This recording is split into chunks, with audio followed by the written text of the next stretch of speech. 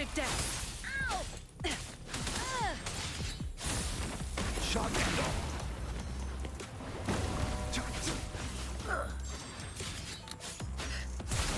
A change of perception. Back in starlight. Take form. Ow!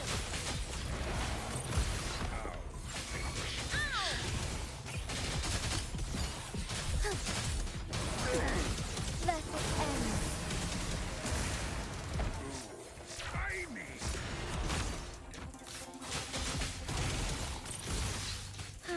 Stay behind me. Lotus pervade.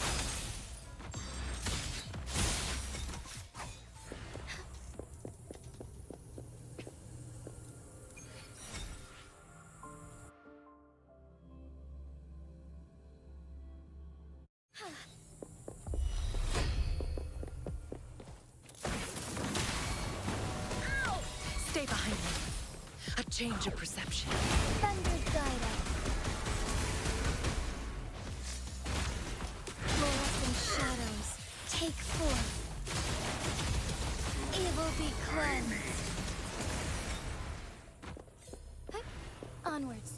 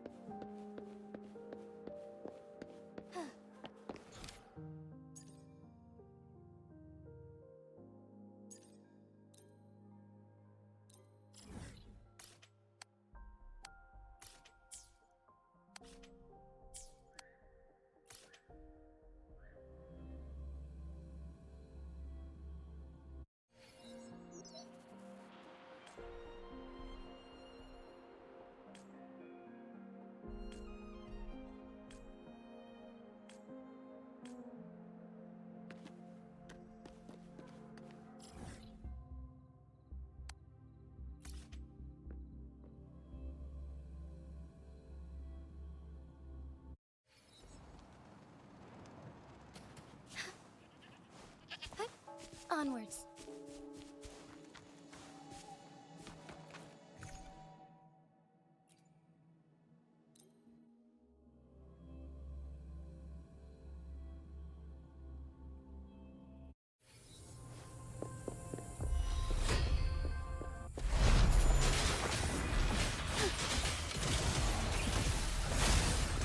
Frozen blockade.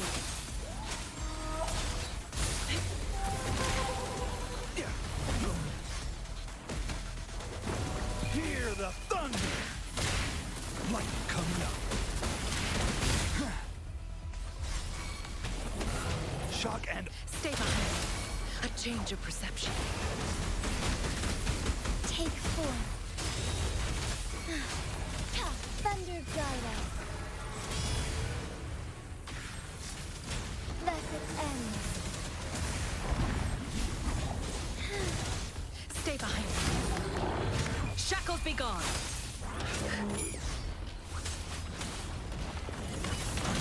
Charge.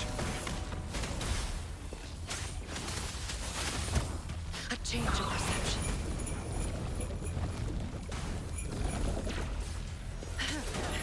You stay back. Together we fight.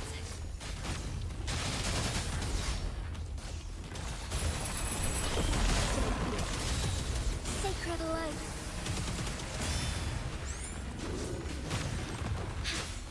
Stay behind me. Like frigid death. Resistance is futile. Maximum voltage.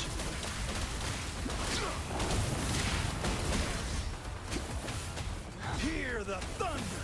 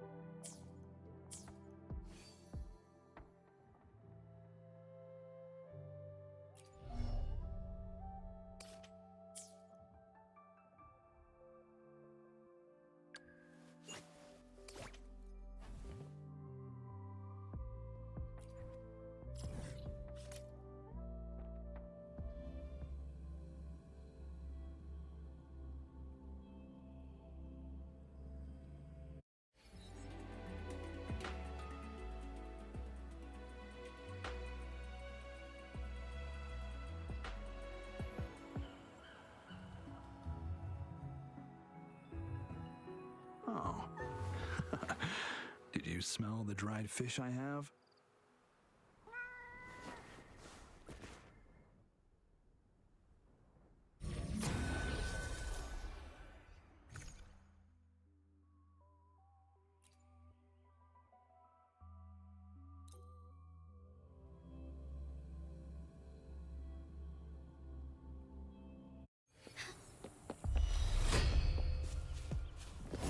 Embrace the Joint operation.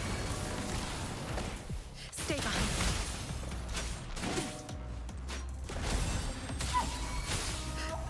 A change of perception. fluorescent. Oh, stars, heed my calling.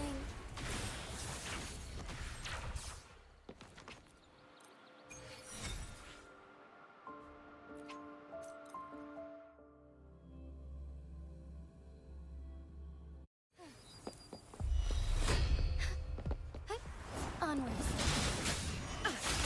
Frozen blockade.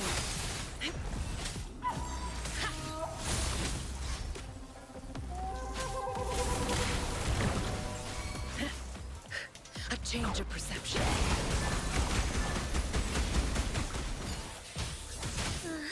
Take forth, evil be cleansed.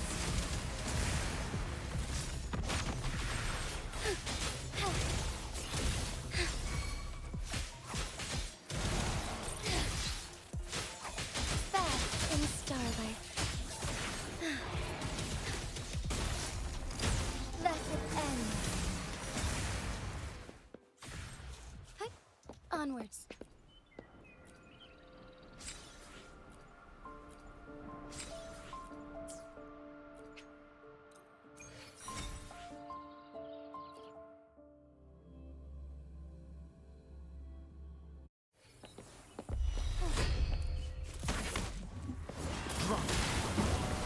Engrave. Shackles be gone.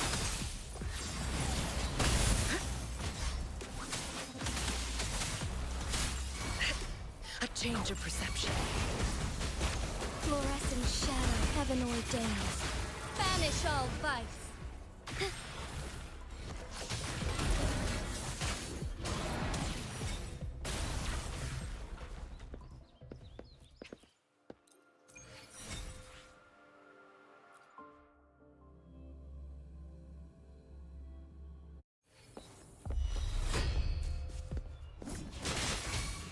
Stay behind me. Lotus pervade. A change of perception. I must strengthen.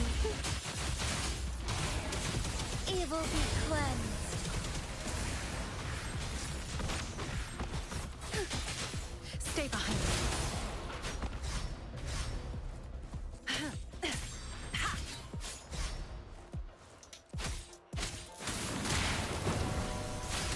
Like frigid death.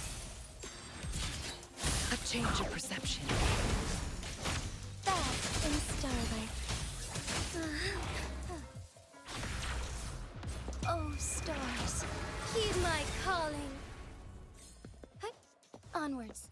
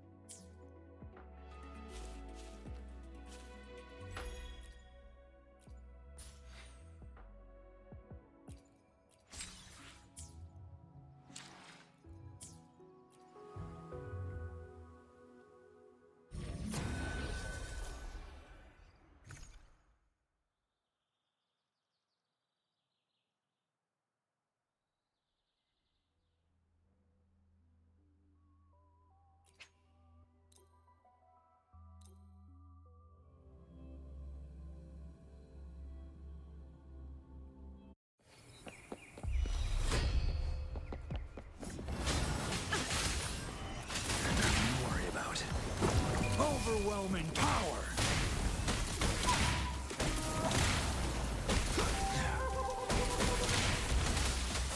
Be alert. Shackles be gone. A change of perception. Take form. Sacred life.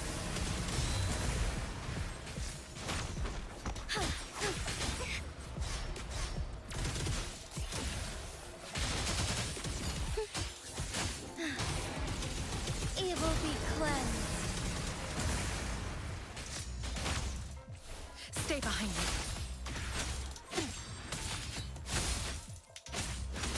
Drop.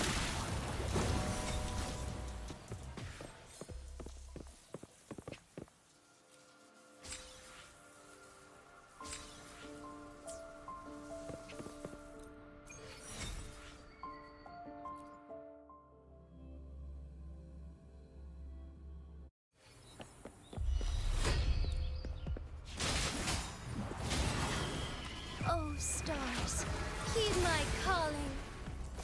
Take form. Fluorescent shadows. Thus it ends. Stay behind me. Lotus pervade.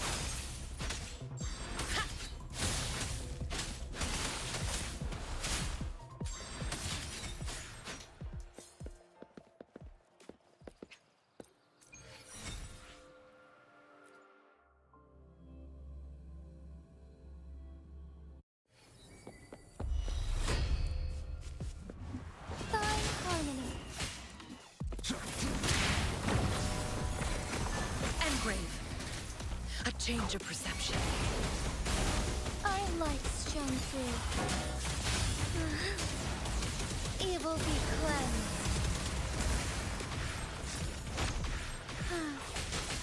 Thunder guide us.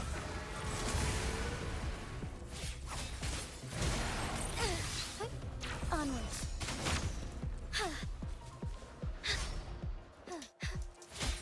Stay behind me. Like frigid death. Feel the Moment of awakening.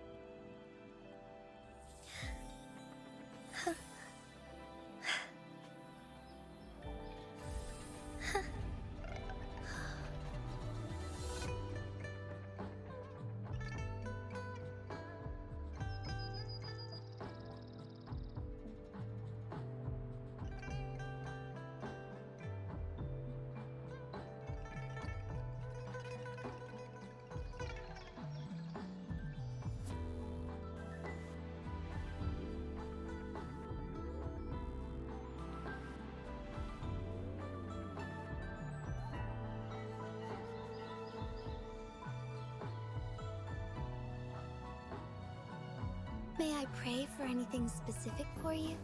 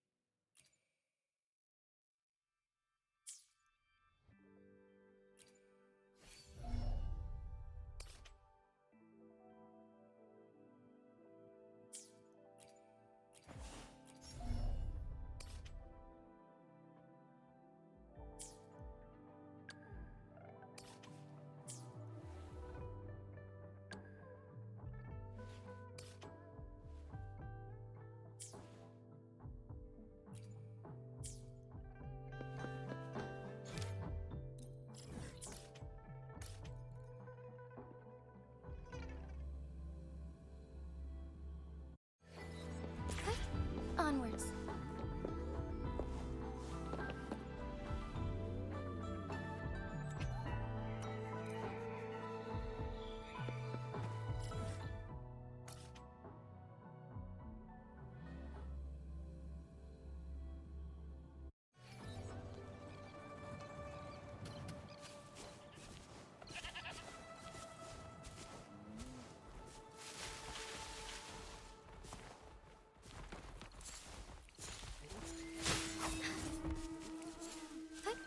Onwards. Forgive me.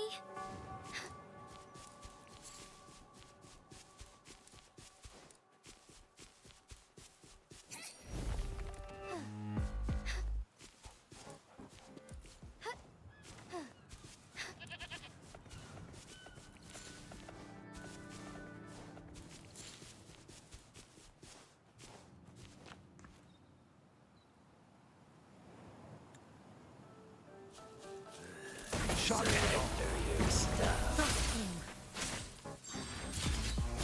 A change of perception. Fluorescent shadows. Sacred light. Useless idiots. Stay behind me. Shackles be gone.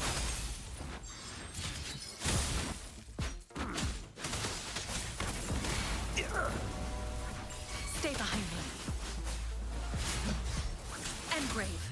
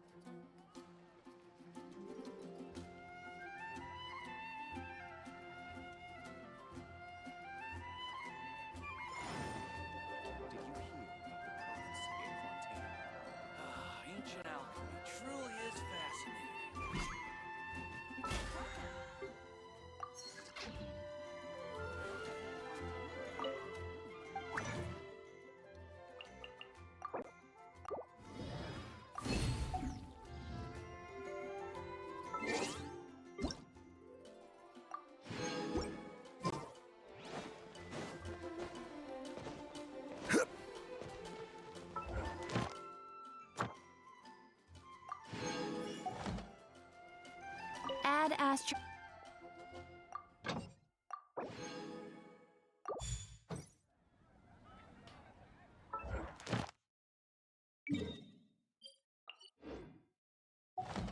Add astro.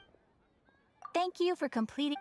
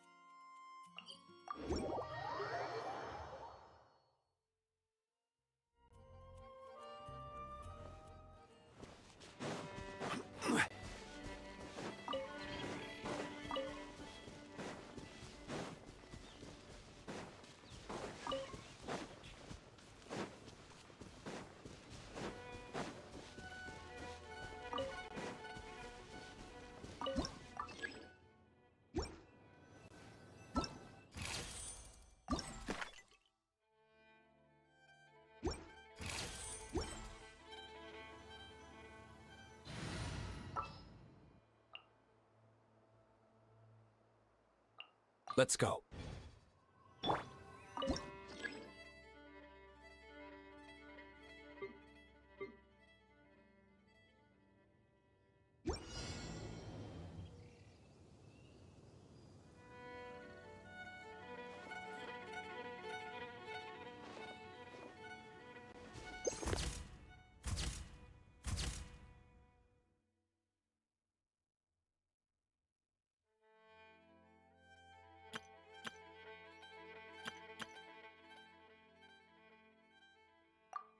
Every course of action has its risks.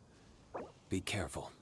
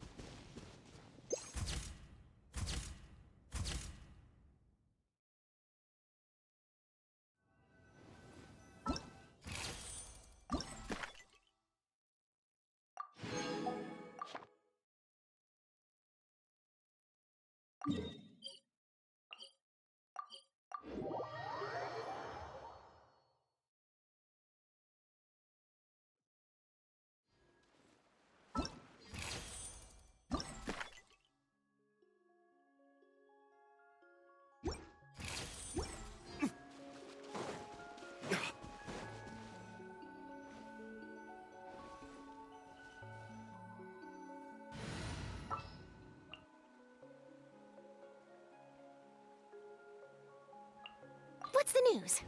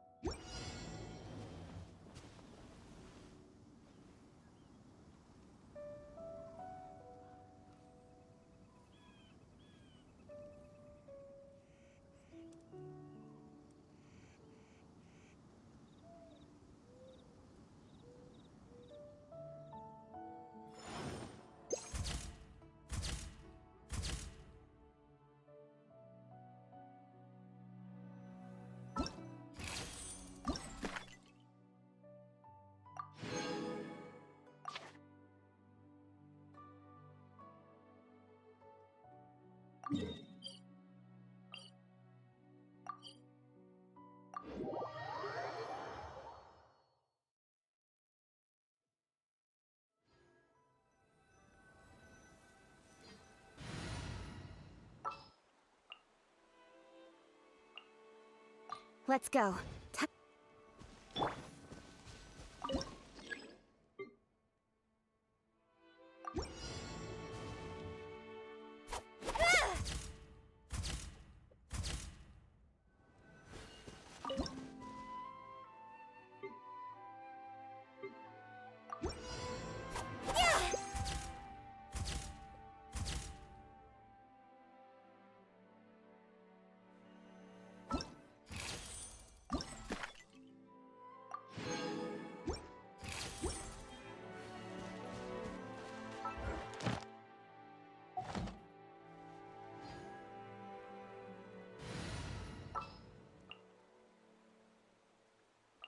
No need to fret.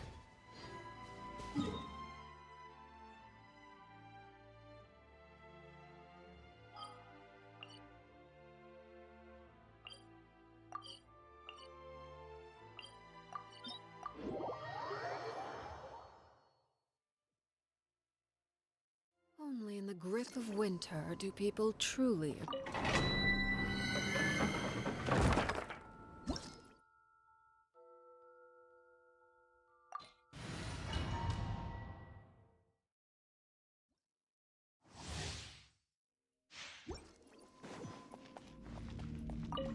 Transfixed!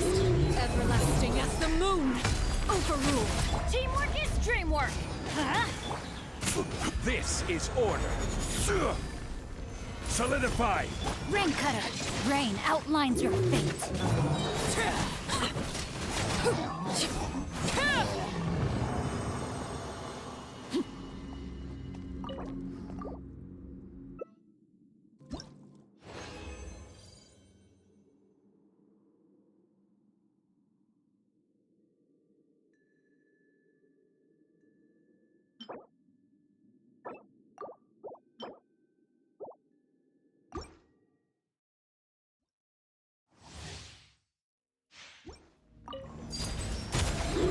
Everybody stand back! Order guide you. Gather. Witness the power of wuwa. Time to act.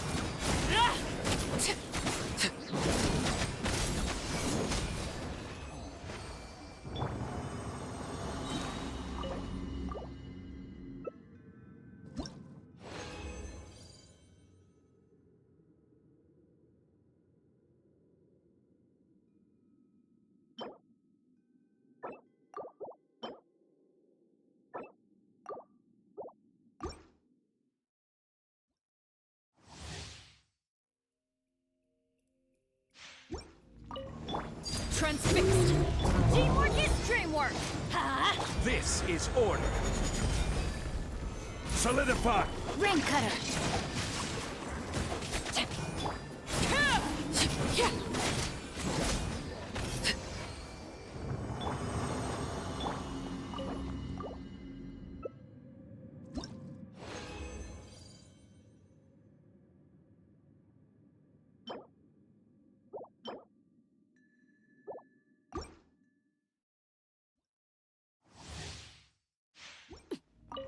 Overruled! Everybody stand back! Let's light it! Let me weave you a verse. Know my sword! I will have order. Gather.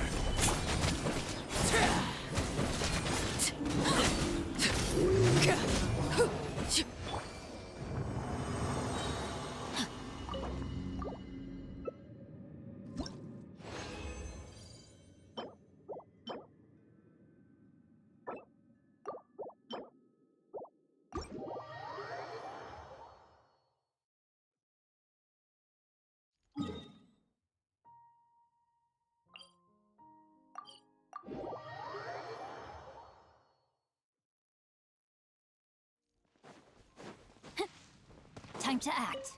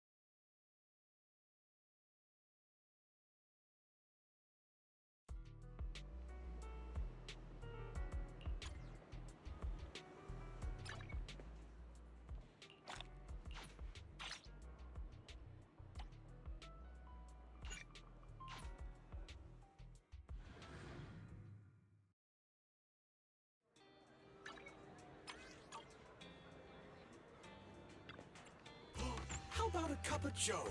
A little bitterness can make life's sweetness all the more satisfying.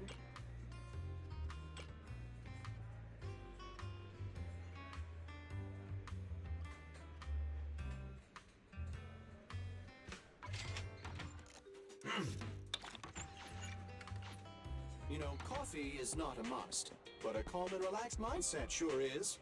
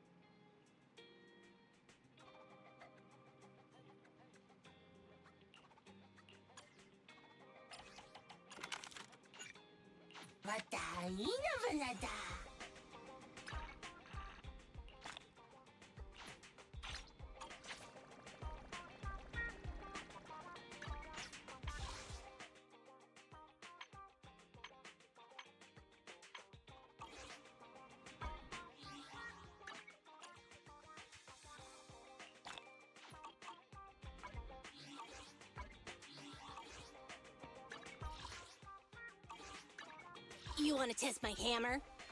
Nothing to fear. The cunning hairs are here.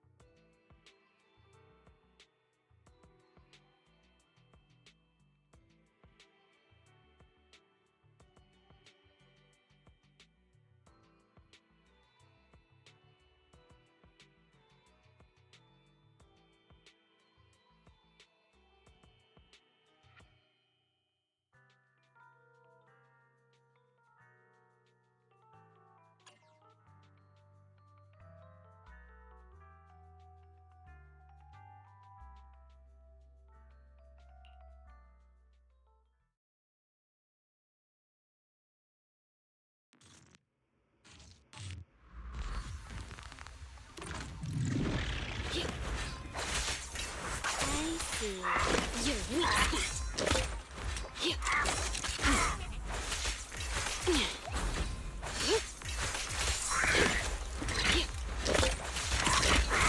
Just watch me. What a pain.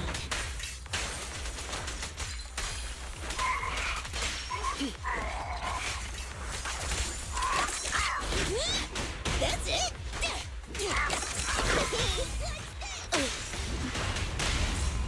Let's hurry it up. Bring it on. What a pain.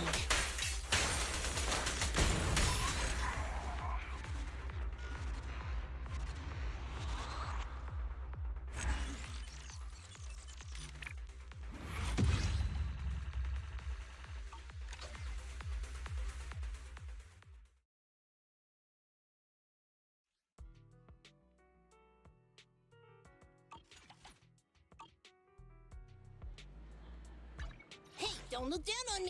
Nothing to fear. The cunning hairs are here.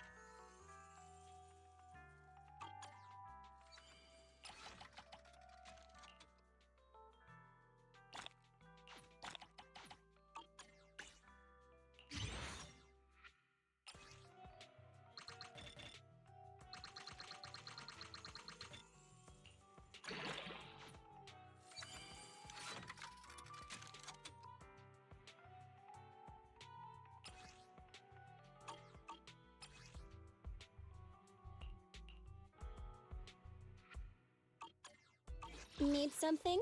My services are expensive. Nothing to fear. The cunning hairs are here.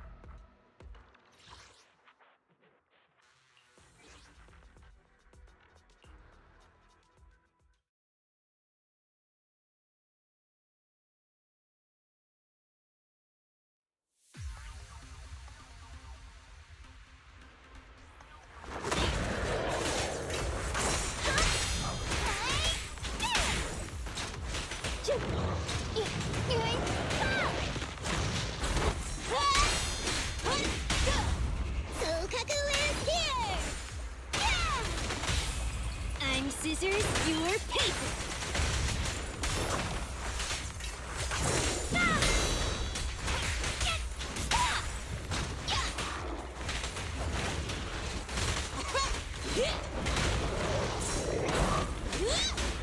Don't get hit! Blow, blow, blow away your troubles! Don't mess up my nails. Sneak it off me. Get lost!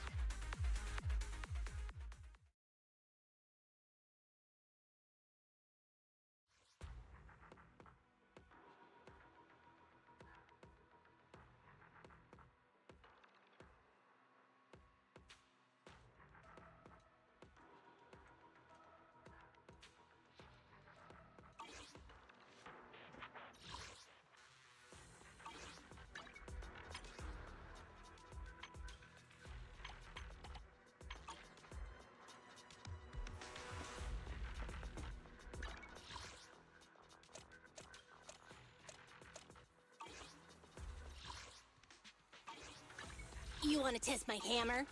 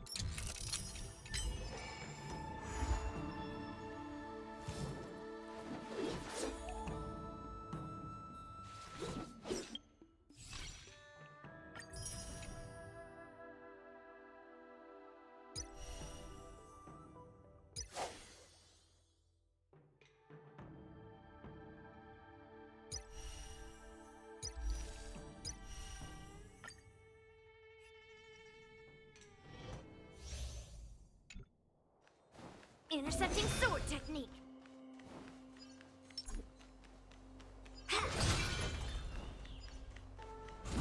Metal.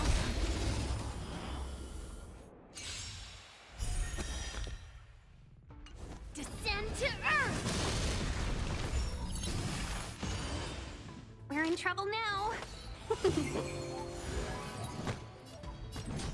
Strike!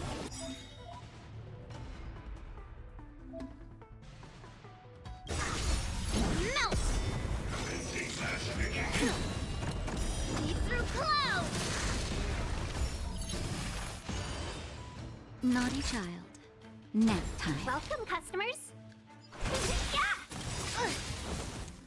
Yes, you thousand wonders. Fight as one! Melt!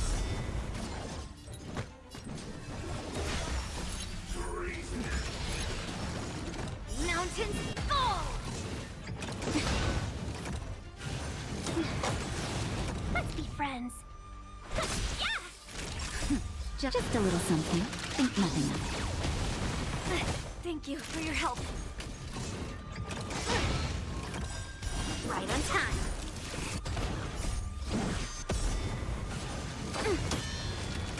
Descend to Earth! Strike! Melt! Nap time. Lead through clouds!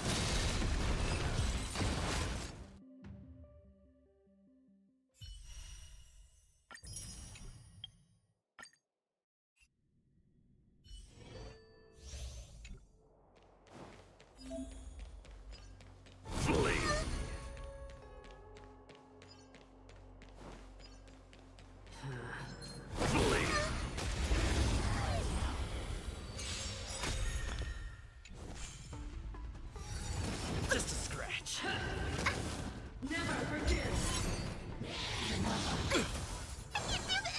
For fiends or devil, I'll crush them all! Thanks for the enemy data network festival. Time for a good old counterattack.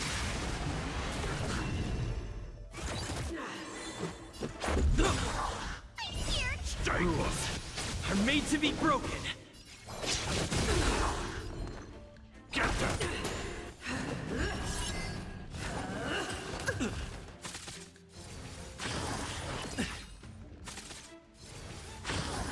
Just a scratch. Let's make it quick.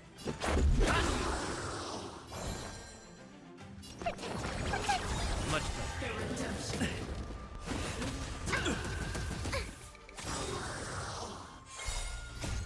Rules are made to be broken. We have the upper hand. Ready for another? Netmark festival. Time for a good old counterattack.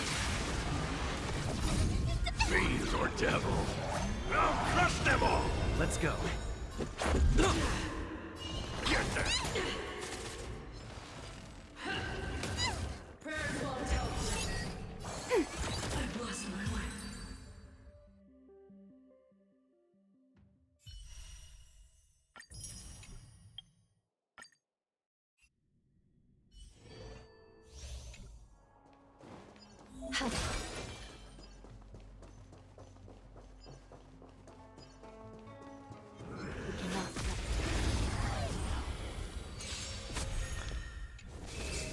The smell of sin. Recount. Fighting By is the will of meaningless. the Ten Lords' decree, hereby ordained. The truth of life is sanctuary is but a vision. Break! This is our chance.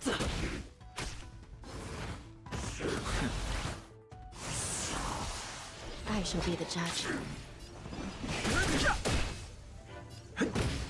Still in denial?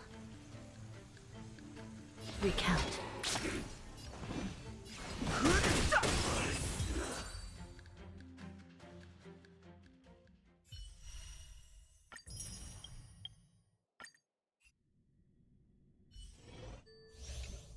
Speed, not haste.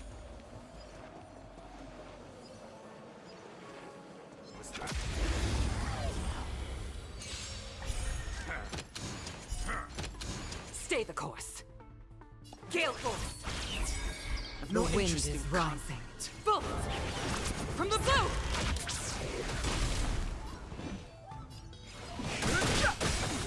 This is our chance. The truth of life and death. The sanctuary is but a vision. Break!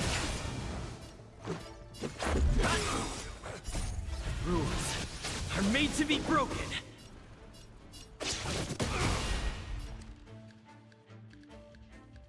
To the clouds! Fighting is meaningless.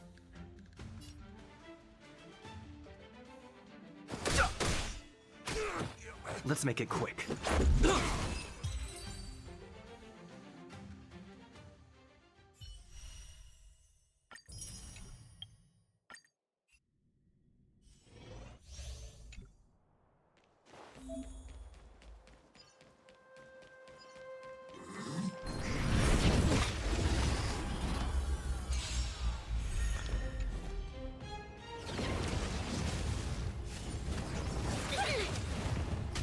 We're in trouble now. Specimen sighted. Deep breath. Much.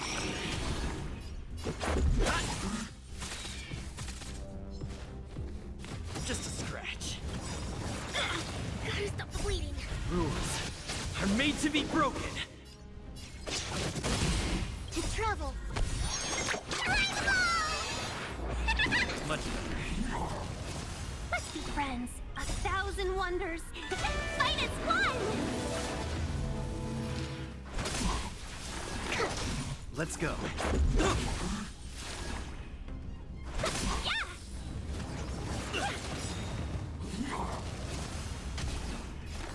Here, try this. Much better. Rules are made to be broken.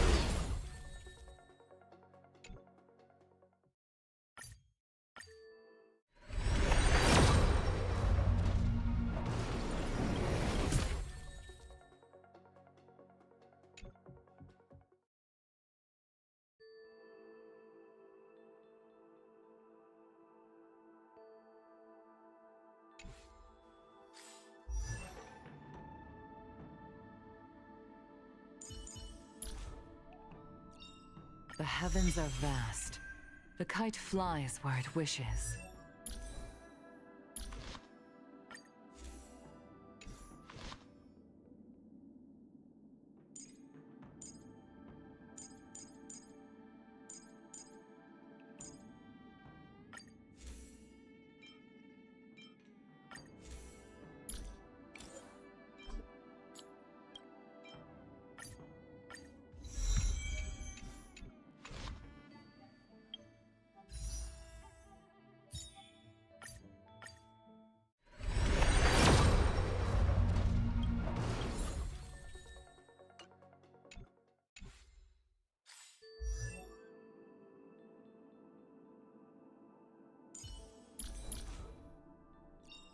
The heavens are vast. The kite flies where it wishes.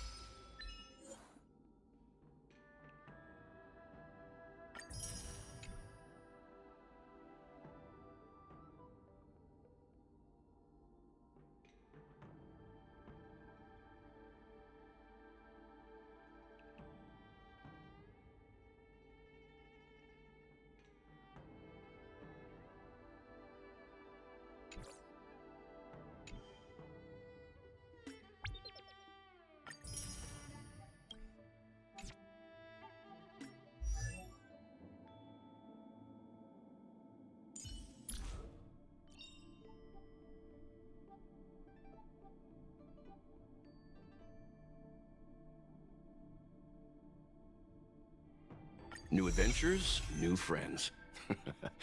Great, isn't it?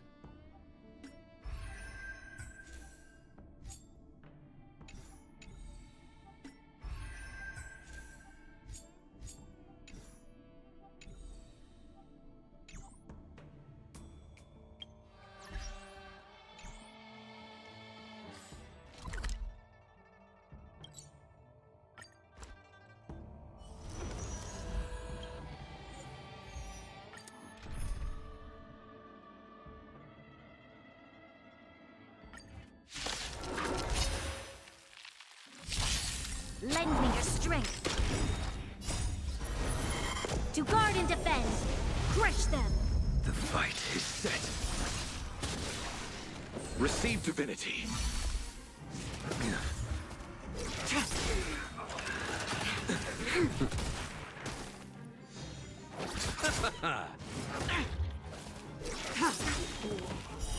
Blade of moonlight. In lunar flame. Failed to send you.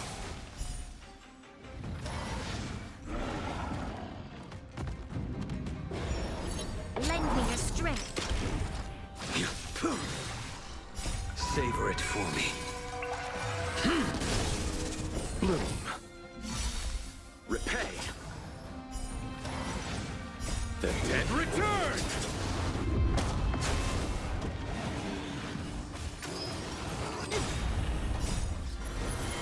To guard and defend.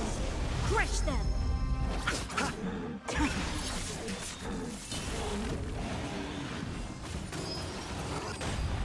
Lend me your strength.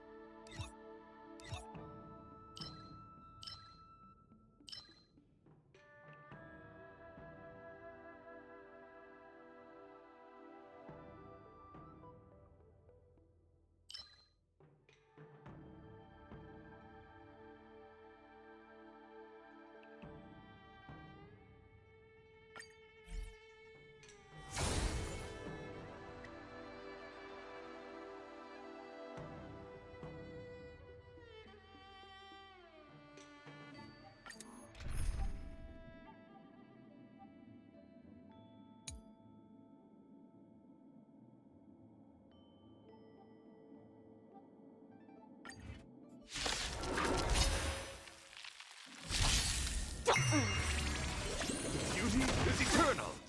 I will protect all beauty.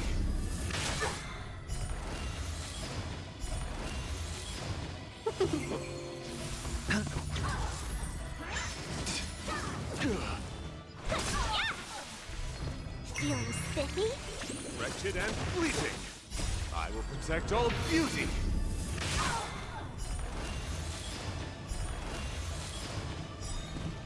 I will protect all beauty.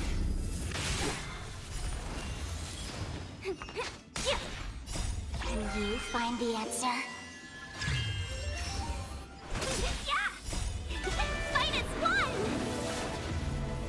Beauty is eternal. I will protect all beauty.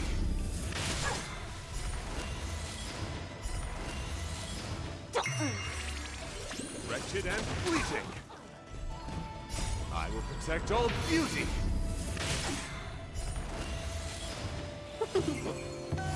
Feeling spiffy? Beauty is eternal. I will protect all beauty.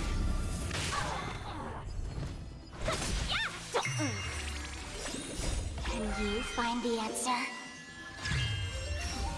Wretched and fleeting. I will protect all beauty.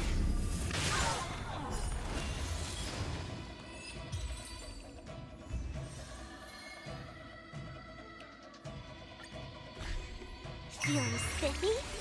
Beauty is eternal. I will protect all beauty. You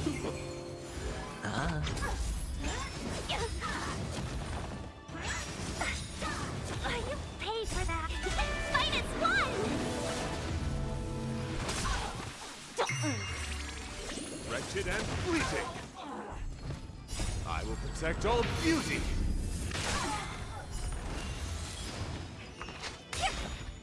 Can you find the answer? I will protect all beauty. Feeling spiffy? Beauty is eternal. I will protect all beauty.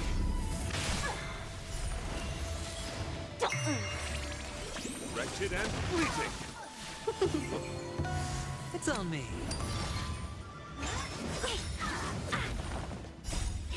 Fight is one!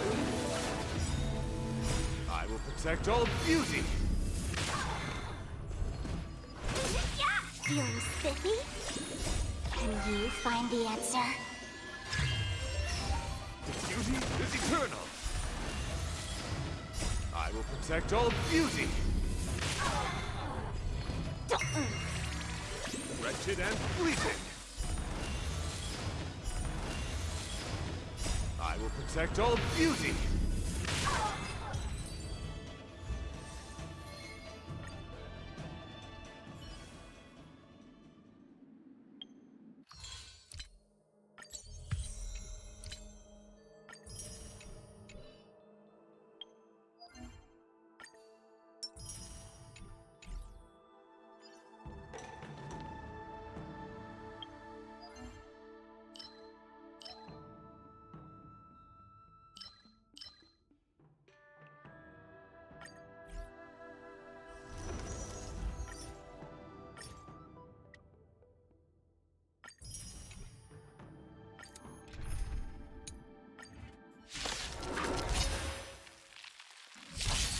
Lend me your strength.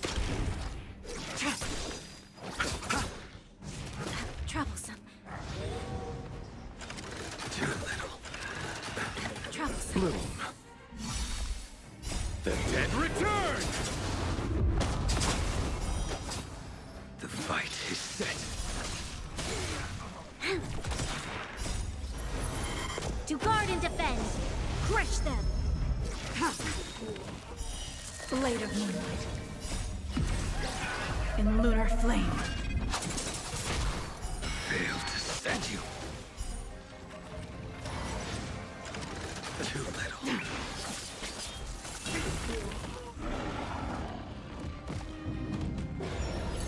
Lend me your strength.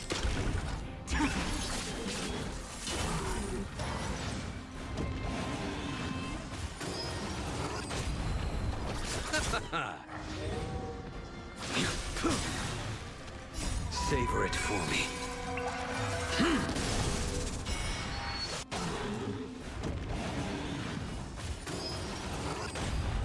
Lend me your strength. In lunar flame.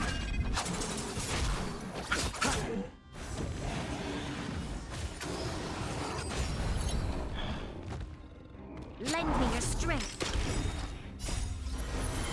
To guard and defend. Crush them.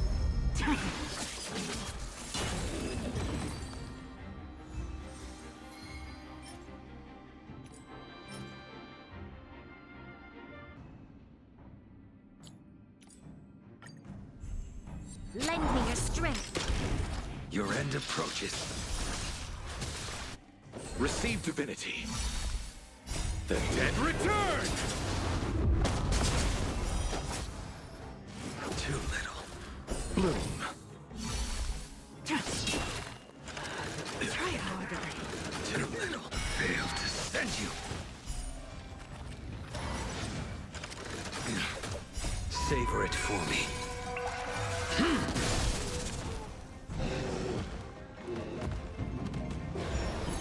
Lend me your strength. Try harder.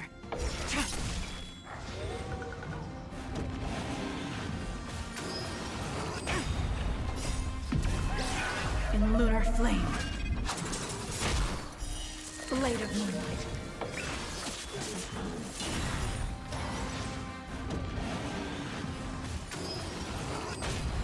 Lend me your strength. To guard and defend. Crush them. Failed to send you. The dead return! Lend me your strength.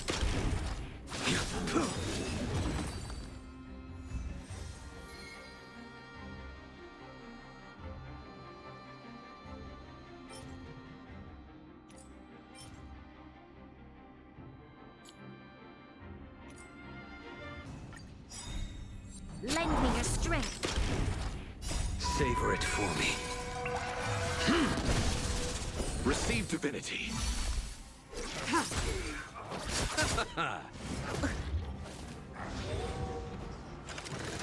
Troublesome. To guard and defend. Crush them. The fight is set. Lend me your strength.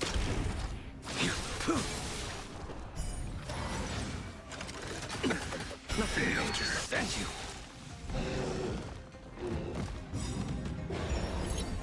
Savor it for me.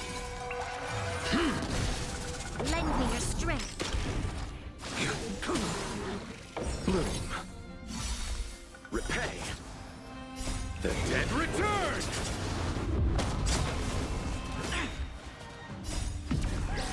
In lunar flame. Blade of moonlight.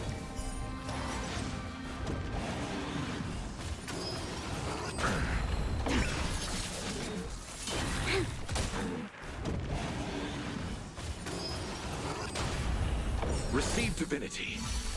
Phew.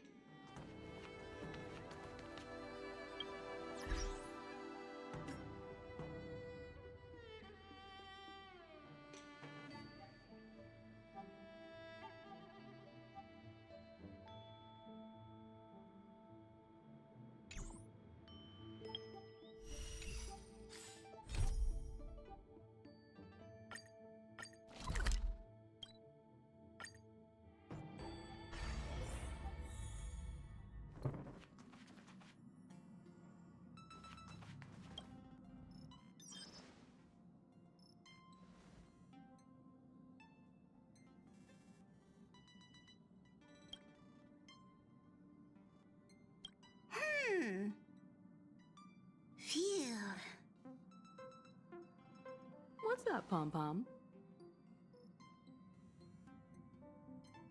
Just got a message from the HUOHUO. Looks like it'll conflict with our original schedule.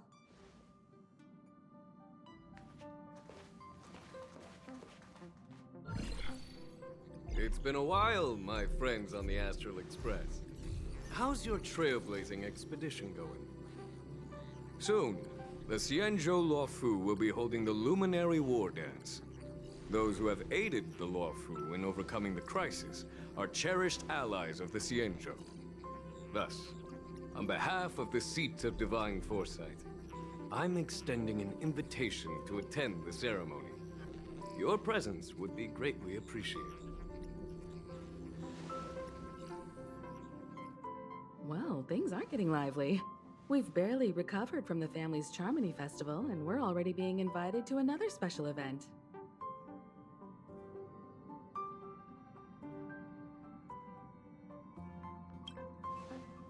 Why not think about it this way? Our trailblazing expeditions are turning into blast expeditions, where we eat, drink, and play wherever we go. Blast? Expedition? Yeah, wherever we go, we eat, play, and have a blast. So we should leave March behind to take care of the Express? Hey, that's not what I meant. I'm all for some fun. I just hope there won't be any surprise party crashers, like Friday or Saturday. The HUOHUO has recently overcome a crisis. By holding the war dance, they're demonstrating to everyone that they've returned to a state of peace and safety. But that's what everyone said before we went to Penacony. You'll be totally safe under the family's protection. No need to worry. The war dance is not like the Charmony Festival with all its hidden secrets.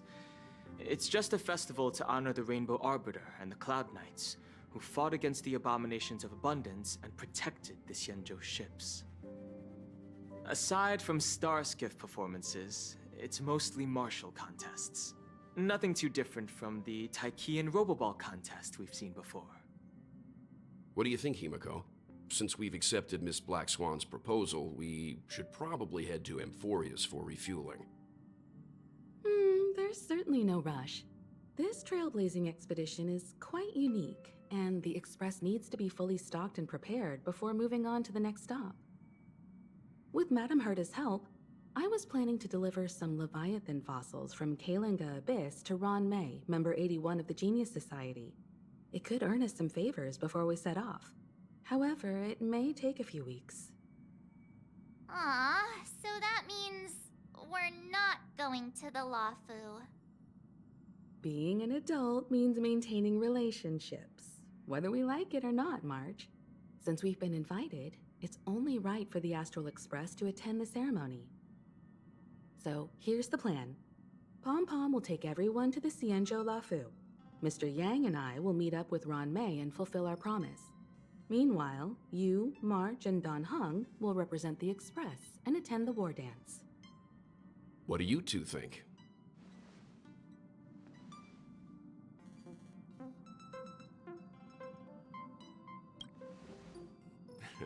I don't hear any objections. Now that everyone's on board with the plan, it's time to warp to the Xianzhou Luofu.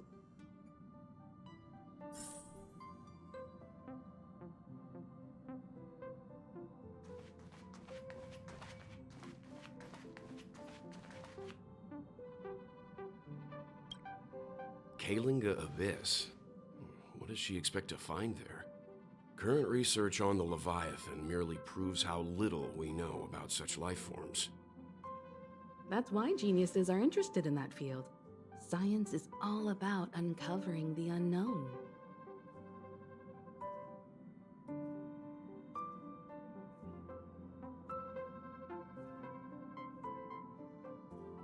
Don't miss us too much. If I stumble upon some cool Leviathan fossils, I'll bring a few back as souvenirs for you.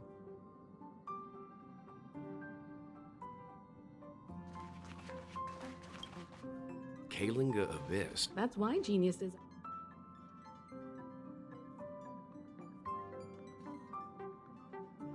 Don't miss us too much.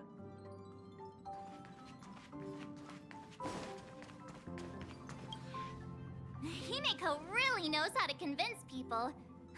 Between Leviathan fossils and the war dance, the latter definitely sounds more fun. By the way, Don Hung, this time you'll be taking a stroll with us on the Luofu, right? Just let you two wander around aimlessly on the Luofu by yourselves? I don't think so. Plus, Mr. Yang is right. The Ambrosial Arbor crisis just ended, and both the long life and short life species are still feeling uneasy. And that's why Jing Yuan wants to organize the war dance, to show that the Xianzhou Luofu is stable and safe. And since he has extended an invitation, it's only right that I visit my old friend.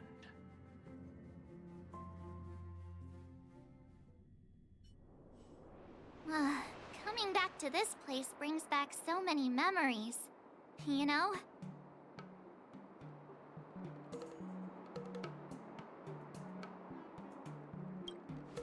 Hey, I'm not actually gonna recite a poem. I was just thinking about all the twists and turns we went through when we first arrived on the Xianzhou.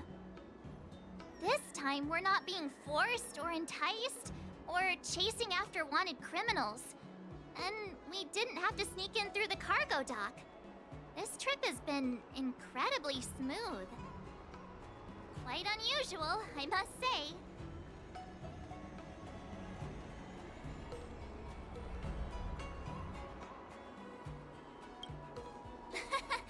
I'm just hoping for the best. You're the one jinxing us.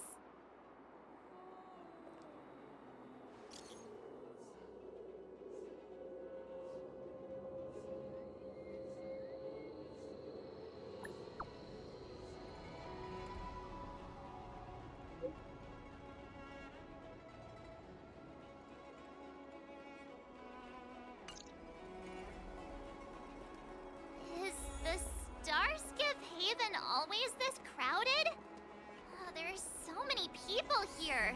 I can barely hear anything. Yanqing said General Jingyuan sent him to welcome us, but where is he? Let's wait for him in front of the loom. It's the most prominent landmark on the dock.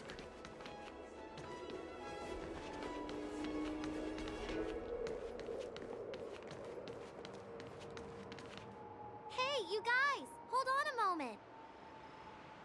Did they just call us? Look at their outfits. They're from Penacony, right? Are you familiar with the Xianzhou Luofu? We know a little bit about it. What do you need? We're from Penacony. Maybe you've heard of it. We came to this ship to gather interesting materials for making dream bubbles. Oh, we just left there. Oh, talk about coincidence. That's great. Do you know any must-see attractions on the Luofu? Exactly! We're Xianzhou experts. Most of the tourists around at the moment are here to attend the war dance. And that's why we're here too. Yeah, we know about that ceremony. But isn't the fighting ring still closed? I've heard the ring was actually converted from a huge decommissioned Luofu fighter jet.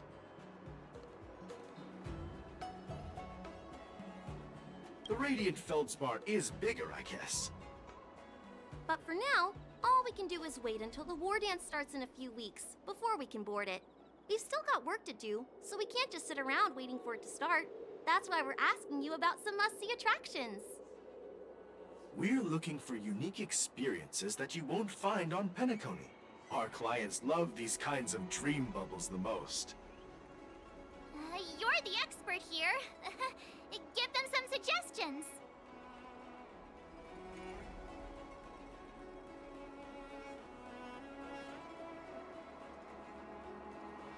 That's indeed a good idea. While the dreamscape on Penacony is all artificial, Scale Gorge Waterscape is a celebration of nature's resurgence. It has some remarkable scenery. Awesome! I love being out there in nature. Let's go to Scale Gorge Waterscape first. I'm a bit worried that nature-themed dream bubbles might be outdated. But hey, let's go check it out anyway. See you later. Maybe we'll run into each other there in a few days. Look, Yanqing's here. Wow, really? Let's go catch up with him.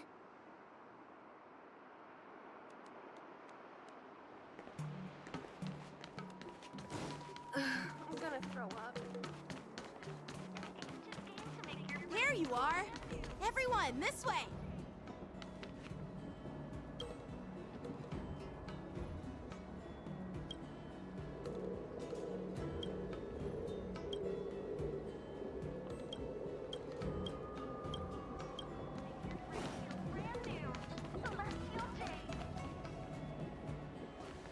Hey everyone! It's been a while. Well, it doesn't feel like it's been that long since we last saw you. But, Yanqing, are you? What's up, Miss March? They say kids grow up really fast. Yanqing, are you a little bit taller than before? We've only been away for a few months.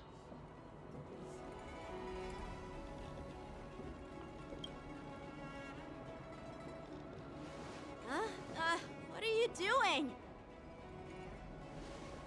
Sorry, but after our previous adventures, I've become suspicious of whoever greets us first. Do you have to be suspicious around me too? You know, the last time we came to the Xianzhou, the first person who greeted us was... I get it. Better safe than sorry.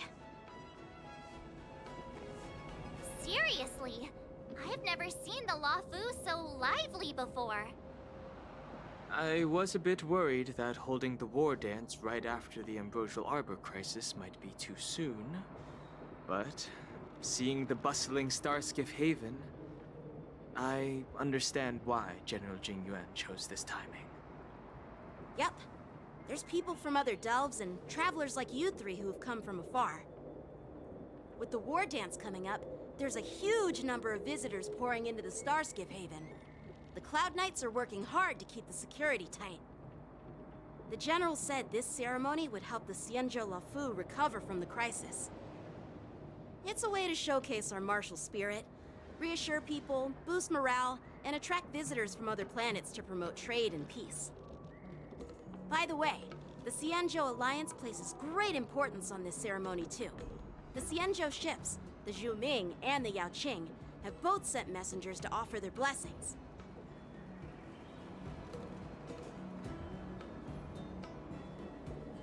Yeah, I wonder if you've heard of it.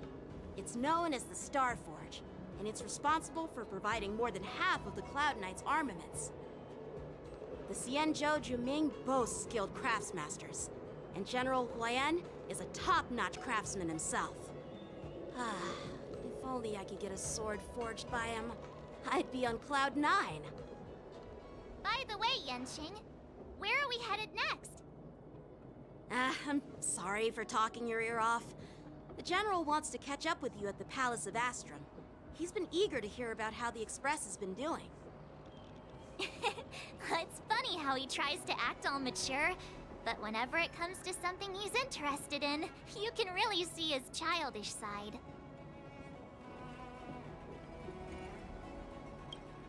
I agree.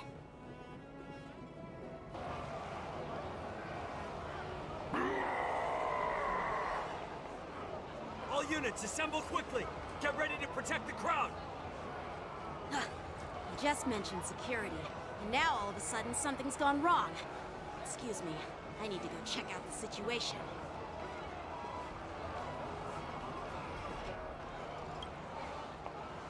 Hey, what's that supposed to mean? We'll go with you.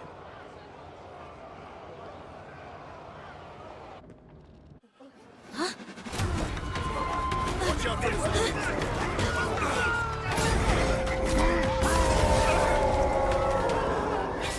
Protect the civilians. I'll deal with him.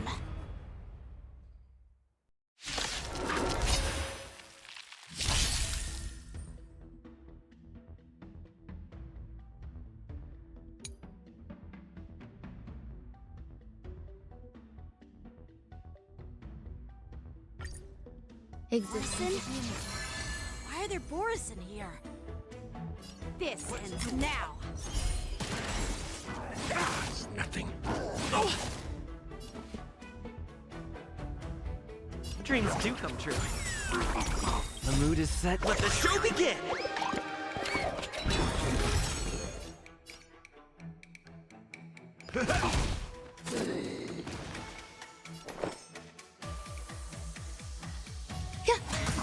All of you stand still. Bring it on! Take your positions. Let's improvise. That's all you got?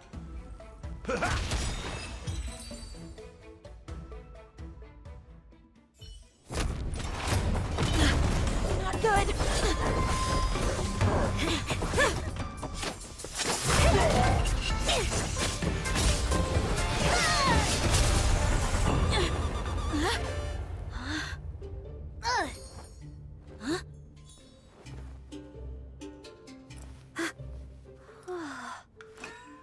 Thanks for the help. Sorry, no time to chat. Could you give me back my...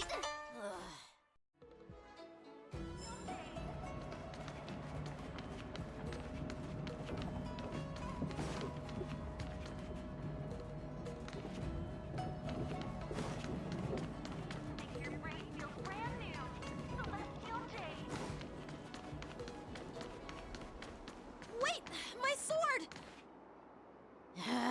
Let's just get down to business first. I'm sorry, but I'm afraid we'll have to put our plans on hold for now.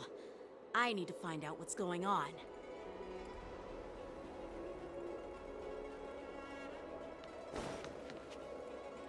While we appreciate your rescue, my Xianzhou friends, don't you think it's a bit too much to detain us and our cargo? Sorry, but we've been ordered to detain you and your cargo for inspection until we figure out the source of the attack. Once we're done with the formalities, we'll let you and your cargo go. But this shipment isn't even meant for the Luofu, and it's IPC's patented technology. Who do you think you are to conduct an inspection? According to the protocol, all cargo arriving on the Luofu must go through inspection. But we didn't officially enter your dock at all. We just sought refuge in your dock because we were attacked by the Borisons. Looks like this argument could go on forever. Let's not get involved in a heated dispute that won't lead to a resolution.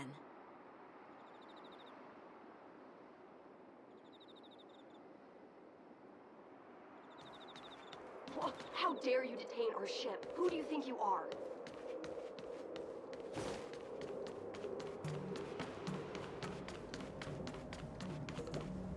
Who's in charge here?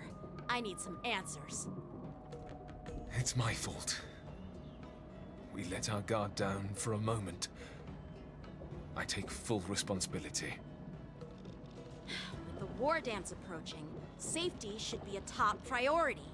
Now, tell me, how did Borisin prisoners end up in Starskiff Haven? According to the protocol, Borisin prisoners should be held on a Starskiff and taken directly to the shackling prison under strict supervision without ever touching the ground.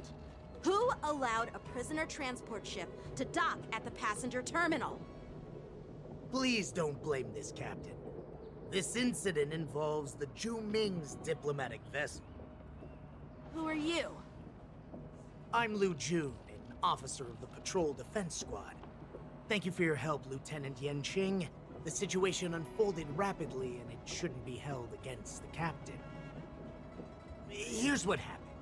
An IPC transport ship was attacked by the Borisin just before arriving, and the Zhu Ming's diplomatic vessel came to the rescue.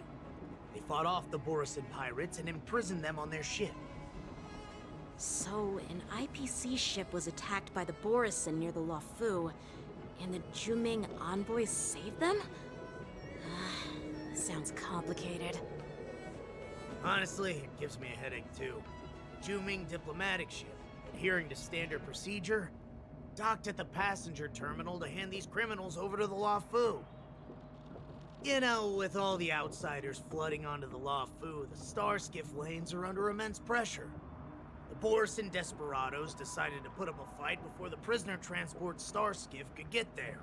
And that's what you just witnessed. We'll make sure these prisoners are sent to the shackling prison as soon as possible.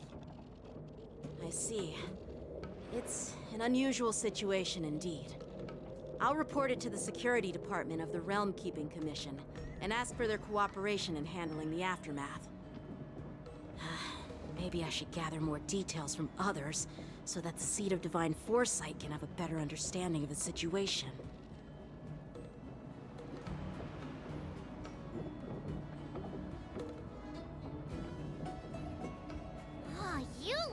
much maturer now, Yenshing. Please don't tease me, Miss March. The situation on the Xianzhou before the war dance is like a calm lake that can be disturbed by even the smallest pebble, capable of generating far-reaching ripples with even the slightest disturbance. What are those people? I mean, those monsters we just dealt with?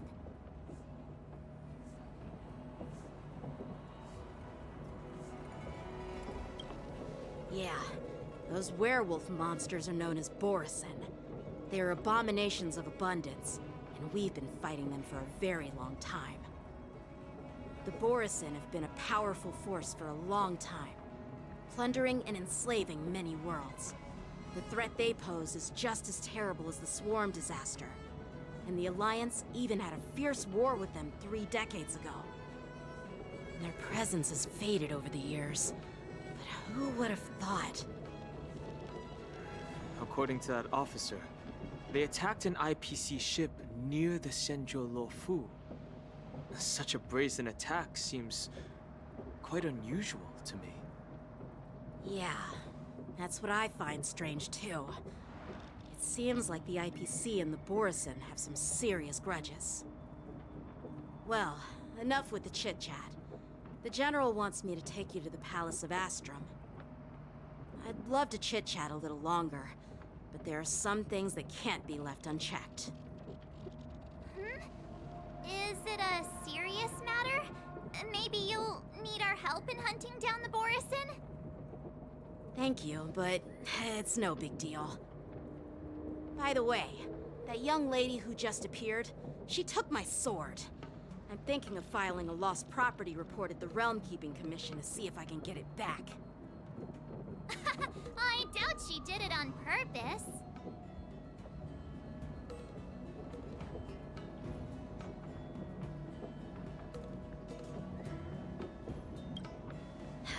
Don't remind me. I just zoned out for a moment, that's all. Alright, let's not keep the General waiting. Don't worry. There aren't many people out there with that kind of talent. It shouldn't be too hard to find her.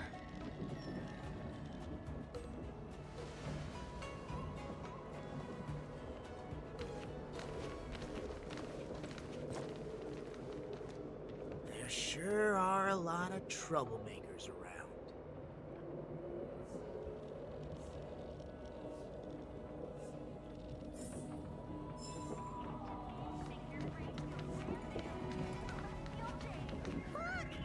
Ah, fellow adventurers that have come to the Xianzhou. Are you looking for a new crew member?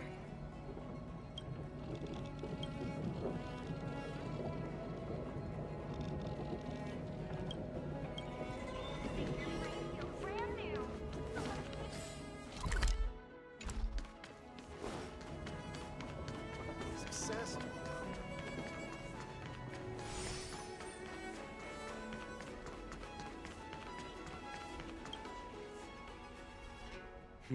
It's been a long journey, Elder Huoyan. Thank you for your presence. Don't mention it. Thank you for taking the time to welcome me.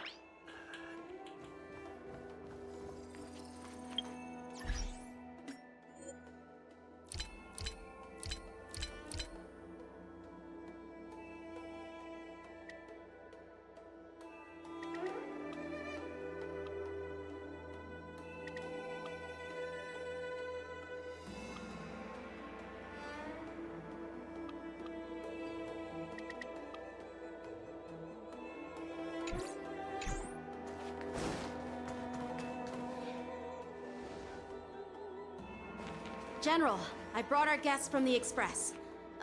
Oh, I'm sorry for my bad timing. I didn't know you were meeting a guest, General. Don't worry, you're just in time.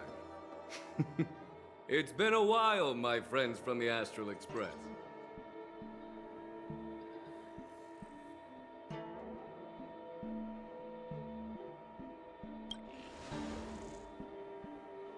Oh. Well, it's an honor to be in your dreams, my friend. Allow me to introduce you to General Hua Yin. He's the Arbiter General of the Xianzhou Zhuming, known as the Flaming Heart.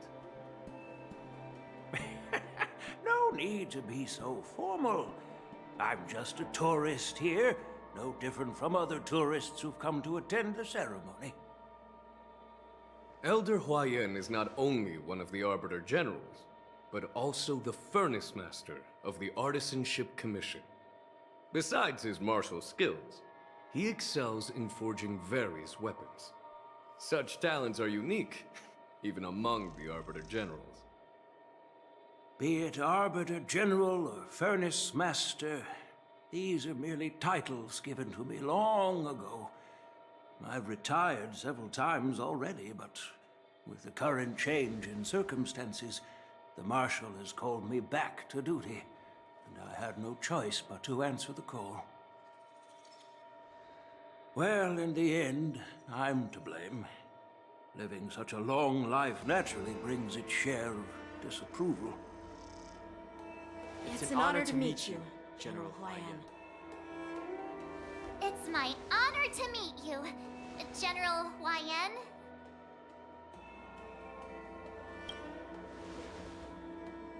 No need to be all formal. Today I'm just a guest on the Luofu, same as all of you. So, these three are the ones you mentioned, Jingyuin? The heroes who helped you with the Ambrosial Arbor crisis? Indeed. There's Don Hung, March 7th, and him. Without their help, I'm afraid the Luofu might not have easily overcome this crisis. So, the Imbibitor Lune's reincarnation has returned to the Luofu and will attend the war dance. I'd love to have a drink with you should the chance present itself. You're more than welcome, General Hua Yin. And this young friend is? Yanqing, my apprentice. He remains by my side as my retainer due to his youth, which I hope will season him with experience. He will stand for the Luofu's Cloud Knights in the upcoming war dance, ready to take on all kinds of challenges. Great, great! It's a real treat to see so many talented young people around here today. Oh, I almost forgot. This is my apprentice, UL60.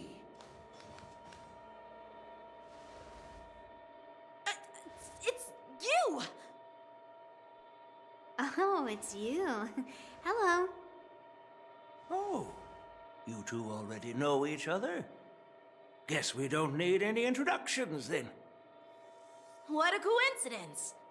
I was afraid I'd have trouble finding this girl. Oh? Now you've piqued my curiosity. Tell me, how did you two become acquainted?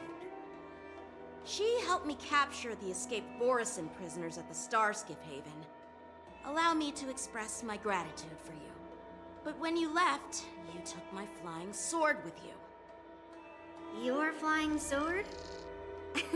Oh, so that's why I found a dagger in my bag. Turns out it's yours. Yes, it is. Now that we've met again, I hope... Nope, that won't do. Won't do? You want your sword back, right? Well, you can't just take it back. On the Zhuming, when you lose your sword on the battlefield, you have to reclaim it on the battlefield. As for this little sword, it was supposed to strike that escaped Borisin prisoner. But unfortunately, its owner's agitated state caused it to fly off like a kite with a broken string, and it missed its target. By the way, if I hadn't caught it and helped it hit its mark, that Borisin prisoner would have gotten away. Hold on a sec, Yunli. You took my sword without even asking, and now you're refusing to give it back? So much for Luofu's swordmasters. What did you just say? If you just stepped up and took your sword back from me fair and square, I would have totally respected you. But nope, you tried to play it down, expecting me to just hand it back to you like it's nothing. In front of everyone. With all due respect, you don't honor your sword, so you don't deserve it. Hasn't anyone told you that taking without asking is stealing? If you want to settle this with swords, fine. Let's have a one-on-one duel right now. Yang Qing. Well, that's more like it. Just be careful, because I'm not as easy to handle as the Borisin. You two, be quiet and apologize to Yanqing. Hey! Whose side are you on, Grandpa? I don't take sides. It's a small misunderstanding, and an apology would be too much. I've heard about the Zhu Ming's incredible swordplay and craftsmanship. Most notably, the legendary Flame Wheel Octet. Seeing Miss Yun Li, who is among those ranks today, well, I must say, she definitely has that fiery edge. Such grandiose names. Some folks love to spin these fancy titles, trying to set the Cloud Knights apart. Yun Li is still just a young girl, a bit awkward and hot-tempered, so please forgive her if she's being rude. Well, everyone, Elder Huaiyan and I have some business to discuss. For now, Yang Qing, why don't you entertain our guests and take Miss Yun Li to the inn? I'll find another chance to talk with you all. I'd like to express my gratitude to the Astral Express for helping the Luofu during the crisis. That's so kind of you. I mean, you've already thanked us so many times. Please forgive me for coming at an inconvenient time. You needn't apologize, General Huaiyan. All right, Yun Li. Take this opportunity to clear things up with Yanqing. Yeah. It's better to make friends than enemies. But I won't be heading to the inn just yet. I want to visit Lingsha. She just arrived in the Luofu and could use some help settling in.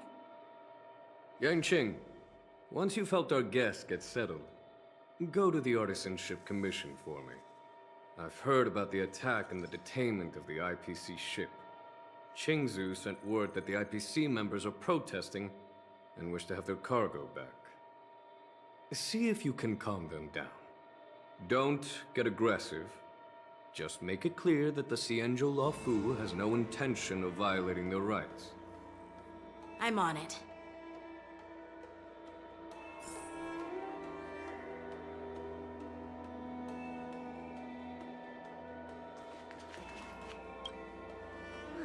This trip is totally worth it. Compared to the Zhuming, the Luofu is so much livelier.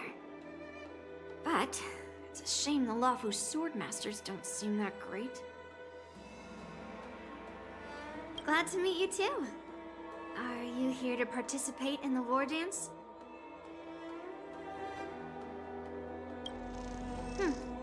So, you're not a participant? You look like you know your way around a fight. Well, you can still sign up. The Cloud Knight's ring is always open to outsiders.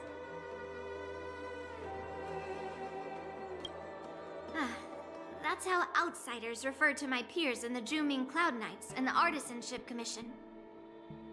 We all train under Grandpa's guidance, learning the art of craftsmanship and swordplay. That's how we got that title, I guess. Just don't mention it in front of Grandpa. He always says that empty titles bring pointless challenges and conflicts.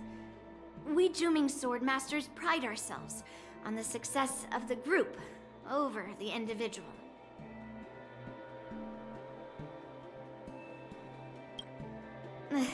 I have some things to do.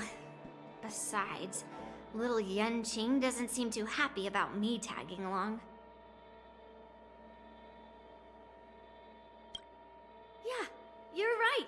I took it with my skills. So I guess you can say I'm a robber or something. How dare he imply I'm a thief? Totally different. Besides, the sword seems scared of its own master. I'd like to ask him. You claim to cherish your sword as your life, yet you don't even recognize the state it's in right now? I didn't intend to keep his sword. I was planning to take this chance to return it to him. But now, I've changed my mind.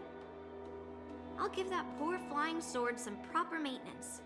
I won't consider returning the sword unless he learns how to say please, hello, thank you, and sorry. So he can forget about it for now.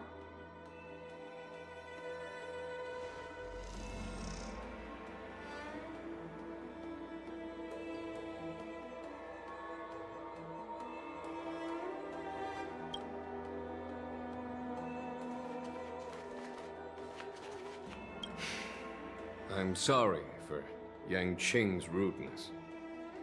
Not at all. Taunted by Yun Li like that, even a training dummy would be angry.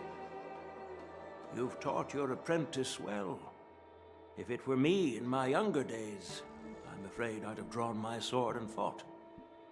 Yan Qing can understand your concerns. On the other hand, Yun Li is still a naive girl who's only interested in swordplay. Honestly, I brought her here to participate in the war dance because I want to broaden her horizons.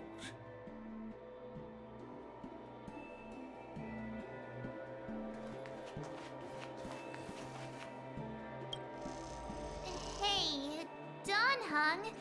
I thought all the Xianzhou generals were like Jing Yuan. But that General Huaiyan, he looks so thin and scraggy, as if even a light breeze would knock him over. Is that old man really an Arbiter, General? Well, each Xianzhou ship has its own division and specialty within the Alliance. Not all of the Arbiter Generals are good at leading the charge. You heard what Jing Yuan said, right? General Huaiyan was once the head of all the skilled craftsmen on the Zhuming.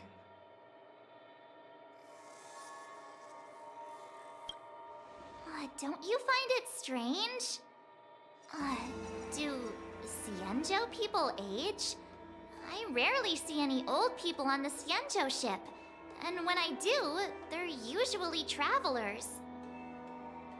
But General Huaiyan looks like an ordinary old grandpa.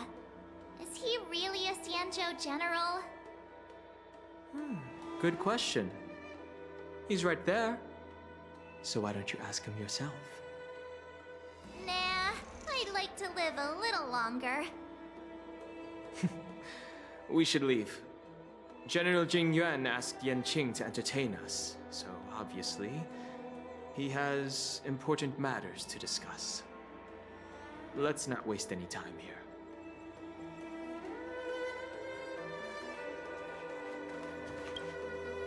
This is the report Qingzu just sent me. Let me take a look.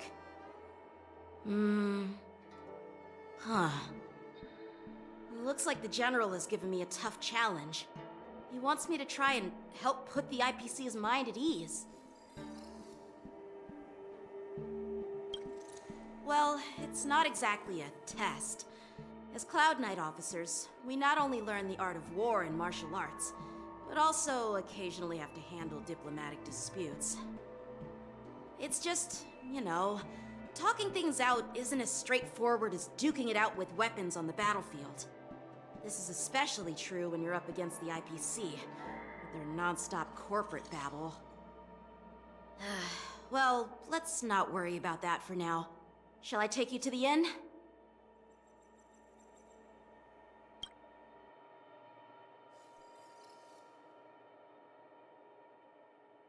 It is the Luofu's honor to have you in attendance at the war dance. Yet, the fact that a simple martial arts ceremony has attracted esteemed generals from the Zhu Ming and the Yao Qing implies intentions beyond mere spectating. Might there be any specific instructions from the Marshal? You're overthinking it, Jing Yuan. As I said, I'm here to broaden my granddaughter's horizons. I have no ulterior motives. However, I have no clue what the Yaoqing Arbiter General has in mind. Do you remember when you accepted this position? I told you that an Arbiter General's battlefield goes beyond the physical one. You'll need to lead and manage everything on the Xianzhou. The title of Arbiter General holds a weight far greater than its literal meaning. So many years have passed, and you've done well.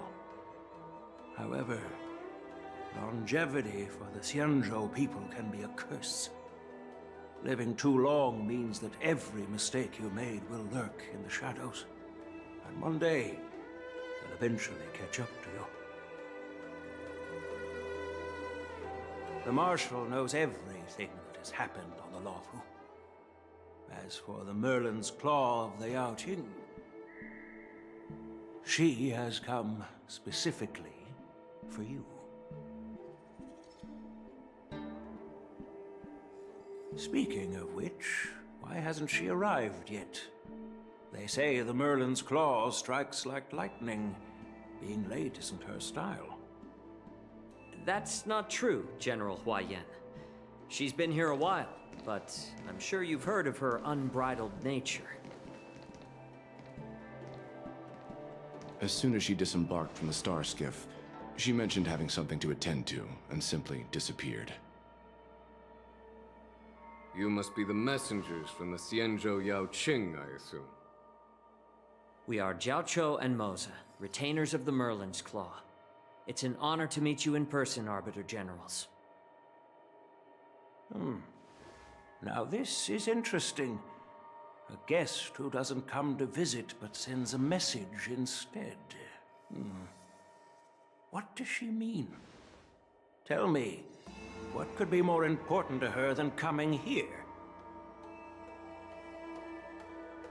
Master heard about a spectacular view in Scale Gorge Waterscape. I believe she went there to enjoy it. A spectacular view? Ha! Did you hear that, Jingyuan? This person is being sarcastic. Please do not misunderstand me, General Huoyan. I was simply stating the truth. Master thought it would be inappropriate to keep you waiting, so she sent us here. Once she's finished with admiring the scenery, she'll personally come and apologize to the both of you.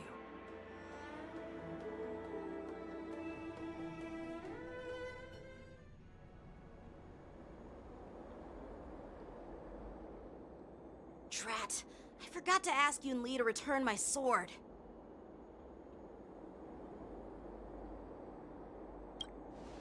No need to bother. The Juming envoys won't be leaving the Luofu anytime soon. I'll ask for it later when we meet again.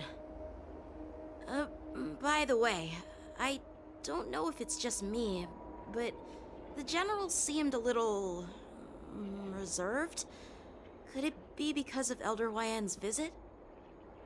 Reserved? Really? Maybe I'm just overthinking things. No, you're not. When I entered the Palace of Astrum, I realized that the messenger from the Xianzhou Juming was actually the Arbiter General himself. So, the messenger from the Xianzhou Yaoqing must be the Merlin's Claw herself, I presume. That's right. Well, that's what makes this entire thing so unusual. What's so unusual about it? They simply received an invitation from Jingyuan, just like the crew, right? The war dance is just a small festival. And now we have 2 Arbiter Generals from other Xianzhou ships here. I'm afraid they're here for something more. Maybe they've come to hold Jingyuan accountable for the Ambrosial Arbor crisis? Hold him accountable? Come on, didn't the Luofu fall victim to the disciples of Sanctus Medicus and the Antimatter Legion? Why would they blame the victim? Danshu's rebellion and Ventilia's scheming are merely one side of the story to the other Arbiter Generals of the Alliance. only a single piece of incontrovertible evidence remains, creating an endless source of potential complications. The ambrosial arbor. Yes. It's undeniable that the plague mark, which was subdued by the Xianzhou Luofu, has resurfaced. But was it really a conspiracy instigated by the Antimatter Legion? Or does it indicate a traitorous intent from within the Luofu, implicating Jingyuan himself? Once the spark of suspicion is kindled, it proves hard to extinguish.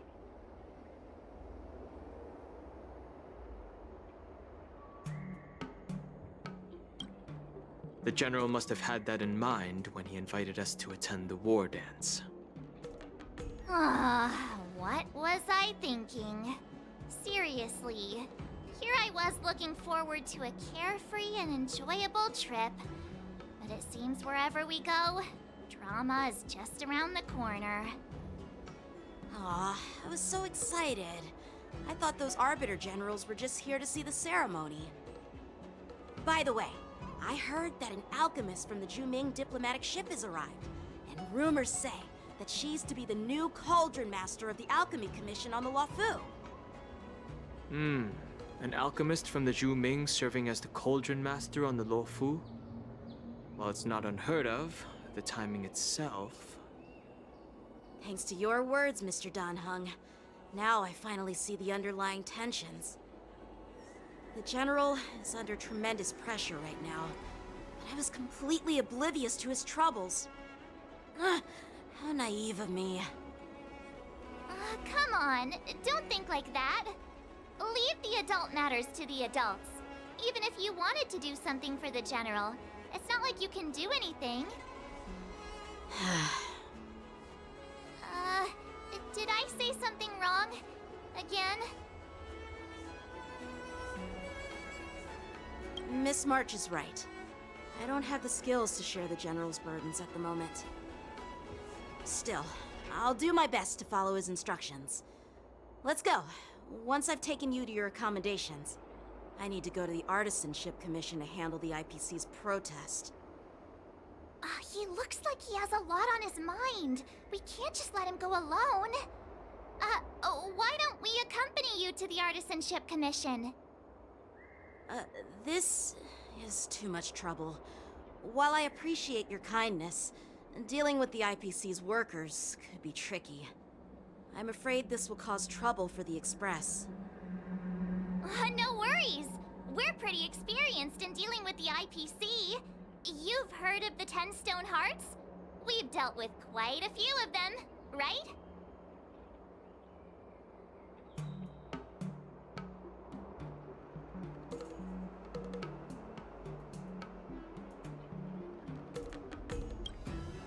What's with you turning into a scaredy cat? I didn't see you worrying about lawsuits when you wrecked that giant mech. Well, since you're willing to help, I won't decline your kindness. Let's head to the Artisanship Commission and meet them.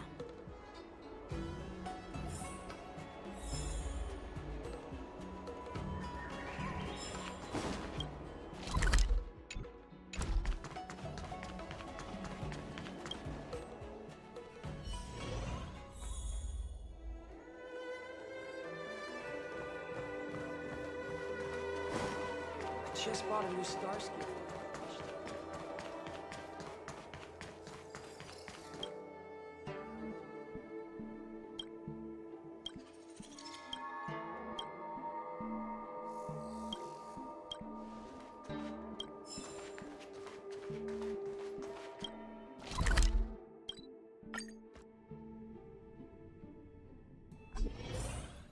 Can I really reason with you Xianzhou people?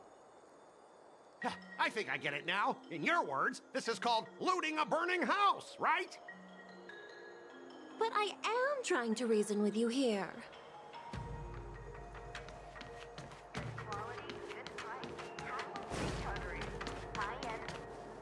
Ugh, that toxic voice sounds familiar. Haven't I heard it before in Arum Alley? You know what? This isn't my first time dealing with the Skyfaring Commission. I can handle your unreasonable ways. But straight up snatching IPC cargo, isn't that going a bit too far? Just as I've said it many times already. Once we've inspected the cargo and completed the security check, you can be on your way. Is there something wrong with your ears, or is it just your brain? I'm hearing you loud and clear. I'm thinking clear. And my answer is crystal clear. Not a chance. Keep detaining my cargo, and I'll file a complaint directly with your general.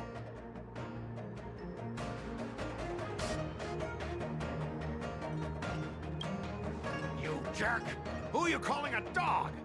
Wait. Why are you here? Staying on the Xianzhou, are you? What terrible luck! Wherever you go, disasters aren't far behind! Aren't you the guest from the Astral Express? What brings you and Yanqing to the Artisanship Commission?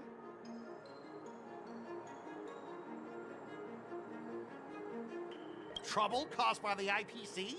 I'd say it's caused by the Skyfaring Commission! Looks like you've met this IPC worker before. I'm not sure if that's a good or a bad thing. I was sent here to deal with the IPC protest, Miss Shikui. What's going on here? As you know, this IPC transport ship was attacked by the Borisin and rescued by the Juming's diplomatic ship. Then the Cloud Knights were instructed to bring it back to the dock for repairs and inspections. And this is Mr. Scott, the person in charge of this transport ship. So, you're Scott. I've heard him mention you. Weren't you kicked off the Luofu before? Why did you come back? Like I wanted to come back. I thought I'd just dock at the harbor for repairs and leave this forsaken place for good. Little did I know, as soon as the ship entered the harbor, a bunch of Cloud Knights showed up and snatched all our cargo from the hold. What do you mean by snatched? I've told you 1,000,000 times. It's a security check. Then why did you bring the cargo to the Artisanship Commission? You even brought in some shady craftsmen. It's obvious you're trying to steal the IPC's patented technology! Listen here. Firstly, the Skyfaring Commission detected dangerous items that could possibly be weapons in your cargo hold. That's why they called me here, to double check. Secondly, where the heck did you get the idea that I'm a shady craftsman?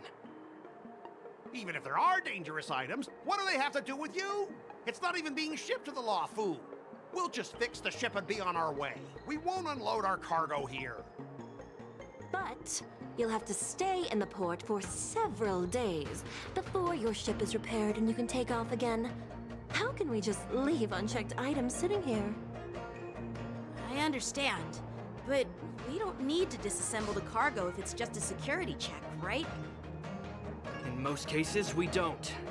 However, our scans discovered that the cargo doesn't only contain machinery, but also some substance that resembles biological tissue. Biological tissue? Does this crate contain living things? I'm afraid we'll need to wait for the Alchemy Commission for further confirmation. In any case, according to our regulations, we need to unseal one of the crates for further examination. But this IPC specialist has been hindering us on the grounds of patent secrecy. The Alliance's regulations on biological products are very strict. Without further inspection, there is no way for the Skyfaring Commission to release the cargo. Oh, really? Fine! If anyone lays a finger on that shipment, they'll have me to deal with. It doesn't matter if it's mechanical or biological. It's none of your business. I'm filing a complaint against the Skyfaring Commission's ridiculous regulations. This Mr. Scott seems stubborn and difficult to persuade. Honestly, I really don't want to have a vicious confrontation with the IPC.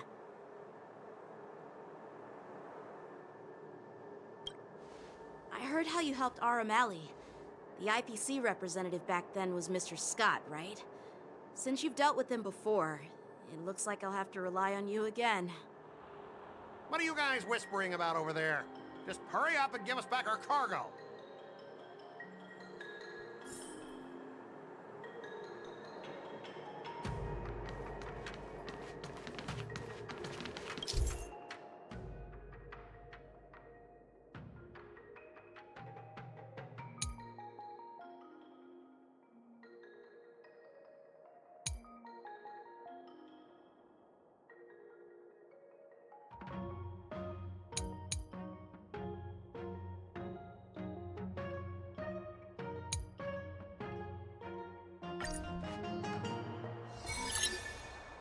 As I recall, this guy won't listen to reason and can only be persuaded with intimidation.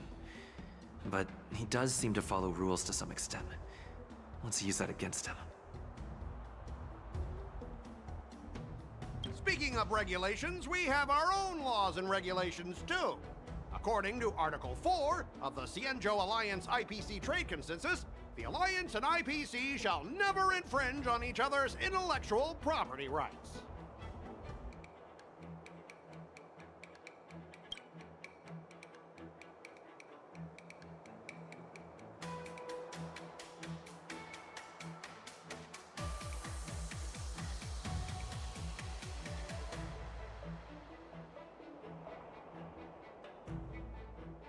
The Alliance can sign a non-disclosure agreement with you. That way, you won't have to worry about any infringements, right? We can sign a mutually acceptable non-disclosure agreement in accordance with the IPC's rules. Well, that makes sense, but how can we trust you to honor the terms?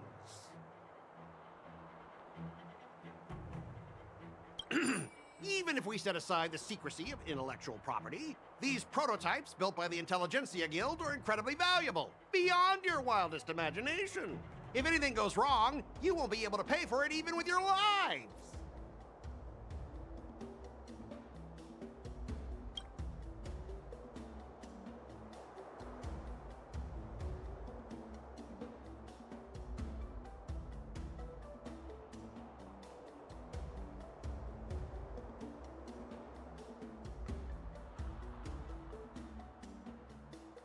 Can you give us an exact amount, Mr. Scott? If there's any damage after the inspection, the the Skyfaring Commission will compensate you. The Skyfaring Commission. Yeah, they will compensate you, provided a detailed report of the damage is submitted. I don't doubt the financial strength of the Skyfaring Commission. However, this is not just about money.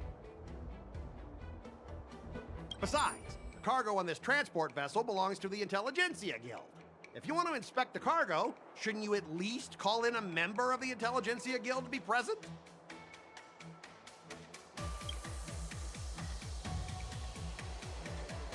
I'm pretty tight with Dr. Ratio from the Intelligentsia Guild. Almost like family. Doesn't that make me practically a member of the Intelligentsia Guild too? What's all this nonsense?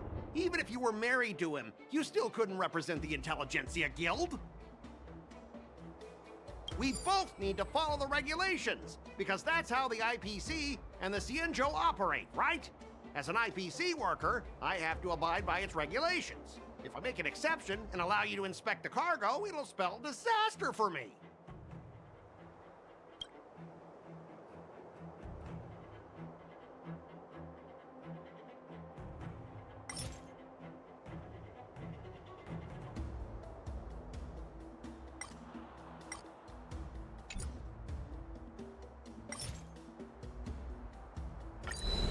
Huh?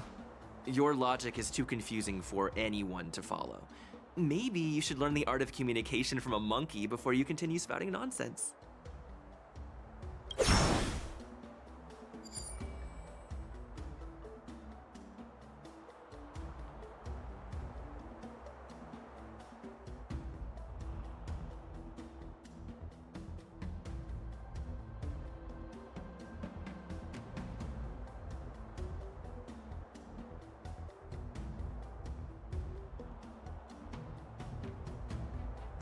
Everyone has their own set of rules. Now that you're on their turf, shouldn't you follow their rules too? Yeah, I get it. I know I'm on the Xianzhou, but if I violate the IPC regulations, I'll be in deep trouble when I get back.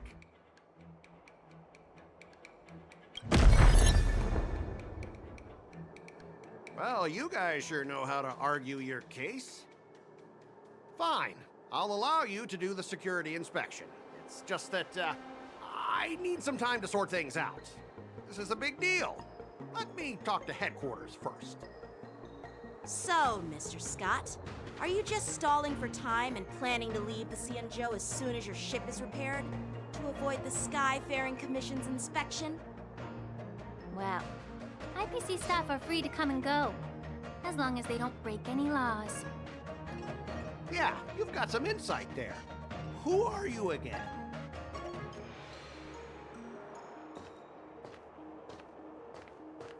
Allow me to introduce myself.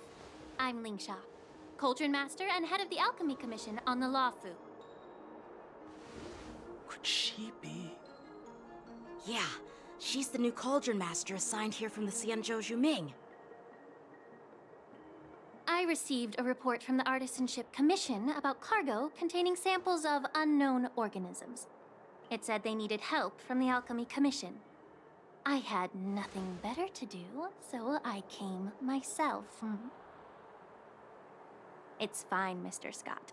If you really don't want your cargo to be inspected, it doesn't matter. It doesn't matter? How can you say that? Why are you being so nice all of a sudden? Well, since you're not going to check it, I'll take this crate and be on my way. Is that okay with everyone? Yeah, sure. Why should I object? Not only this sample, but all the goods on the transport ship are yours to keep. Like I said, we won't inspect them. Wait a minute!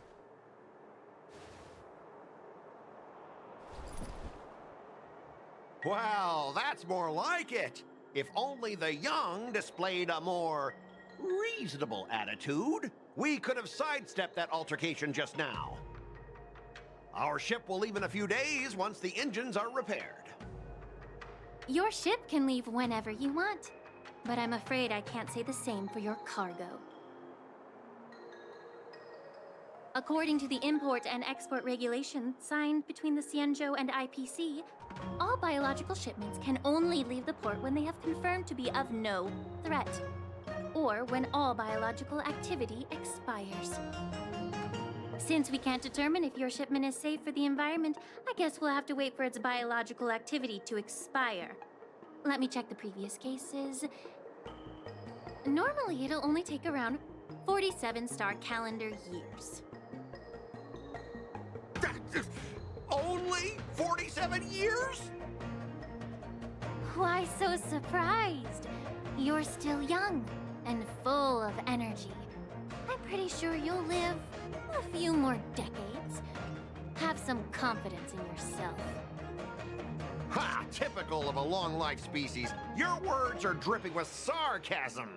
While you may not care about time, I do. I'll be demanding double compensation from the Skyfaring Commission for every minute wasted.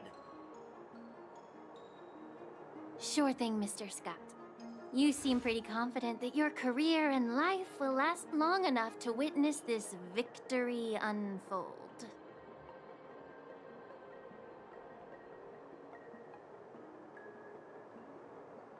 Step aside, guys. Let them do the inspection.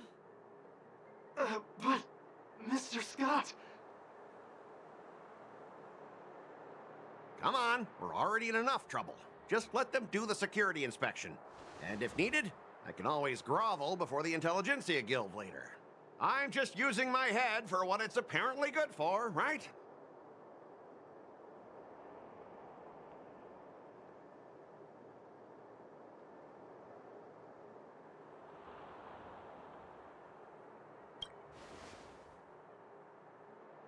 Well, honestly, at least you're not as annoying as that woman. Bro, just do the inspection. This lady is really something else.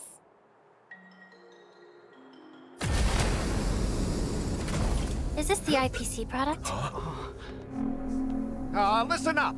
Any damages caused by inspections will be filed with the IPC.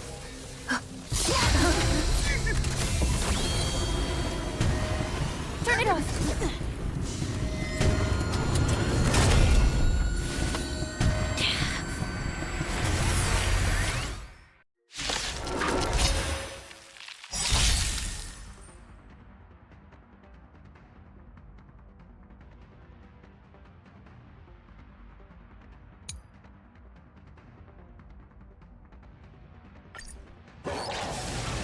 Oh, how unexpected. That was a surprise.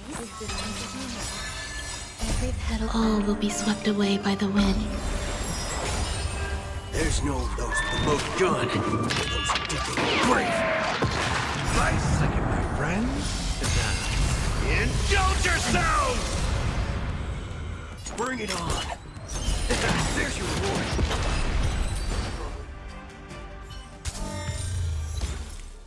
Were you seriously planning to leave this stuff unchecked at the dock for days? That's way too dangerous. I had no idea about it. You must have accidentally triggered the cargo's defense program. I don't think trying to shift the blame is a wise choice. But seriously, I don't know why that thing suddenly started moving. I swear on the Emperor Lord. Enough. Miss Shikwe, please escort our IPC guest to the Skyfaring Commission. I'm on it. Please follow me, Mr. Scott.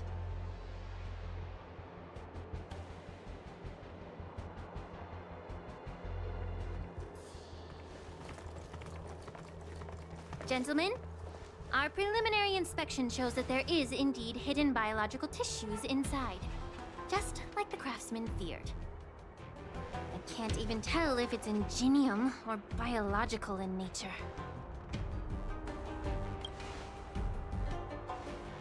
The core of this device is what they call wetware in industry slang. To put it simply, this machine operates with a kind of biological nerve as its control center. I'll take some samples for the alchemist to analyze and figure out where the biological tissue comes from. Why would the Intelligentsia Guild use such unethical technology? Perhaps they're trying to create a new weapon? Whatever the reason is, it's probably why the Borisin attacked the ship. No wonder the IPC were trying to obstruct our inspection. I'll contact the Ten Lords Commission and ask the judges to come and give their final verdict on this. According to our rules, all prisoners and weapons involving dangerous creatures must be taken to the shackling prison for further sentencing. After all, it's the safest place on the Luofu. As for you, Mr. Craftsman, please go with the Cloud Knights and explain the situation to the judge.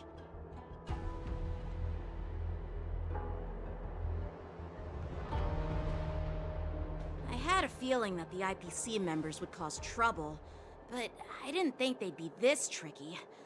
Thanks for your help, Miss Lingsha. I should thank you for saving my life. Your sword skills were impressive. Taking down that big guy.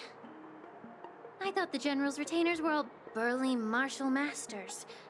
I didn't expect Yenqing to be so...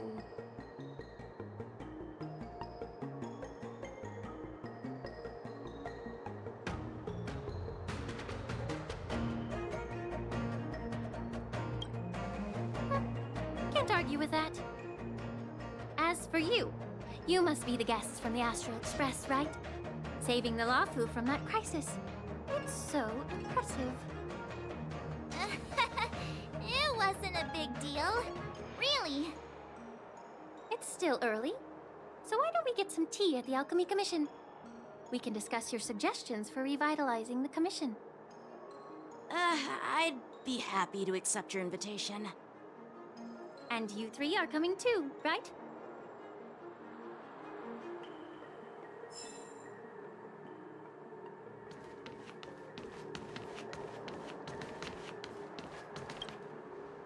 Nothing to see here. These machines are to be shut down. Keep your distance until then.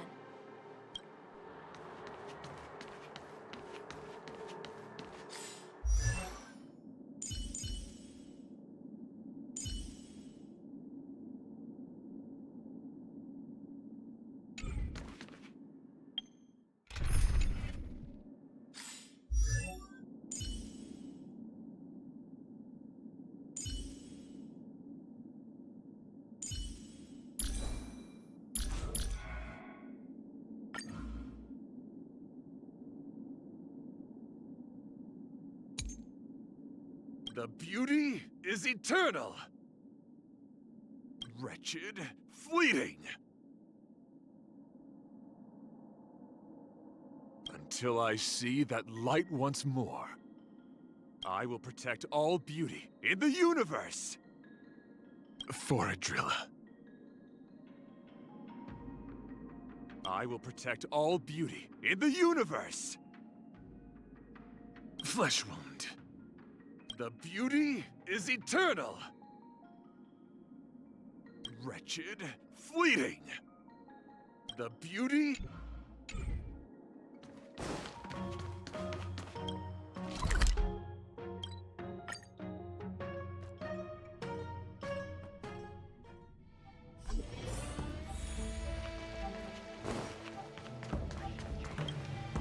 Hey!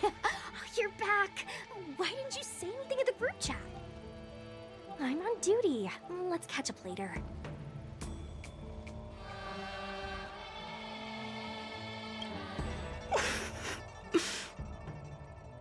Hey,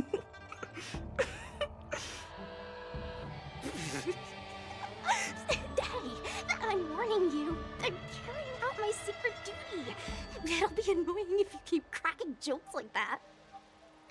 Stop hanging around here and find something better to do. Once I'm done in a few days, call up Lil Gwei and HUOHUO, and let's grab a meal at Aurum Alley. It's been ages since we hung out. Goodbye.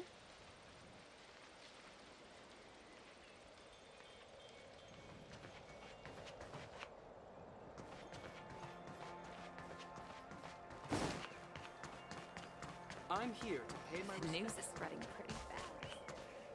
All these years, and the view of the Alchemy Commission hasn't changed a bit. The tides come and go, but the ancient sea remains the same. For us Vidyadhara, there's nothing more nostalgic than our homeland. You're a Luofu native, Miss Lingsha? Yes, I grew up here, listening to the sound of waves while researching prescriptions with my mentors and peers at the Alchemy Commission. It's kind of sad, isn't it? Everything changes, but somehow remains familiar. Just like you, Dan Heng, I traveled far from home, and now I've returned. Seeing the familiar scenery brings back a hint of nostalgia. The view here would be even better without the ambrosial arbor. Oh, really? I think that towering tree looks pretty impressive. Even if it's impressive, it's a plague mark. The Xianzhou have been fighting abominations for thousands of years. And now that the ambrosial arbor has been reborn, it's only natural for everyone to feel uneasy. Well, once a seed is planted, no matter how long it takes, it'll eventually sprout and bear fruit. In my humble opinion, the rebirth of the ambrosial arbor and the resurgence of the disciples of Sanctus Medicus were inevitable. The seed was already planted when the ancestors of the Xianzhou sought immortality.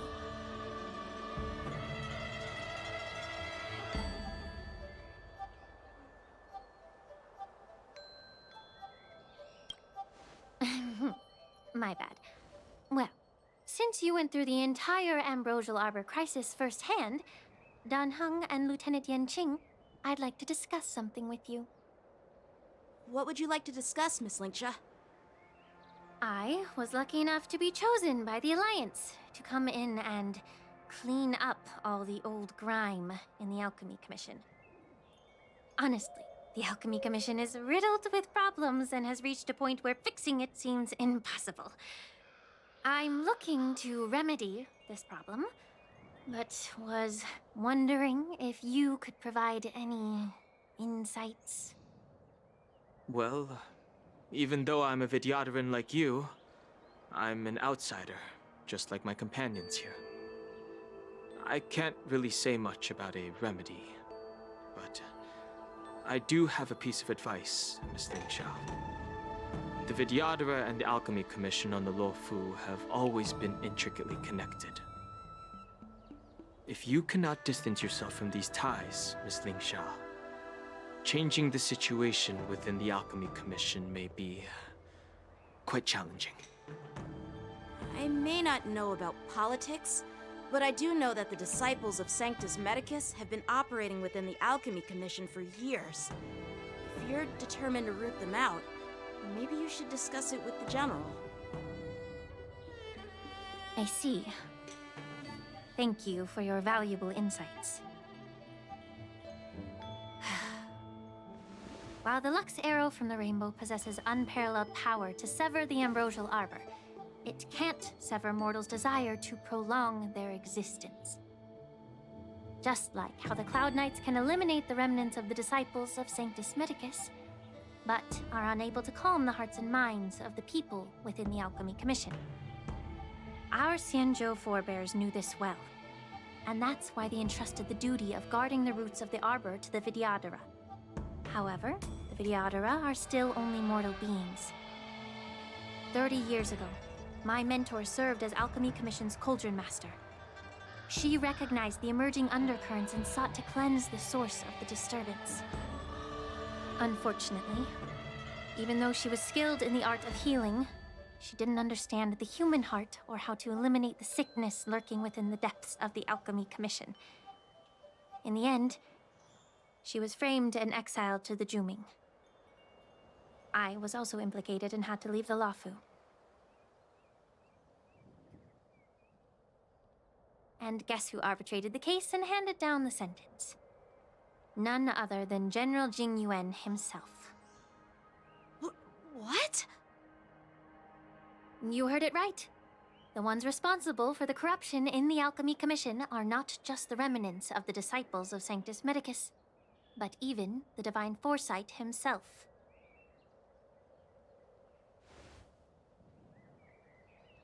Alas, why is your face turning pale, Yanqing? Don't worry about it. I understand that when someone holds a position of power, they may sometimes have to make tough decisions. I won't hold any personal grudges against him. Besides, at our age, holding personal grudges is a luxury we can't afford. Lingsha, you're back! Ugh, I've been waiting ages for you.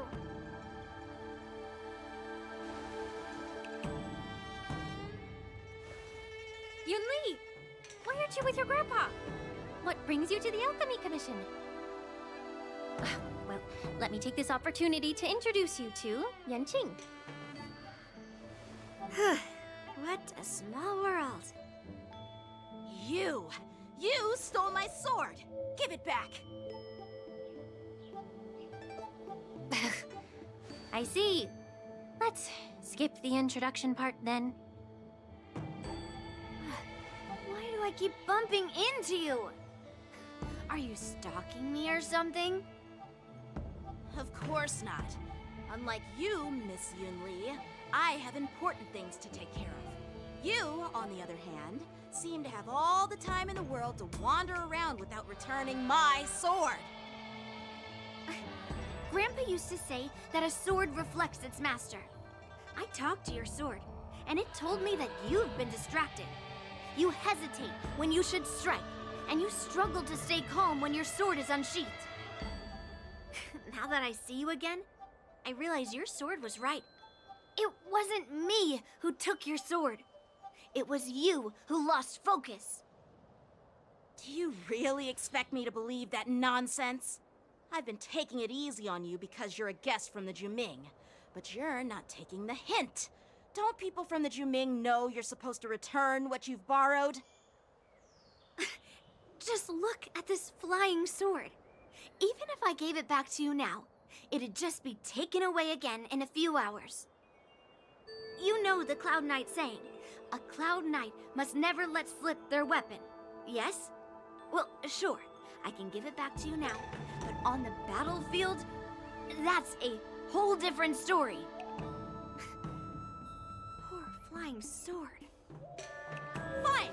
You don't have to give it back, because I'll take it back myself!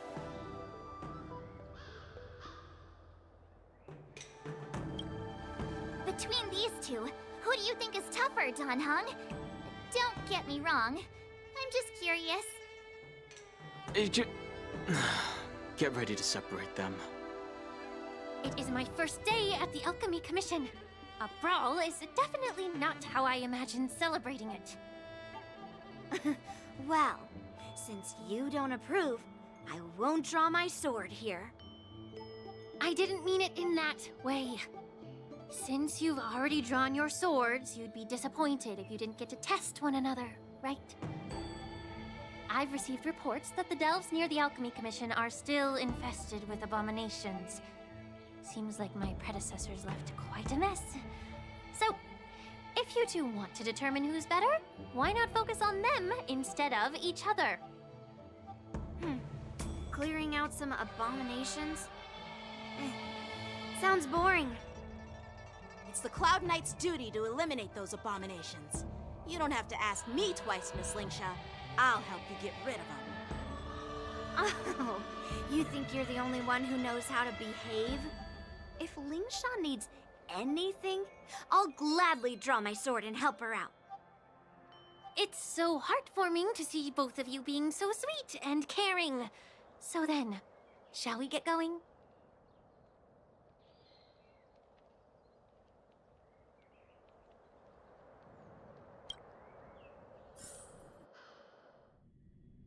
Ever since the disciples of Sanctus Medicus were eradicated, their experimental abominations have been festering here. If you want a contest, I'll be the referee. The one who kills the most abominations within an hour wins. Lingsha, as always, you're still an expert in making unpaid work sound so noble and grand. It's for your own good, little Yunli. While you desire to compete against each other, I don't want to see either of you getting hurt. That's really thoughtful of you, Cauldron Master. So, are you both ready?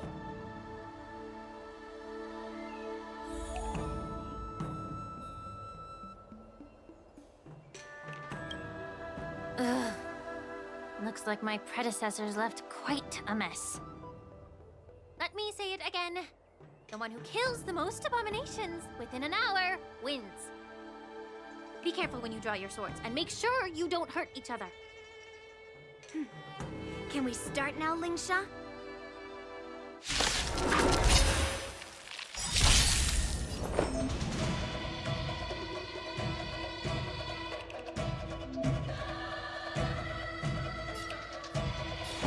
Eternal. The mood is set. Let the show begin! Strike apart! I didn't expect someone who can't even hold on to his sword to actually have some skill.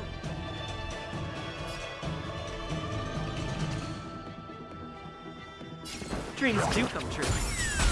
In the mood for another beating?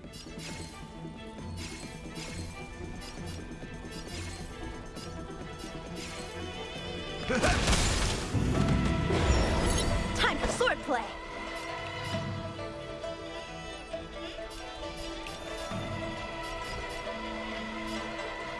Blade and flight! Grace and elegance. You've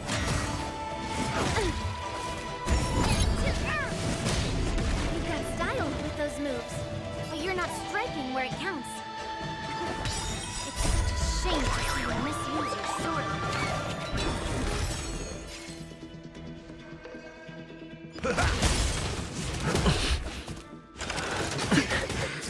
A one-time enemy! Strike apart! Grace and elegance.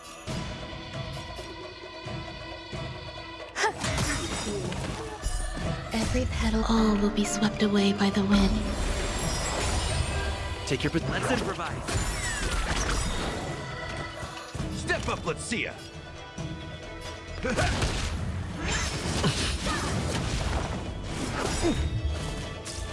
Nice second, my friends.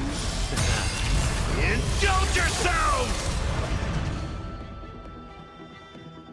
Blade and flight! Practice is over. Swords descend!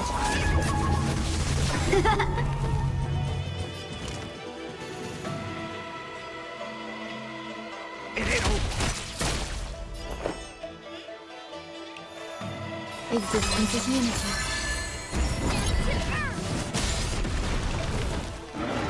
stay in step. The mood is set. Let the show begin!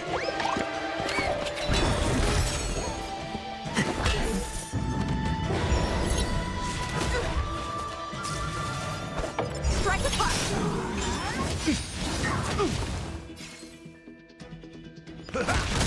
Grace and elegance.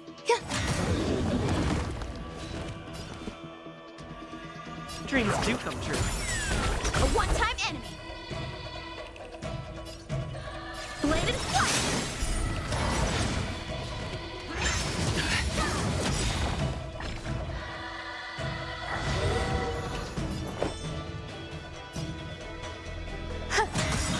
Every petal, all will be swept away by the wind.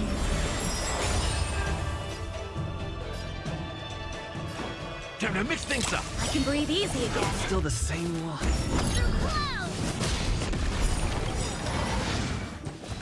Nice, like my friends. Indulge yourselves!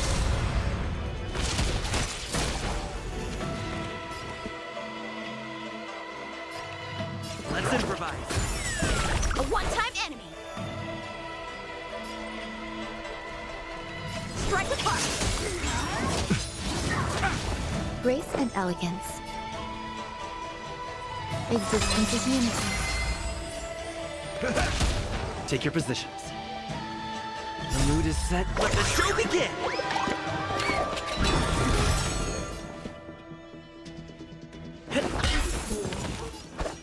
Bladed flight! See? I won. Your technique was all over the place, and you relied too much on speed. Is this really all the Cloud Knights of the Luofu can muster? So disappointing. All you did was chop down a few monsters. Don't get carried away with yourself. Oh. Well, then I'll give you a chance. Defeat me, or hand over all your swords. If you're trying to pick a fight, just ask, because I'm ready for you.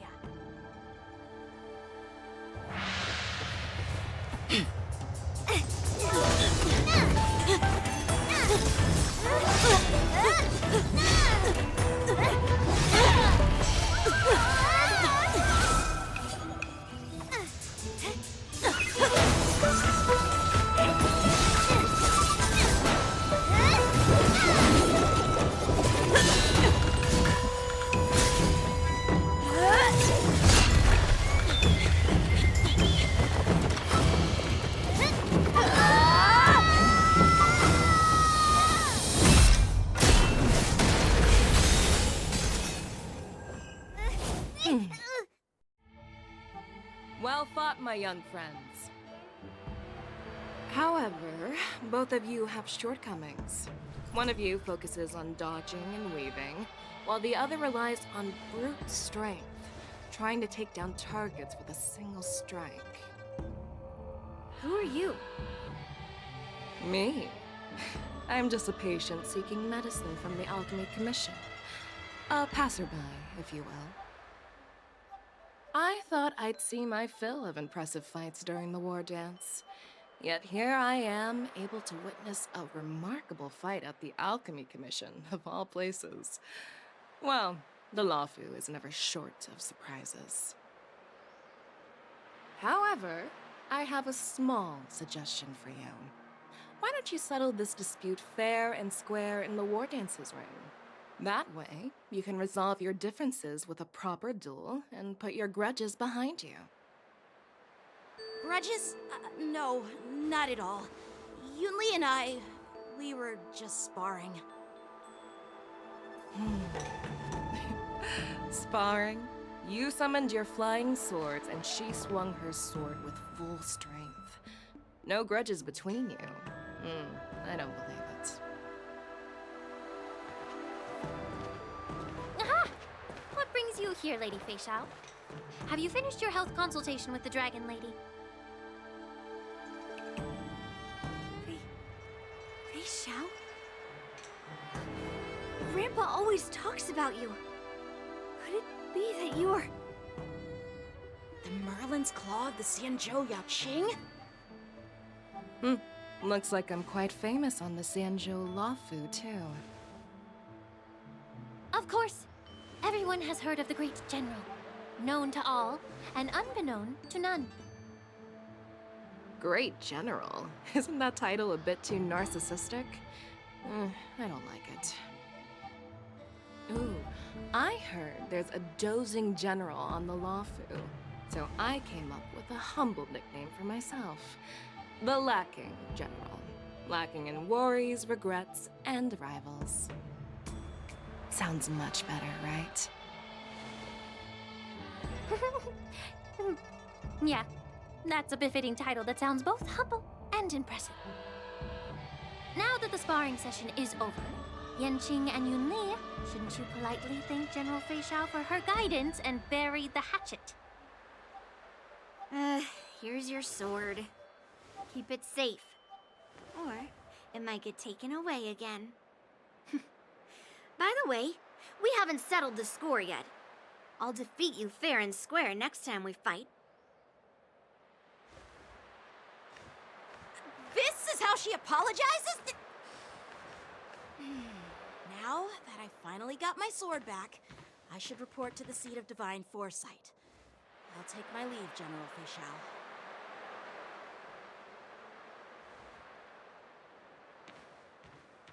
Oh, by the way, Miss Linksha, if you've got some free time, I'd like to invite you to the seat of divine foresight for a chat with General Jingyuan. I think there's more to those personal grudges you mentioned earlier.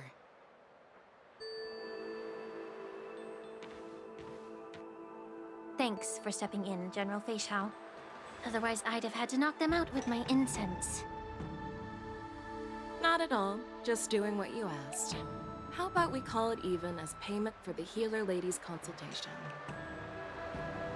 Sorry, but even a general needs to pay their bills. We don't do credit here. And let's not forget, you'd have been waiting decades for a chance to see the Dragon Lady if it weren't for me. Well, you can always send the bill to the seat of divine foresight and say it's for mentoring those kids. After all, it was quite the effort splitting them up. I nearly had to get tough. Now, if you'll excuse me, I need to find a spot and get some fresh air.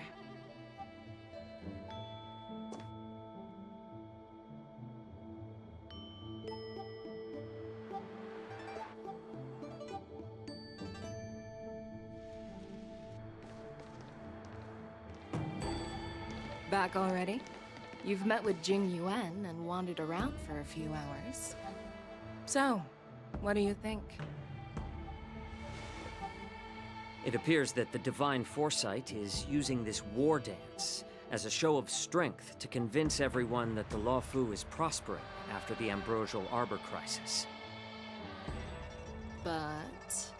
I know you're going to say but, right? But the influx of people attending the war dance is like a breeding ground for disorder and rumors. One wrong move, and the Luofu could be in a world of chaos. The Cloud Knights on the streets remain vigilant, so at the very least, General Jing Yuan is aware of this. As for other matters, I'm unable to say. I'd prefer to be excused from future meetings with generals. I'm just a military healer. And now all of a sudden I'm thrust onto the center stage having cordial chats with two generals? My work doesn't lend itself to being in the limelight either. Just stop whining. At least you're in one piece, right?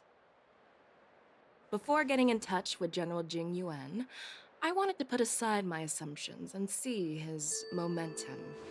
That includes the overall bearing of the Cloud Knights on the street, what people are saying, and how those close to him behave. The might of an army dwells not within its pawns, but within the force of its collective momentum.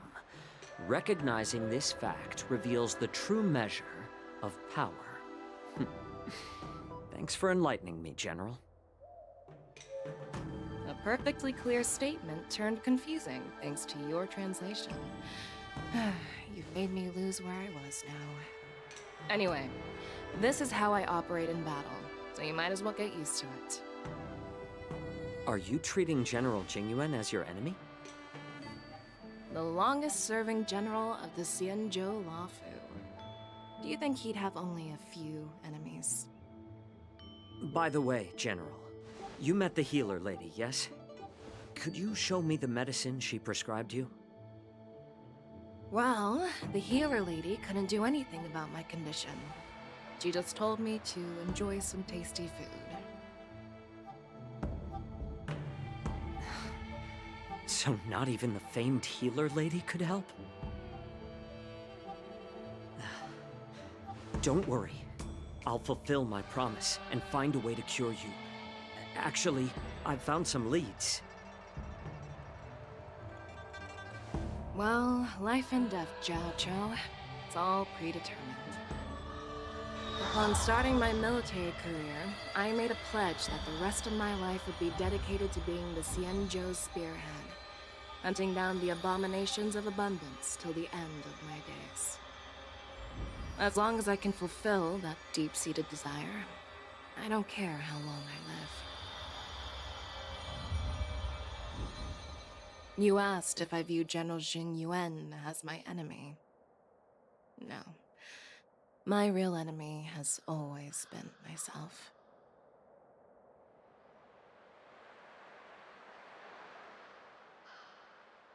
Enjoy some tasty food. So, what's for dinner tonight? Jeez. You really know how to read the room, don't you? You guys figure it out for yourselves. I'm due to catch up with an old war friend I've not seen for quite a long time.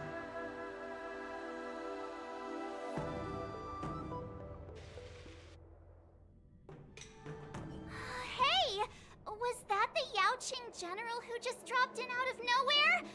Oh, she's so awesome! I mean, when Yun Li swung that massive sword, she just casually blocked her attack with ease. Mine too. Yeah. But to go up against Yun Li is quite impressive, you know? That aura of heroism and grace, it almost makes me want to learn Xianzhou swordplay. You think so too, right?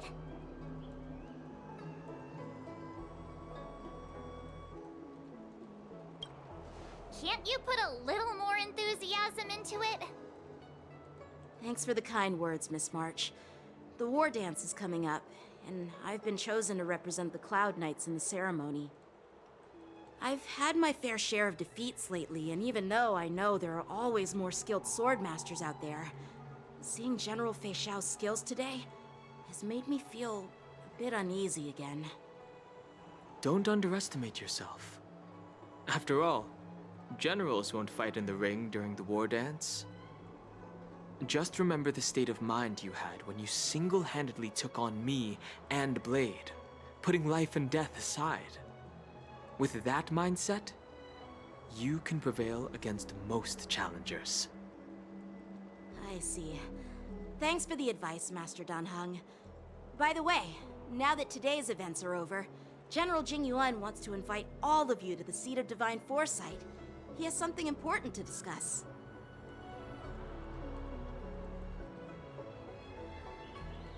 I bet it's about how to deal with the generals from the Yaoqing and the Juming.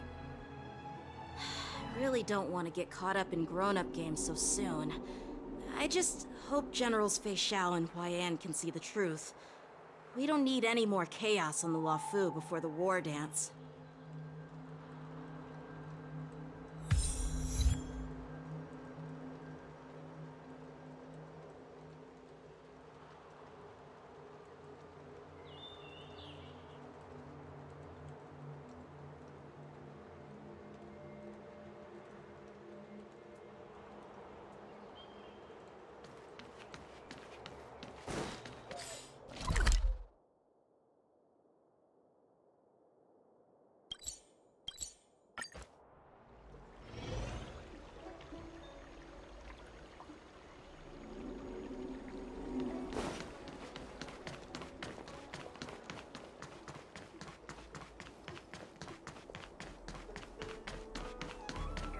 What is your purpose for entering the seat of divine foresight?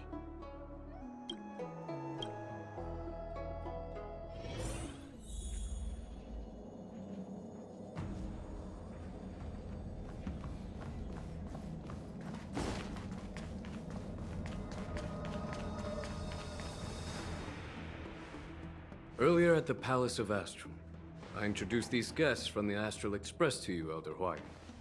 But with all the people around, we only exchanged pleasantries. Now, I'd like to officially introduce them to you. These three braved great dangers, accompanying me to perilous places, defeating the chief culprit Vantilia, and uncovering the conspiracies of the disciples of Sanctus Medicus. If you wish to know more, please, feel free to ask us. Well, I skimmed through the reports about the Arbor's rebirth from the Master Diviner HUOHUO. She's been summoned to the HUOHUO for questioning. There are a lot of doubts within the Alliance about this whole situation. But despite all that, I believe in you. Since you joined the ranks, you have repeatedly achieved remarkable feats. After the High Cloud Quintet each went their separate ways, despite the many criticisms within the Alliance, the Marshal still stood firm against the dissenting voices and entrusted the Lawfu to you. Over the years, you've served the Alliance with loyalty and wisdom. You've taken down abominations in Thalassa, rescued the Xianzhou HUOHUO from a siege, and destroyed the demonic planet summoned by the denizens of abundance. I still remember those battles vividly. There are fools who doubt your loyalty. They're happy to see the divine foresight fail because it gives them some kind of sick satisfaction. They haven't achieved anything of their own, so they feed off the failures of others. But I've seen enough failures in my time, and I want to believe that your loyalty has never wavered.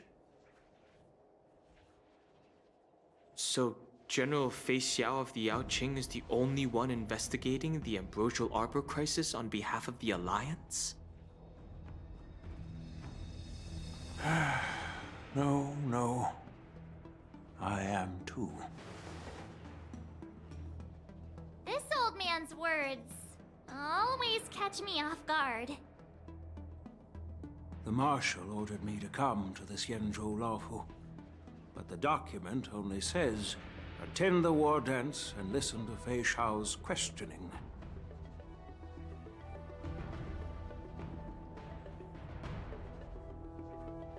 No need for that. You're all important witnesses.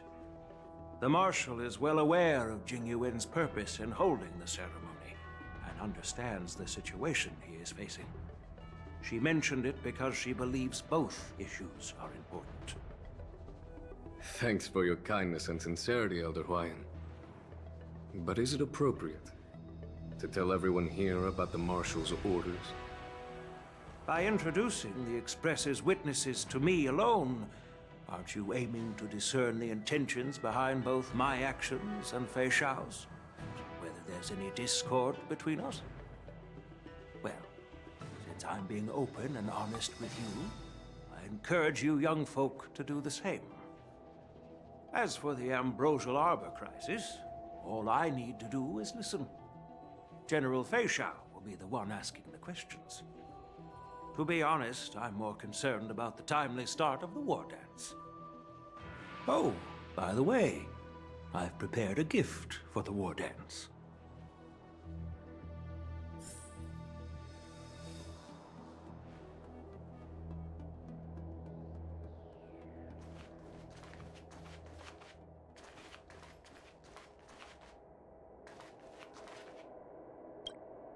Yes, it's this case right here.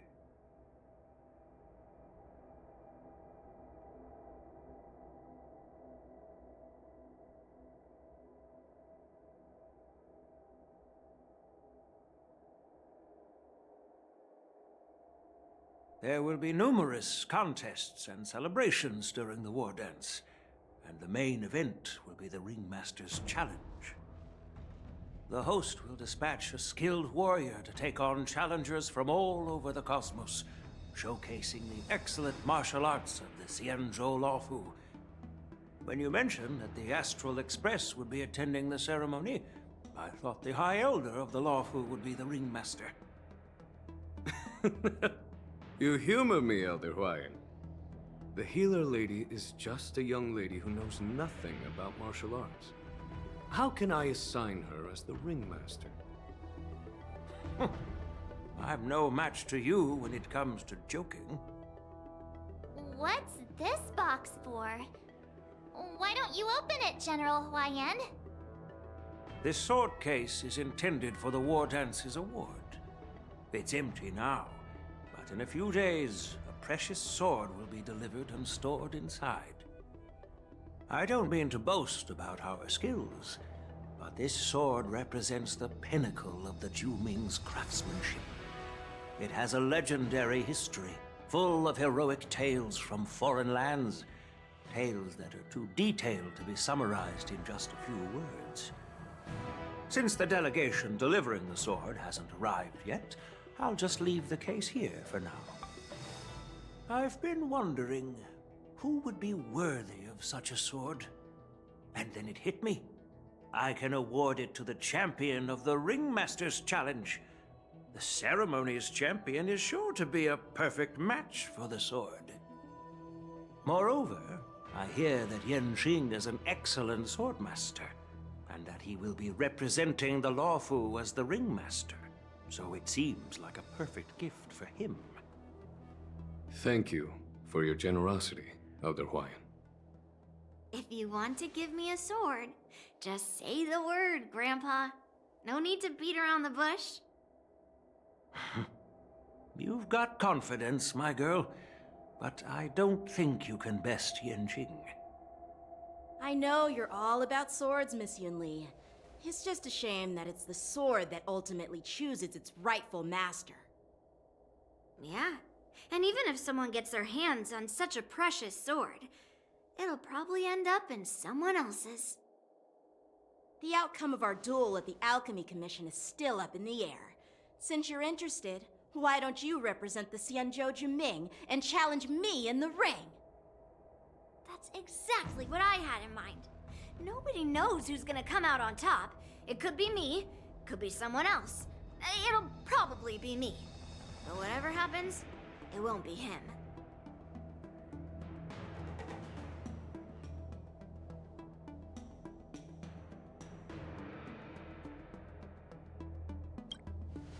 Not to be rude or anything, we've been watching their drama.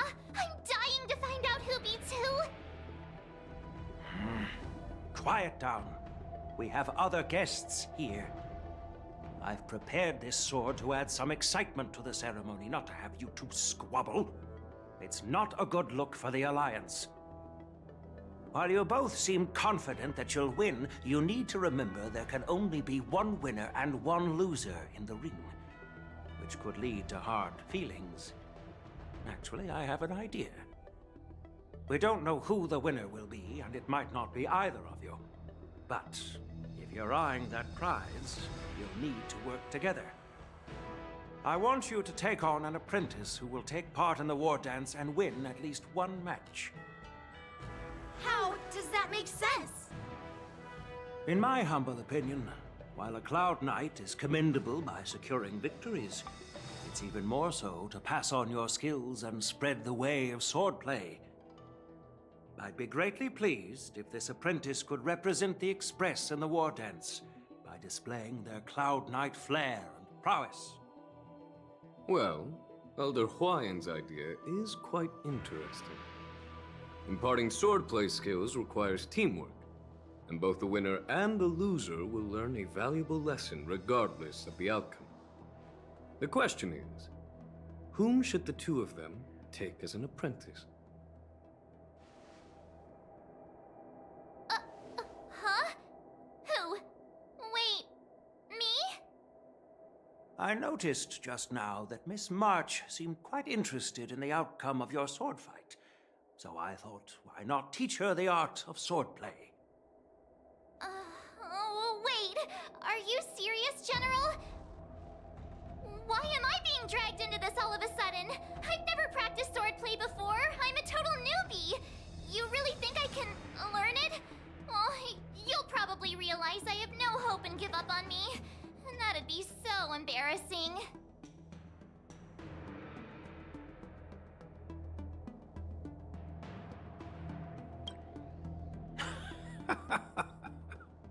Your talent is quite unique. Are you also interested in swordplay? But you know, based on my years of judging people, you don't really need to dive into swordplay to boost your skills. And I doubt there's anyone out there who can really show you the way forward. As for Miss March, she's like a piece of jade in the rough, just waiting to be shaped. I appreciate your kind words, General YN. But won't teaching me swordplay be a waste of Yanqing and Yunli's time? They should be preparing for the ceremony. Plus, I heard that each swordmaster has their own special moves. What if they let something slip while teaching me? If everyone knows each other's tactics, won't that make it hard to catch people off guard during the war dance? That's considerate of you, March 7th. But don't worry. It'll take you at least a decade of hard training before you can even start learning special moves.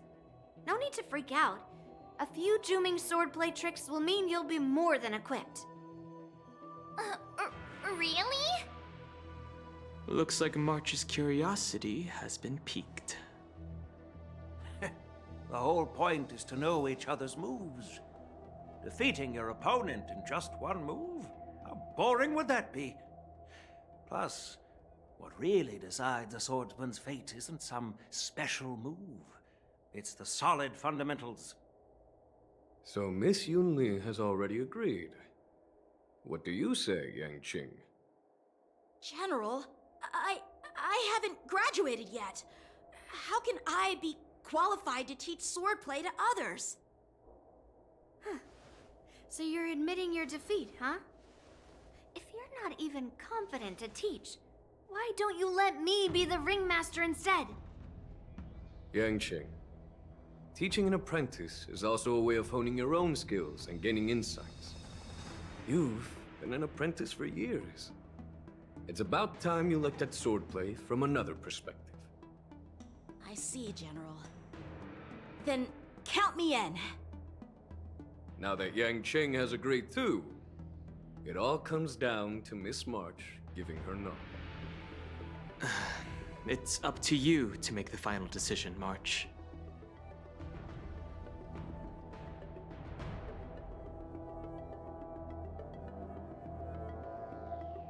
At least that way, I won't have to worry about you accidentally shooting me in the butt all the time. Hey, I've never missed my target. Then I'm on board. Thank you for your kindness, General YN. Great!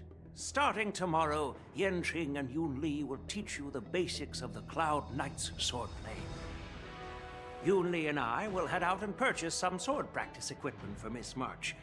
Think of it as a little initiation gift. You're too kind. Wait, you're giving me a gift? Shouldn't it be the other way around?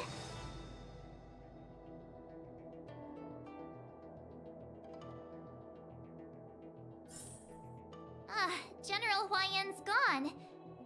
Wait, why does something feel off about what we talked about?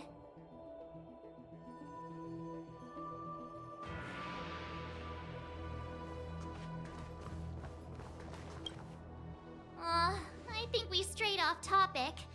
How did things even get to this point? Yeah, I brought you here because the General said he had some important matters to discuss. But how in the world did Yun Li and I suddenly become Miss March's swordplay mentors? Because General Huayan wants us to stick around on the Luofu for some time.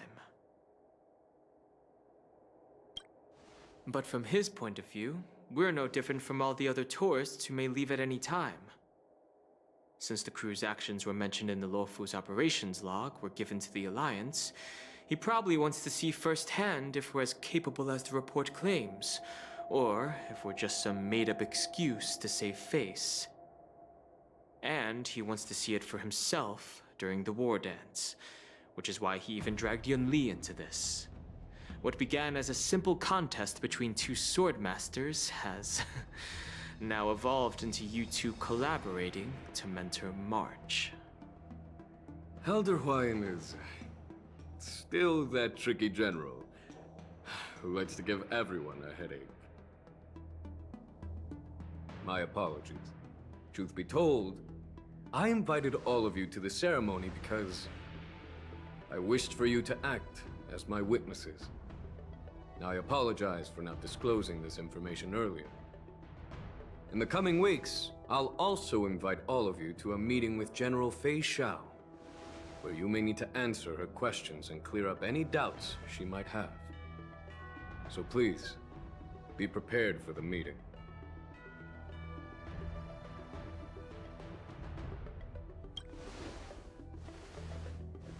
Don't worry, General. No matter what happens, I'm prepared to stay here as the Express's witness and answer any questions. Thank you, everyone. General, I know there isn't much I can do to share your burden, but... As the Luofu Ringmaster, I won't let anyone defeat me in the war dance. I know.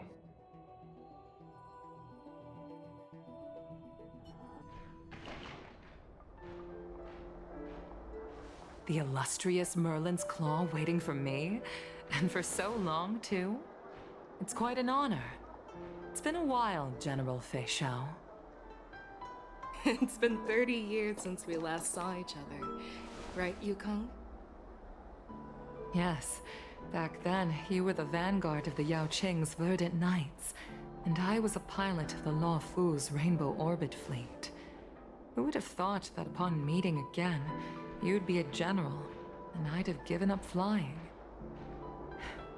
Really does feel like a lifetime ago. Well, I wouldn't say I haven't seen you in 30 years.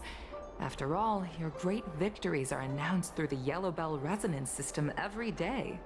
So I'm well aware of your great feats. How's your health holding up? Still stable, I suppose. Do you still remember the medic who saved me in battle? That healer with the odd name and peculiar temperament. What was his name again? Was it Pichu? Or Kachio? Jiao Chou. He's been my retainer and personal healer, delegated by the Alchemy Commission from the Xianzhou Yao Qing. Over the years, he's dedicated himself to managing my condition. It's thanks to him that I'm still in good health today. Given my background, I'm happy to have made it this far. I'm relieved to know that you're safe and sound. Well then, since you and Elder Huayan are here, I imagine you must have received orders from the Marshal? As your friend, may I ask how the Alliance intends to punish the General of the Luofu? The Arbor's rebirth has frightened the Elders who lurk behind the scenes. They fear the resurgence of abominations, much like what happened 30 years ago. Although the report from the Luofu explained all the details, we don't know if the Ruin Legion really invaded, or how exactly the Stellaron Hunters and the Astral Express became involved. This puzzle has many missing pieces. As you know, the fugitive Jing Liu, who mysteriously disappeared many years ago, has resurfaced. This time, she has brought along an Outworlder and a coffin, claiming to offer the Marshal a method to fight against the Eons. The Luofu Preceptor has also leveled accusations against Jing Yuan for neglecting the Alliance's principles. She asserts that Jing Yuan enabled the exiled Imbibitor Lune to re-enter the Luofu. thereby unlocking the luminescent depths within Scale Gorge waterscape, which in turn disrupted the Vidyadhara's dutiful watch over the ambrosial arbor. It is for these reasons that I have come here to the Luofu today. Well, duty calls. Perhaps I shouldn't have mentioned all of this to an uninvolved person, but since we once fought together, I didn't want to keep you in the dark. Perhaps pretending you didn't hear any of this would be for the best. I understand. I'm sorry. I was out of line. I know I shouldn't be defending General Jing Yuan right now, but... well, you know how I am. The Luofu has enjoyed centuries of stability since the end of the sedition of Imbibitor Lunae, much of which can be attributed to General Jing Yuan's masterful strategizing. Unfortunately, for a long-life species, enduring through the ages always culminates in a failure that undoes all previous achievements. A moment that our adversaries relish. That's true. And that's why I'm also here for another purpose. To visit HUOHUO. HUOHUO? You mean that HUOHUO? The Borisin warhead? The same HUOHUO who has been imprisoned in the Shackling prison for over 7 centuries? The nemesis of the Foxians who will never be forgiven and shall be imprisoned until the end of the cosmos. I can't quite remember the exact wording, but yes, the very same HUOHUO. Usually, only emissaries from the Xianzhou Yaoqing Skyfaring Commission visit him once every century. Why do you have to visit him now, of all times? The Foxians and the Alliance made a pact to combat the abominations, aiming to achieve justice and free their kin. That werewolf monster is to be forever imprisoned in the dark recesses of the Shackling prison, facing unending retribution. Given the situation on the Luofu, those on the Yaoqing are concerned about HUOHUO's imprisonment. I'm afraid that the routine visit every century is no longer sufficient to ease their concerns. That's why I was sent here, to reassure them. It's all bad news. Well, not everything. There might be a silver lining. Oh, by the way, I found some clues about the thing you asked for. Tell me more. The Verdant Knights followed the route you mentioned and discovered the wreckage of the Whistling Flame ship. Unfortunately, there were no survivors and no cargo. However, someone had already been on the scene before we arrived. Our people? Or someone from the IPC? No, neither. Yukong, have you heard of a person named Ron May?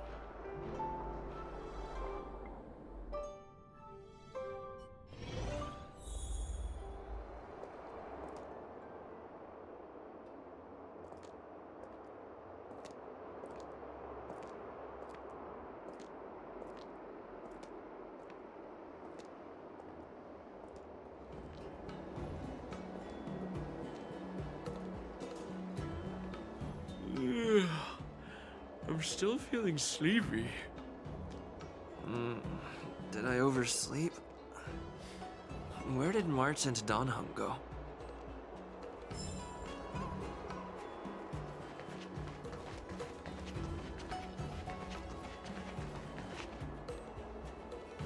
There you are!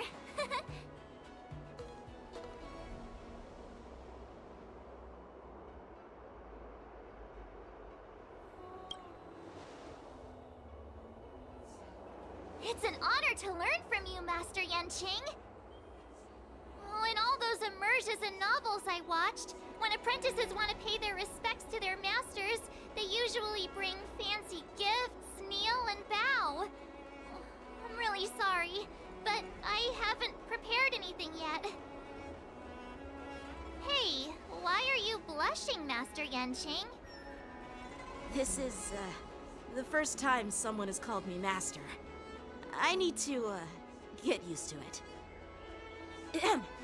Let me make it clear. Swordplay training is about improving your body, mind, and strength. It's not a casual game you can master overnight. I promised General Huoyan that I'd teach you Cloud Knight swordplay, so you can participate in the war dance and defeat at least one opponent. I'll do my best, but if you break your master's rules...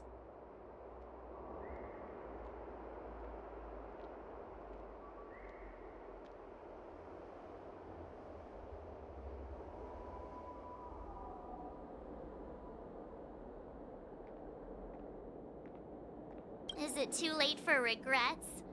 I'm already regretting my impulsive decision. Honestly, I'm not sure what I'll do either, because I've never been a teacher before. So, Miss March, please behave and don't skip classes. Or complain. You need to toughen up and train her properly, Master Yanqing. Don't go easy on her. You're so heartless. By the way, where's Yunli?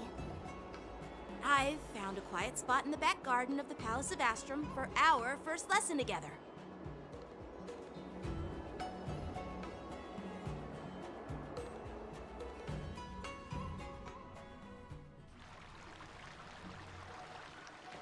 Seriously? It's the first day and you two are already late? Why is everyone on the Luofu so laid back? So disappointing. Master Yunli, you're already here.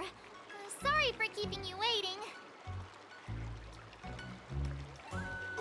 Oh, wait. Were you trying to teach her in secret?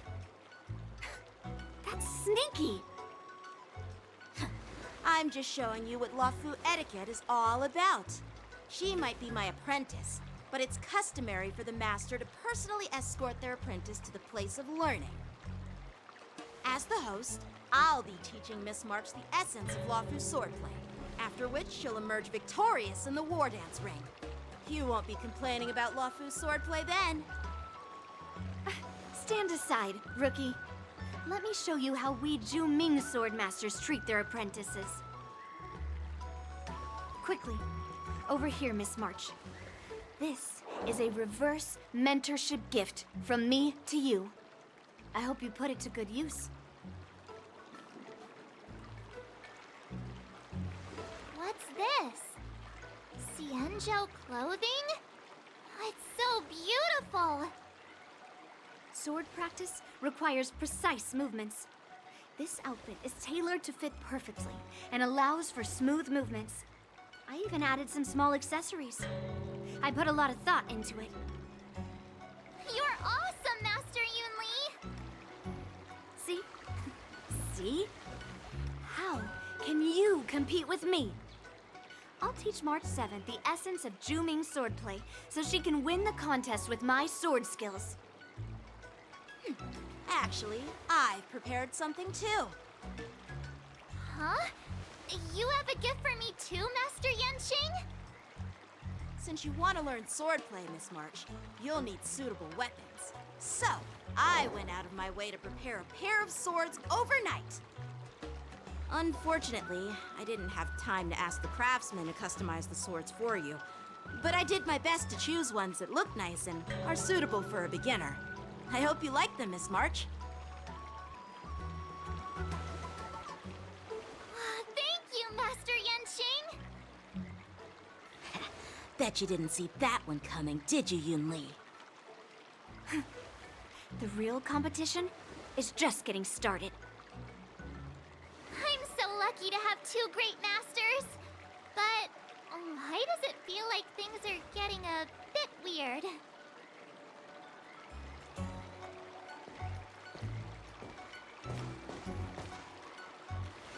So what do you think, Masters? Does this outfit suit me? Perfect. I chose it carefully. It's perfect for beautiful young swordswomen like you and me. All right, let's get started with the training. The person next to me is a Cloud Knight instructor I've brought in. For your first lesson, try exchanging a couple of moves with him. Wait. We're having actual combat training for the first lesson? Isn't that a bit too intense? Well, I heard you have some experience with archery and martial arts. The first thing we're going to do is see just how strong your fundamentals are. Come on, step forward and strike with the sword in the most natural way you can think of. It's important for us to grasp your natural movements so we can decide where to start and what you need to learn. If you're ready, let's begin. Okay.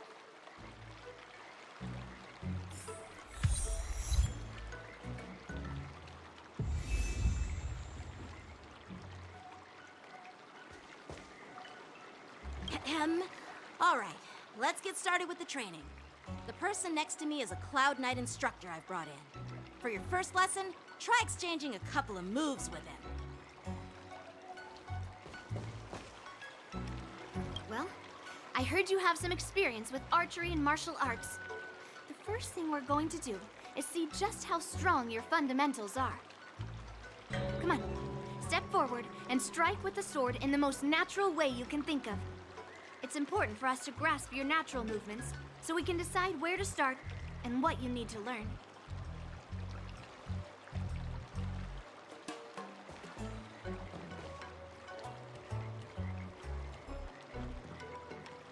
Are you ready? Yeah, I'm ready. But please go easy on me. Then I apologize in advance, Miss March.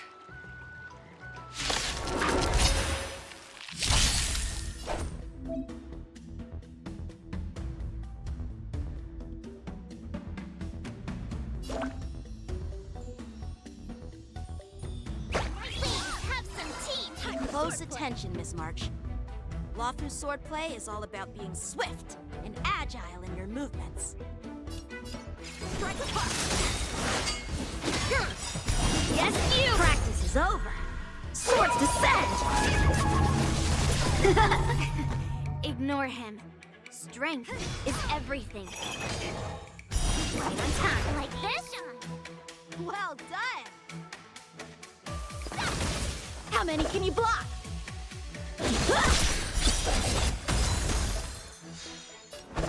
Bladed flight! Yes, you!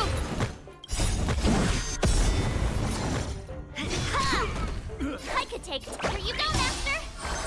Mountain fall! I'm starting to get the hang of it. Awesome! You'll make good practice. Watch a true heart and focused mind. Here I come! Time to show you what I can. Azure Dragon, White Tiger, less cards! What's this? What are you mumbling about? Isn't this, sword technique? Shouldn't I be saying something cool? Down to earth! How many can you block? Practice is up. Swords descend!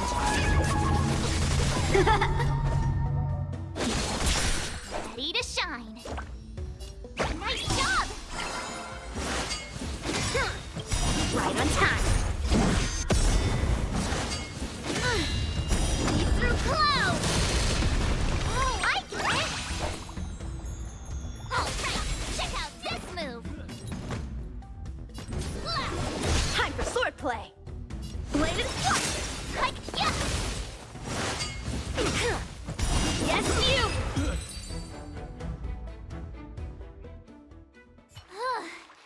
I didn't expect the first lesson to be so intense. Miss March has quick hands and a flexible body. She's a perfect fit for practicing Lawfu swordplay. However, she lacks strength, and her strikes were a bit unfocused.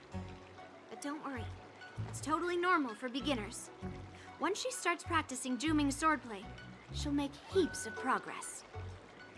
Given the situation, I believe Miss March should start by working on her strength. Seriously, do you actually know anything about swordplay, or what? I could ask you the same thing. Dual swords require agility. So what's more important than footwork? Instead of focusing on her strengths, we should address her weaknesses. The drawback of wielding two swords is not generating enough force. What good is being quick on your feet if you don't have strength? It's not like we're dancing here. Skilled swordmasters know how to play to their strengths and work on their weaknesses. Start with what you're good at, then tackle your weaknesses. That's the right way to learn. You're quite the theorist, huh? Theorist? You claim to be able to talk to swords. So what does that make you? A lunatic? Hey, it's only my first lesson, and you're already arguing. Come on, calm down, Masters.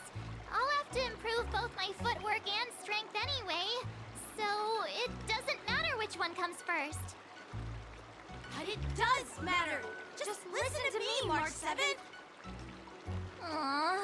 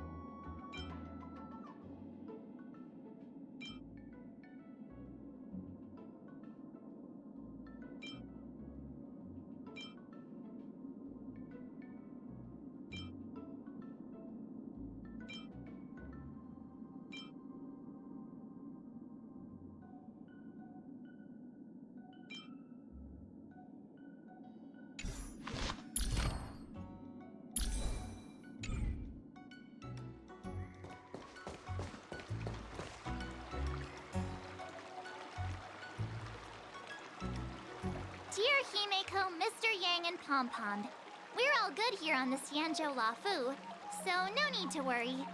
By the way, how's your trip going? As for me, I've somehow become the apprentice to two Cloud Knight sword masters, and I've been honing my sword skills with their guidance. One of them is Yanqing, the boy we've all met before. The other is Yun Li, the granddaughter of General Hua Yan from the Xianzhou Juming. Both masters are super strict, giving me a real taste of how hard sword training can be. I tried to drag him into this, but he refused. Then I tried to rope Dan Heng in, but Master Yanqing wouldn't have it. Still, I didn't let the difficulty get to me. In just a few weeks, my sword skills have improved a lot. Both my masters think I have unique talents in swordplay, and are literally fighting each other to teach me their skills. Thanks to their guidance, I've actually made some progress. When I get back to the Express, I'll definitely show off my skills and impress you all. Looking forward to your reply. Yours, March 7th.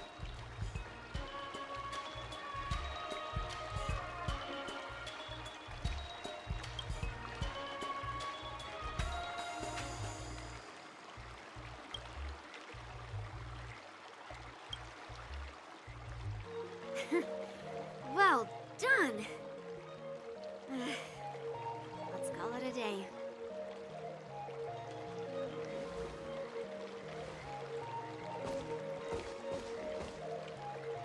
Miss March's sword skills are really coming along. She'll hold her own just fine in the war dance.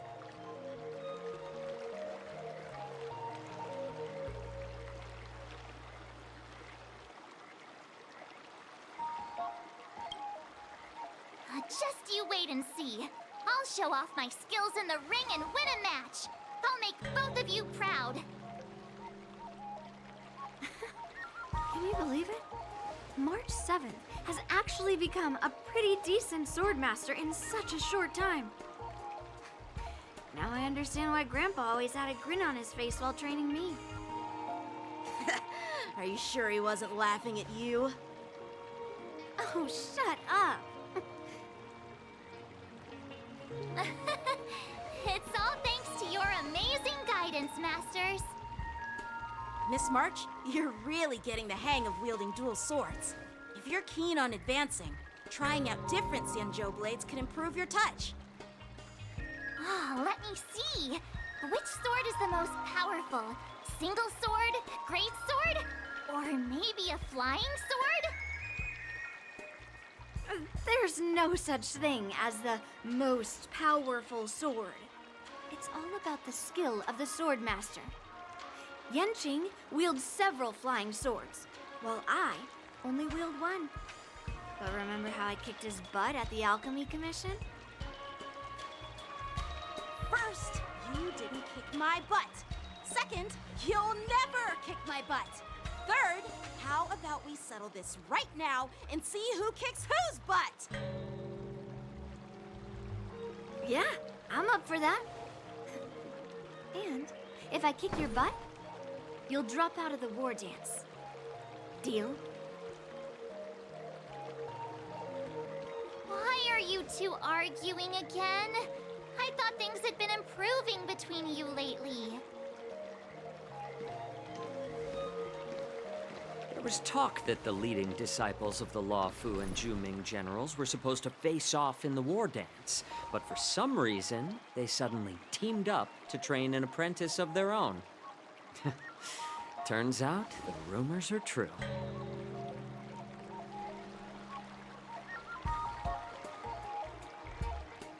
Tomorrow is the big day of the war dance. Shouldn't you two be focusing on honing your skills instead of teaching swordplay here?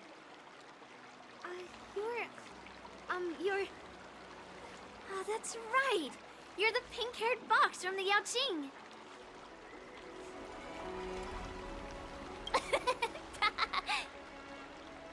What are you laughing at?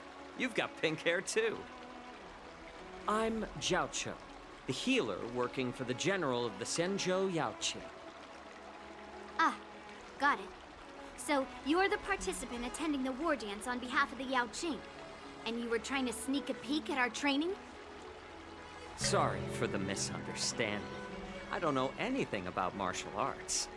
I'm just here on the general's orders to take care of some official business. I didn't mean to interrupt your training. I'll be on my way. If you know nothing about martial arts, why were you smirking earlier? Well, my curiosity got the better of me, I suppose. When I heard Miss March's pondering about what to learn, I couldn't help but wander over. From my professional experience, cleavers, slicers, chopping knives, and carving knives are all just tools. Kind of like frying, sautéing, boiling, and deep frying in cooking. They're just ways for people to show off their skills. How you use them really depends on the ingredients you're working with. It's like your sword teaching methods. If you align your ingredient, in other words, your apprentice's natural tendencies, with the right cooking method, by which I mean the teaching method that best suits her, she'll make double the progress in half the time. For example, golden eggplant tastes best when fried, cloud peppers when stir-fried, and yellow boulder beef when simmered. It's all about discovering the nature of the ingredients. Apprentice. All this talk about food is making me hungry. Aren't you a healer? Why are you talking about food? Well, it's just a metaphor. The medicinal school I follow on the Xianzhou Yaoqing is called the Ranja School, that specializes in food therapy. So it's only natural that I know a thing or two about cooking. So, you're the general's cook? I'm a healer. But anyway, a cook who isn't interested in health doesn't make for a good advisor. Fine, call me a cook if you want. Seeing the way you're looking at me, it's obvious you think I'm just some feeble academic who likes to blabber on about martial arts. But, in reality, I know a thing or two about killing. After all, the art of healing inherently encompasses both life and death.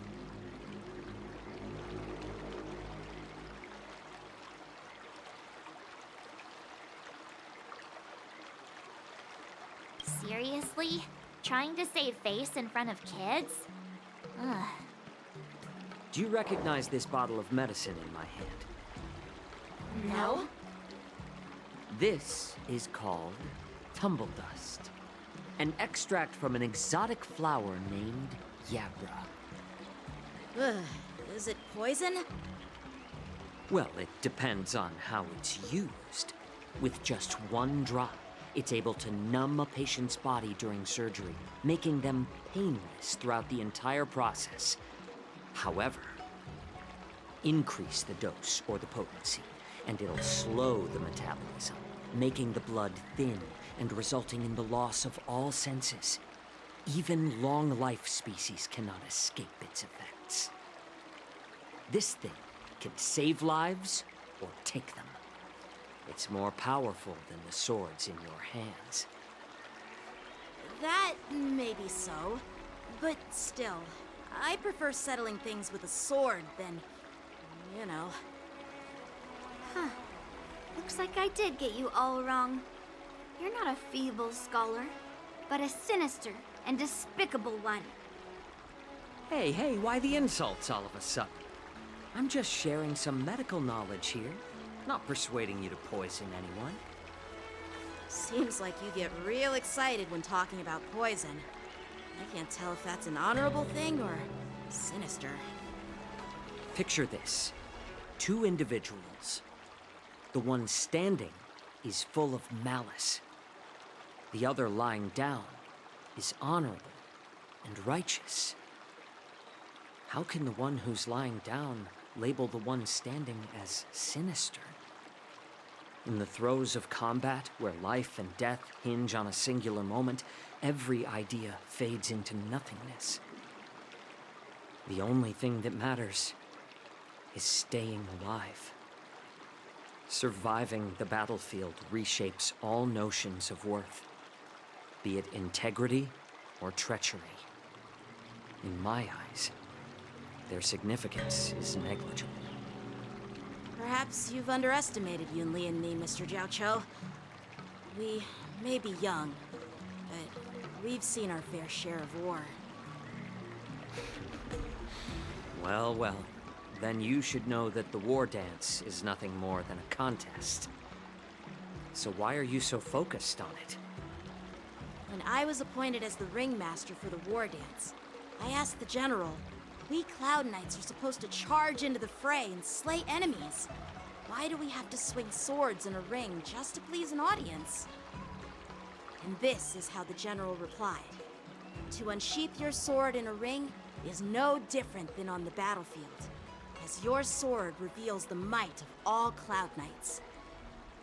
The war dance is the perfect chance to showcase martial virtue and forge alliances from all over the cosmos. When we unsheath the sword without drawing blood, we not only display our might, but also the martial virtue of the Cloud Knights. That's quite an insightful statement, Yanqing. Well, my apologies for being so short-sighted. I've been on the Luofu for quite some time, but I haven't had the chance to see the ceremony venue for myself yet. Hearing you speak so highly of it has piqued my curiosity. Would you mind showing me around? You want to see the Sky Splitter ship where the war dance will be held? Let's go! I bet Yunli and Miss March haven't seen it either, right? Well then, I'll give you all a tour.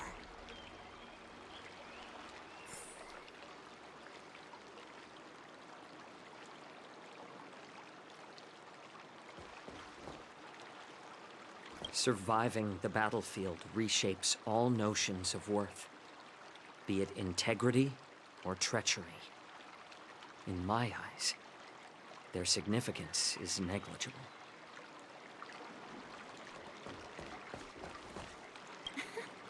Can you believe it? March 7th has actually become a pretty decent swordmaster in such a short time. Now I understand why Grandpa always had a grin on his face while training me.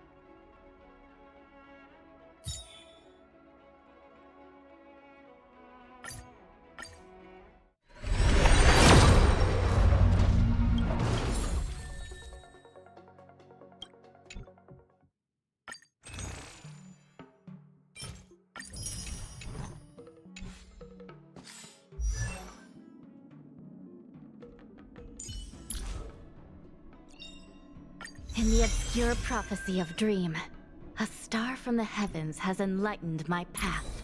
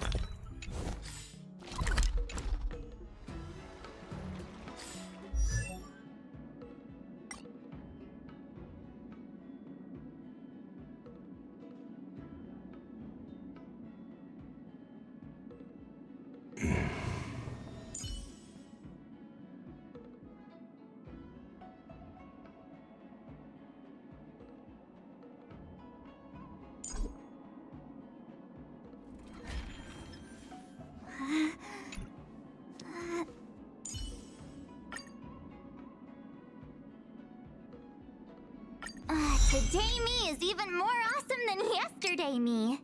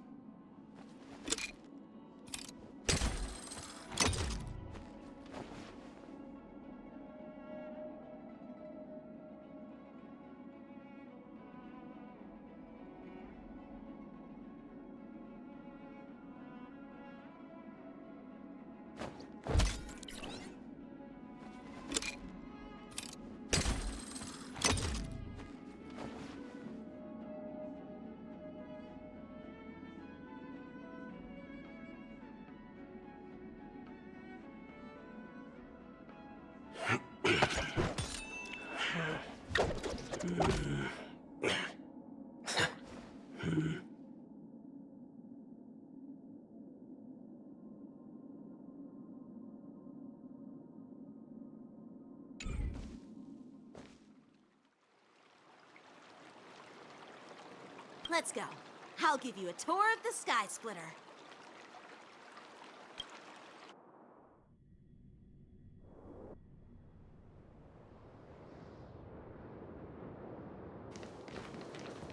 Looks like a lot of other visitors have also come to catch a glimpse of the Sky Splitter.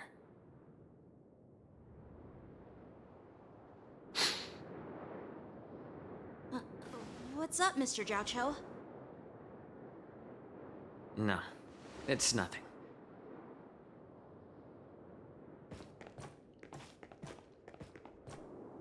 Do you see that airship in the distance? That's the Sky Splitter, the venue for the war dance ceremony. It doesn't look all that impressive from this distance. The Sky Splitter is actually a decommissioned Luofu military vessel. People aren't allowed on board until the war dance officially commences. Tomorrow, when the bell rings and the ceremonial cannons roar, I'll be there representing the Cloud Knights of the Xianzhou Luofu, standing in the ring, ready to take on challengers from all over the cosmos. Since I was a kid, I've been training in swordplay and the art of war under the general. Every day, I'd swing my sword 10,000 times, and then thrust it 10,000 times, repeating the process over and over. I understand that I'm not like other kids. I never envied the toys and freedom they all had. I never found sword practice boring or hard. Even in the thick of battle, facing down savage abominations, I never felt scared. Each day, I could feel myself getting stronger and stronger, and I racked up countless victories. It's the best feeling in the world. But then, I faced a really tough opponent, and just one slash shattered my confidence into 1,000 pieces. That's when I felt true fear for the first time. Maybe that's what Mr. Jiaoqiu meant by life and death hinge on a singular moment. Every idea fades into nothingness.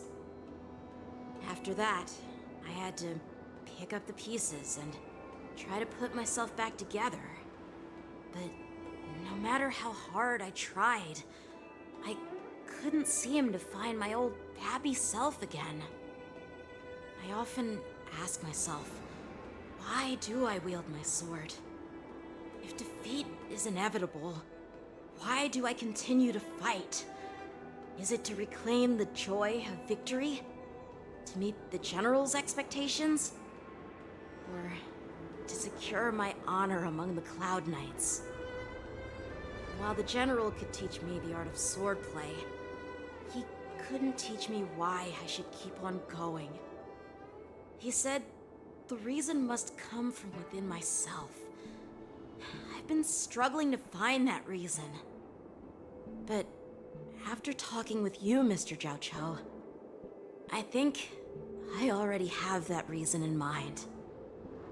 As a member of the Cloud Knights and the General's apprentice, I've had a weight on my shoulders. And I know there's still more to shoulder.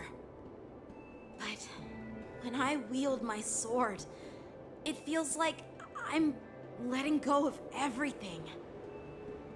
I love the feeling of giving it my all, facing any obstacle in front of me, pressing forward.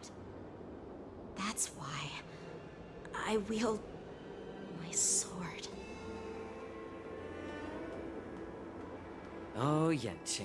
So young, yet so grown up. By the way, how old are you exactly? Age doesn't really matter. All swordmasters will understand how I feel.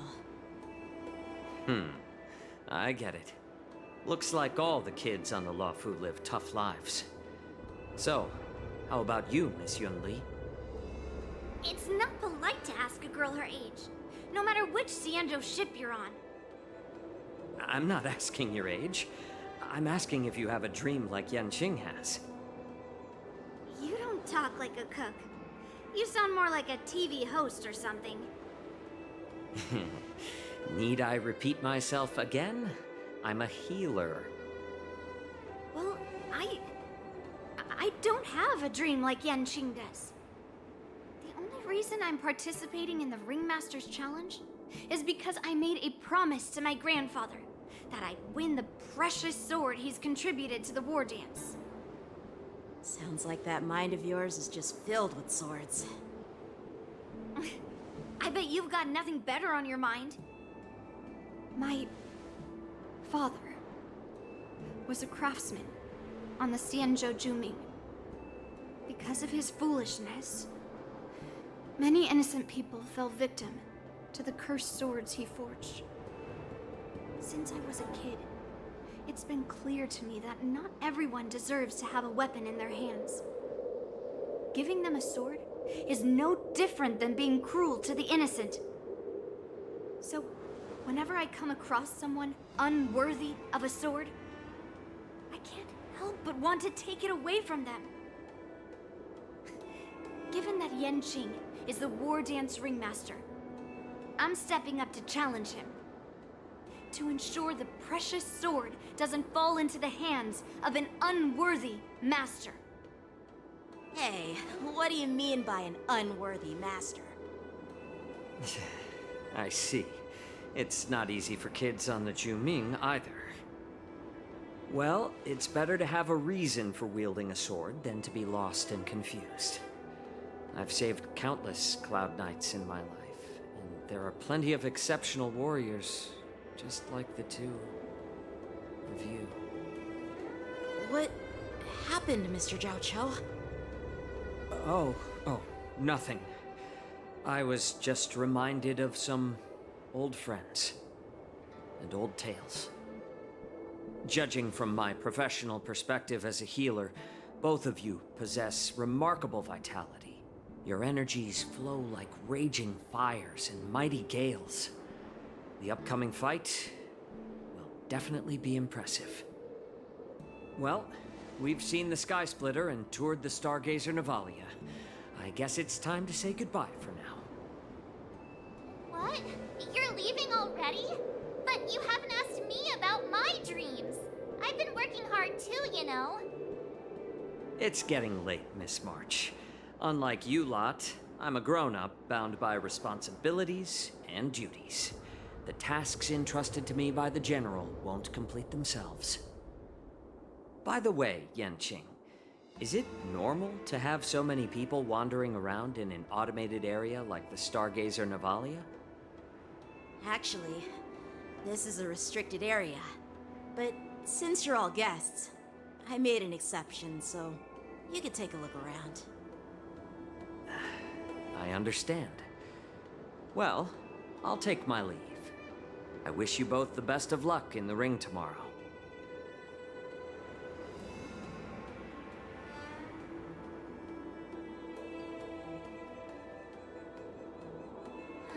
Seriously? I just spent so much time thinking about my dream that he didn't even ask me. Now that we're done with our tour of the Sky Splitter, shall we continue with our training? Why don't we take a day off? What? You want to secretly practice swordplay by yourself? Dream on. You know cramming before a fight never works out. For some reason, seeing the Sky Splitter has boosted my confidence. So, I've decided to conserve my strength for tomorrow. All right. I'll take you out of the Stargazer Navalia.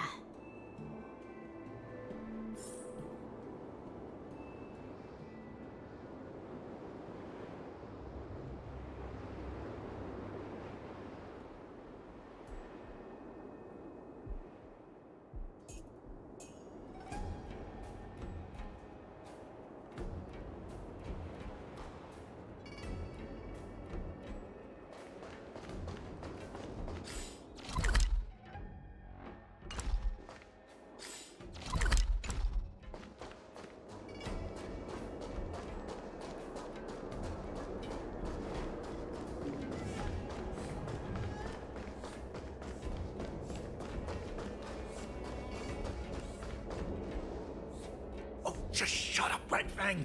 This is not a beast ship. I need some time to take care of things.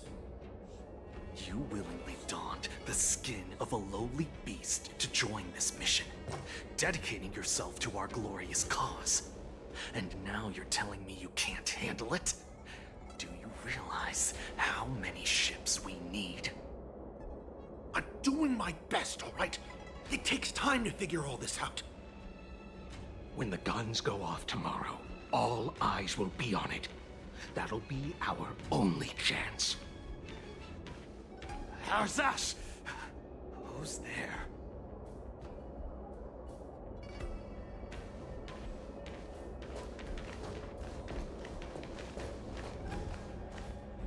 Who are you guys? An impromptu inspection. Why are there outsiders loitering in Stargazer Navalia? And a bunch of kids at that. Hey, kids, didn't your parents ever tell you to stay away from the Stargazer Navalia? I know it's an automated facility, but it doesn't mean you can just break in and do what you want.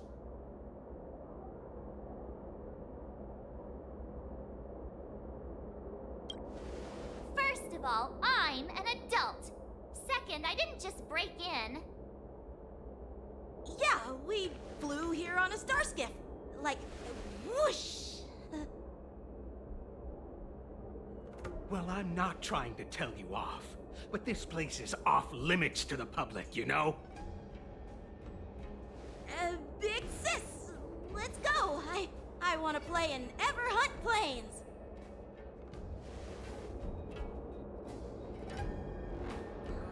Everhunt Plains?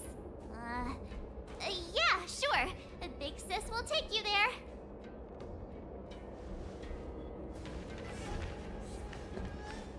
Shuha! You should have let me. Shh, the overhaul is done, and everything looks good. We should leave.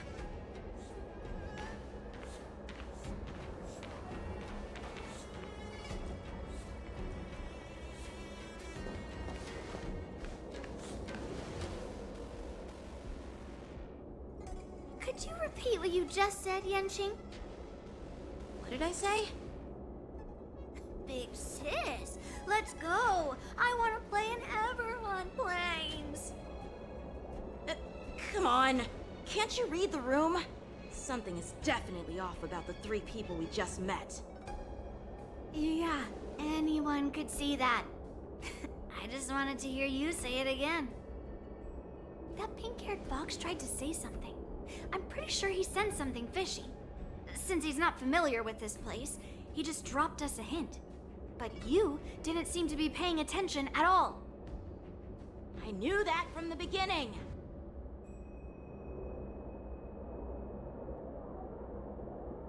They said they were doing an overhaul, but it looked like they had no idea how to operate the Starskiff production line, right?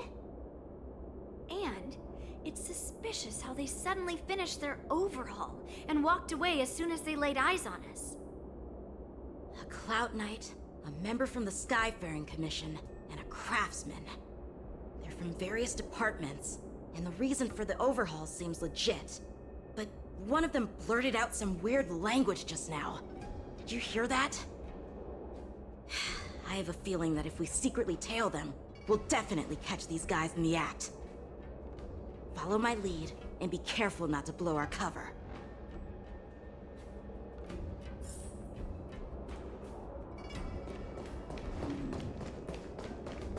Never mind who they are. Let's just film them.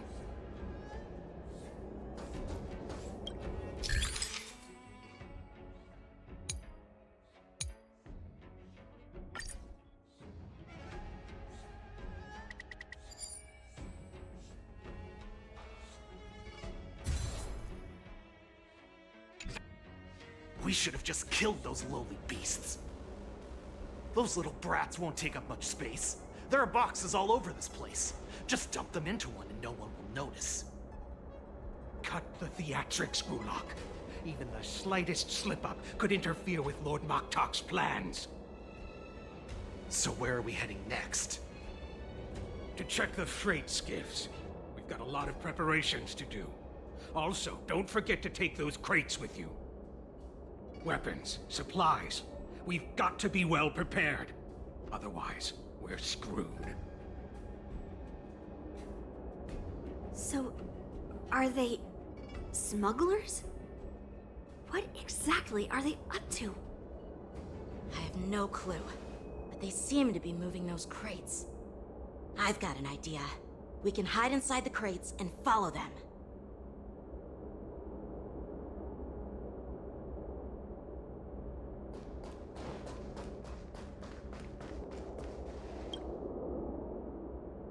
Ugh, so cramped in here. I can hardly breathe. Just hang in there.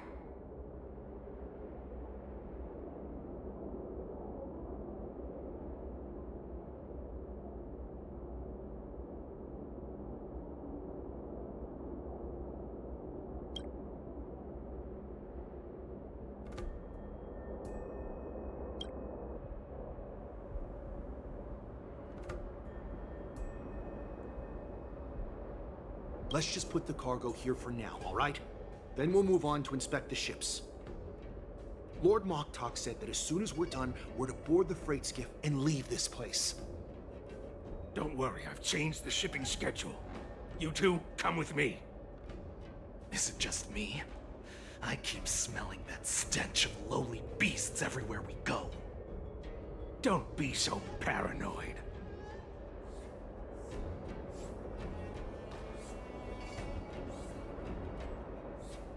Looks like they're planning to escape on the skiffs in Stargazer Navalia. They keep talking about their plans, but where do they come from? And what do they want to do on the Xianzhou? They're definitely up to something bad. Wait, they disappeared. Let's catch up to them.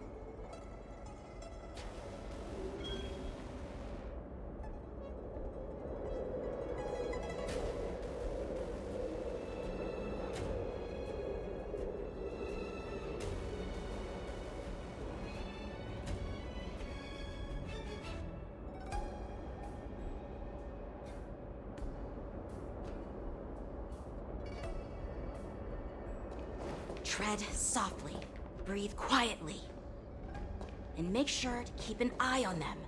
Hide out of sight as soon as there's any sign of activity. Watch out! We're on high alert!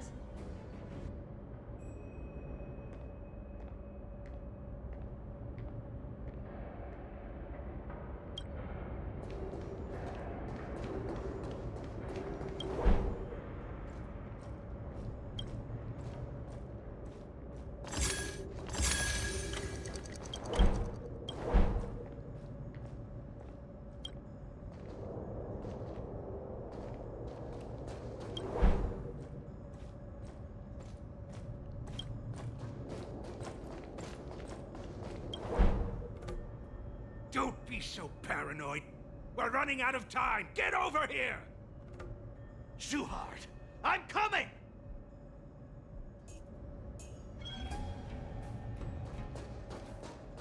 They're leaving. We should catch up to them, quickly!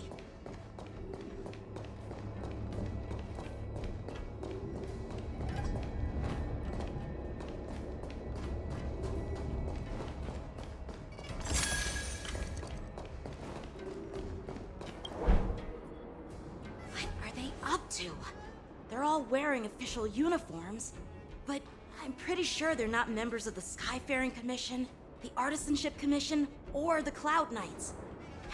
This is way too suspicious. Never mind who they are. Let's just film them. That way, if they do anything bad, we'll have solid evidence against them.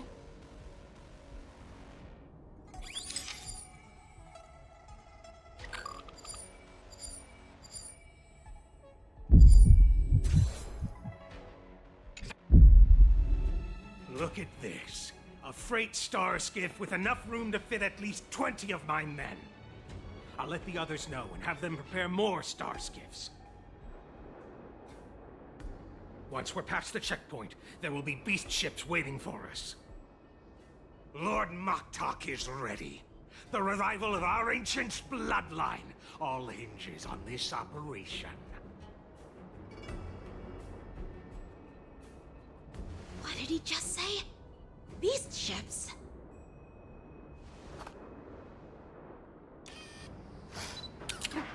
Who's there? It's those brats! I told you to get rid of them, but you didn't listen, you idiot! Wipe them all out!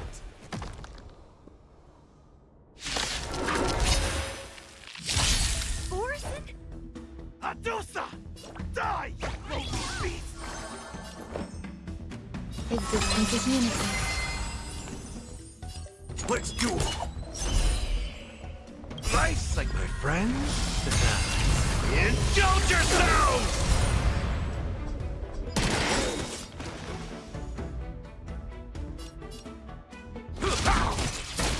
There's no reasoning with you bunch anymore. Those with the most gun, those digging the grave.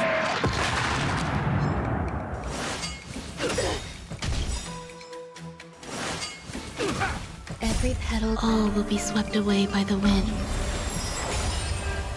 Ready to shine. Bring it on. It. All you stand still.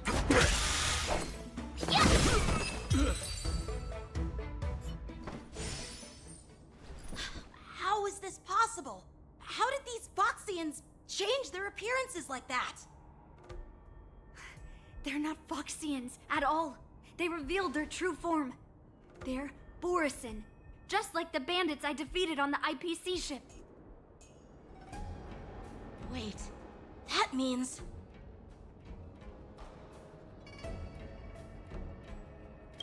What kind of trick did they use? When we were tracking them earlier, they looked just like normal Xianzhou Foxians. It's not just a simple disguise of wearing our clothing and shaving their whiskers. They're somehow able to alter their appearance to be indistinguishable from Foxians. They even have official IDs for the Skyfaring Commission, the Artisanship Commission, and even the Cloud Knights? Let me check this fake Cloud Knight's tag. Maybe it'll give us some clues. Lujun, an officer of the Patrol Defense Squad? Wait! What's the matter? I encountered a patrol officer named Lujun before. It was a few weeks ago, when we were transporting the Borisin prisoners. They can forge official identities and move around the Xianzhou without raising suspicion. Oh no, this is bad. Even worse. If you find one cockroach on the Express, it usually means... There are more Borisin hiding on the Xianzhou.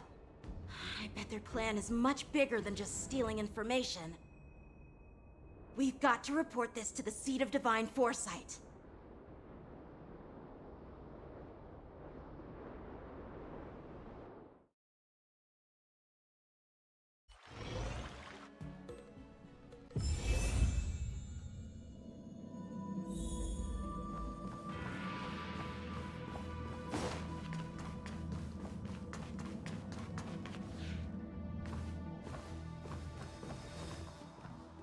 I am glad to finally meet you in person, guests from the Astral Express.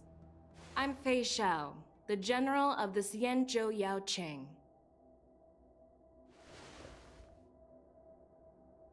Let me introduce our guest to you. The one dressed in green. He's the reincarnation of Imbibitor Lune, and the person behind him is the newest member of the crew. I've heard a lot about you.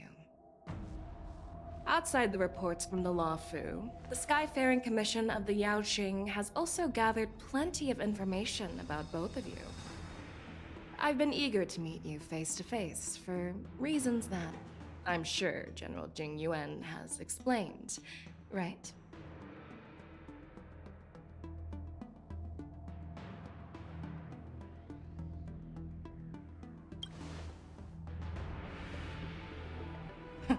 Straight to the point. I like it. According to General Jing Yuan's report, the Ruin Legion is to blame for the Ambrosial Arbor crisis, and all Arbiter Generals should pay attention to the Ruin Author's movements. Over the years, the Destruction's minions have wreaked havoc on countless worlds, and the Alliance has been keeping an eye on them. But no one expected them to join hands with the remnants of the Abundance. The damage caused by the Ambrosial Arbor crisis was far less severe than expected, which is good news for us. However, it was quite different from the Ruin Legion's usual style of destroying life wherever they go. While I trust the bravery of the Divine Foresight and the Nameless, I'm curious about some details missing from the report.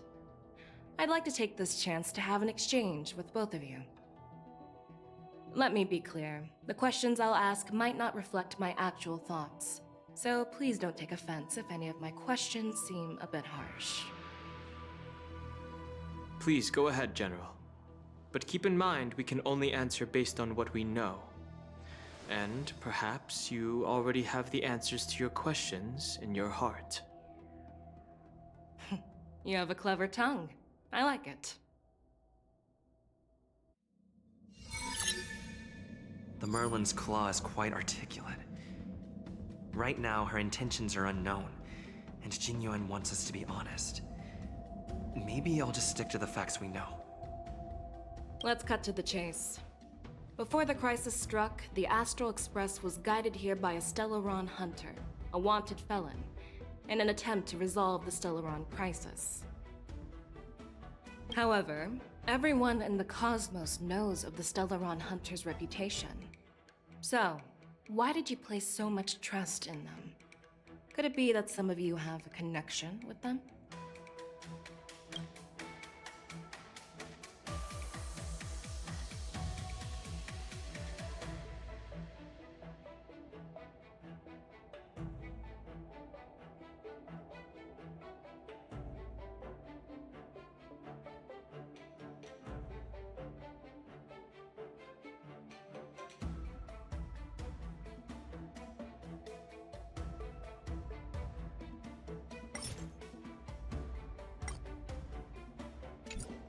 Rumor has it that Elio, the leader of the Stellaron Hunters, possesses the power to see into the future. He foresaw that the Xianzhou and the Express would have important roles to play in the war against Nanook. That's why we were lured here to the Luofu, to deal with the Stellaron crisis and fulfill the prophecy. General Jing Yuan believes in this prophecy too, as mentioned in the report. I'm curious why you didn't question it at all. Could it be because one of the Stellaron hunters is actually an old acquaintance of General Jing Yuan? Please be cautious with your words, Merlin's Claw. Let's avoid sowing doubt among our comrades. That Stellaron hunter used to be my disciple. So are you putting my loyalty in question too? I'm simply bringing up the doubts about General Jing Yuan that exist within the Alliance. Since I'm representing them, perhaps you can just imagine me as one of those old geezers. Let's move on to the next question. The report suggests that Don Shu, the master of the Disciples of Sanctus Medicus, colluded with the Lord Ravager and used the power of the Stellaron to resurrect the Ambrosial Arbor. But here's the thing. Don Shu was just a chief alchemist. Even if she colluded with our enemies and summoned the Stellaron, how did she manage to bypass the Videodora guards around the Ambrosial Arbor?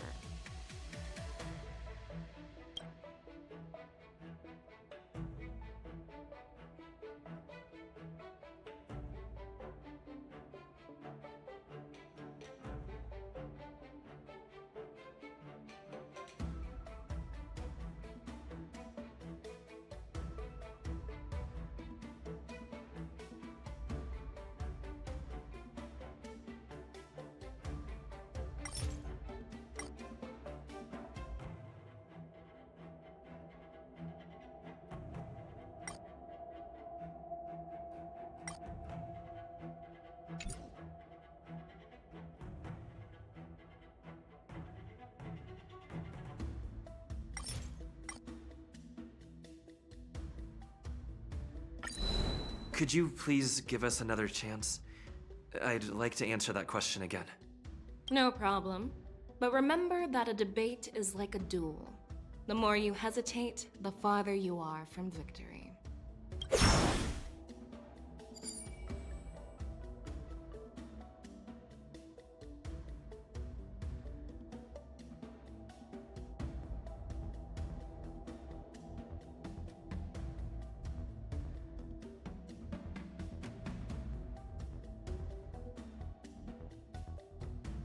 You know what?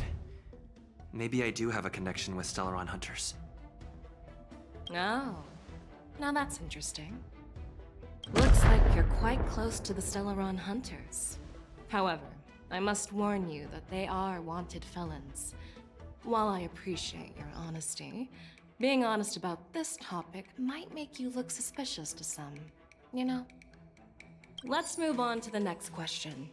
The report suggests that Don Shu, the master, but here's the thing.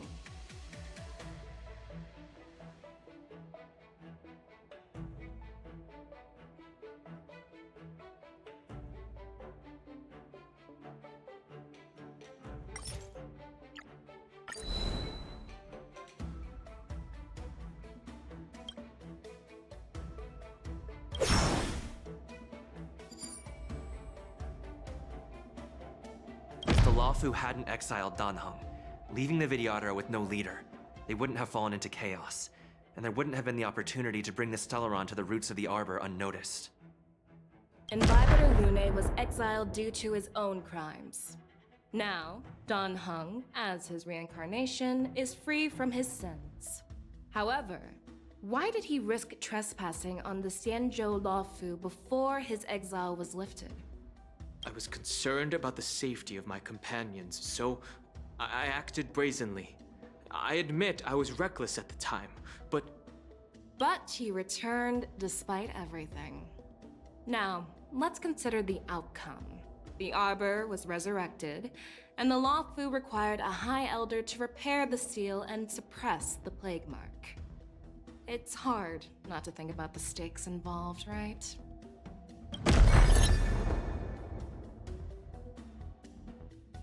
Well, it appears that you are still unable to give explanations for several details about how the Nameless got involved in the Ambrosial Arbor crisis.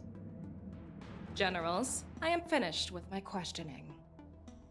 So, what do you think, General Fei Shao? Have the doubts in the report been cleared up? The two Nameless have been honest in their answers. Even though there are some tricky details, my intuition tells me there is nothing wrong. However, the three questions I posed earlier were not just for the Nameless, but for you too, General Jing Yuan. First, the disciples of Sanctus Medicus grew uninterrupted on the Luofu, yet the Six Charioteers were not aware of it. That was a dereliction of duty. Second, you believed in the Stellaron Hunter's prophecy and entrusted outsiders to solve the crisis, even granting them access to the Plague Mark. That was a dereliction of responsibility. Third, you insist on holding the war dance right after the Ambrosial Arbor crisis, putting the Luofu back in the spotlight. That is a dereliction of wisdom. Merlin's Claw. Is this your line of thinking, or the Ten Lords? From the moment I walked in, I made it clear that the questions I'd ask might not reflect my actual thoughts. The disciples of Sanctus Medicus were deeply rooted and had been plotting for a long time.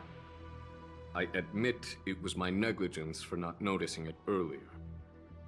As for the Stellaron Hunter's prophecy, I didn't believe all of it, but in the end, the Luofu did survive the Ambrosial Arbor crisis. So, I think it's safe to say that Elio's prophecy about the future holds some merit. And as for the war dance, do you think I'm unaware of the risks? However, risks can also be opportunities. The Luofu has lain low for too long. I believe it's time to stir up the dregs hidden in the depths and wash them away once and for all. Just as I expected from our sophisticated divine foresight. You have a way with words. I like it. But, unfortunately, ever since the report was submitted, the Alliance has been filled with rumors and speculation. Even within the Lawfu, there are people accusing you of neglecting your duties, resulting in the Ambrosial Arbor's resurrection. So what are your thoughts on all of this, General Fei Shao? As a fellow Arbiter General, I fully understand the difficulties of this position. Personally, I think all these rumors are meaningless drivel. Across the sea of stars, the Divine Foresight knows better than anyone else what happened on the Lawfu and the meaning behind it. Just as what happened on the Xianzhou Yaoqing recently. You mean the Xianzhou Yaoqing is also... The scouts of the Verdant Knights have sent back reports that Borisin are making trouble again. The Borisin packs that were once divided and scattered have started swallowing each other up, forming larger and larger packs. Moreover, there's an entity named Mongoose behind it all. An entity? According to the report, this entity isn't actually a Borisin. It's a woman claiming to be the messenger of the Master of Immortality. She's described as having 12 faces and 12 pairs of fangs, as cruel as poison and as elusive as quicksand. The Borisin believe she'll give them a chance to rise again. That's Ventilia. That's right. You're lucky that I'm the one who came this time. If it were the Patina Justice or the Seer Strategist, this conversation might not be so friendly. I've always had faith in my instincts, so I don't doubt your good intentions. But the Alliance has its fair share of questions and doubts about the Lawfu. So, my plan is to come up with an acceptable answer to satisfy the Alliance. What's in this plan, General Fei Shao? General Jing Yuan, you already know what has to be done. But since you don't want to be the bad guy, I'll take care of it for you. You need the final word from the Ten Lords Commission to quell any doubts. And for that, I'll have to ask the two Nameless to visit the Shackling Prison.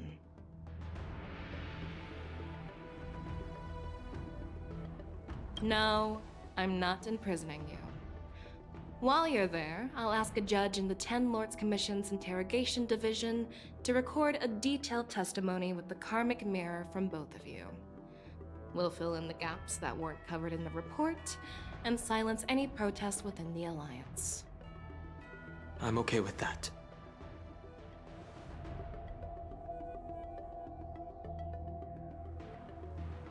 Your willingness to help is truly heartwarming, youngsters. Then, as the Merlin's Claw requests... Oh, there's one more thing. This testimony is for silencing the voices of opposition within the Alliance, but I would like to urge General Jing Yuan to listen to the pleas of the Foxians on the Xianzhou Yaoqing. So, you are here for HUOHUO. Exactly. HUOHUO is locked up in the Lawfu's Shackling Prison. Since he is the Broodlord of the Borisin, I want to transfer him onto the Xianzhou Yaoqing and imprison him there. The recent movements of the Borisin suggest they're planning something big, so we must act preemptively. It makes sense to have the Foxians keep an eye on their arch-nemesis. Since you trust my judgment, I'll repay that trust. What do you think about all this, General Huayan? I was worried this would turn into a heated argument, but it seems like both of you are on the same page, solving each other's problems. I couldn't have asked for a better outcome. And as for HUOHUO, I'll send my lieutenants Zhao Chou and Moza to check on his condition in prison and ready him for transport. If there are no more questions, shall we get this started?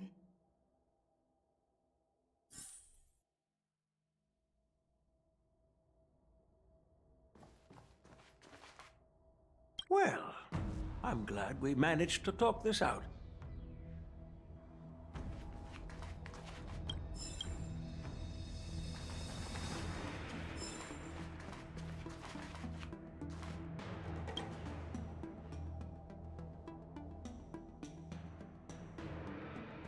Do you actually believe in the Stellaron Hunter's prophecy?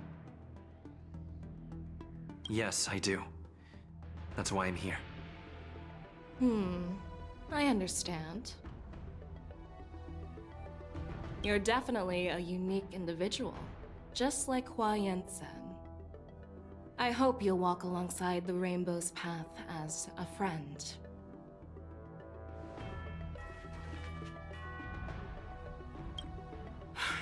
I'm really sorry about all this. But the testimony in the shackling prison won't take up much of your time. I'll call for a messenger to take you to the interrogation division. You just need to give your testimony, and then you can head back. So no need to worry. As you wish, General.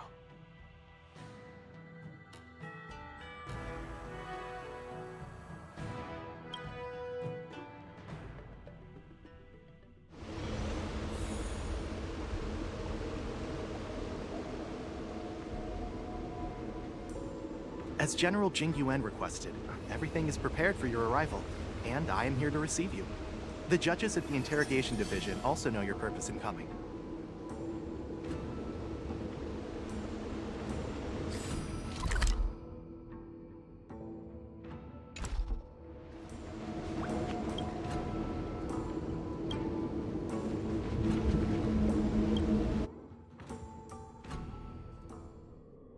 The shackling prison.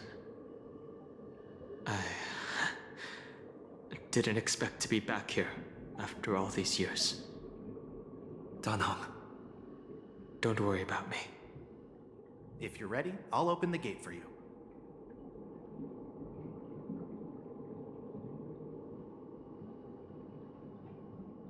Well, technically, the shackling prison is spread out across multiple delves, and the ancient sea is just where they overlap.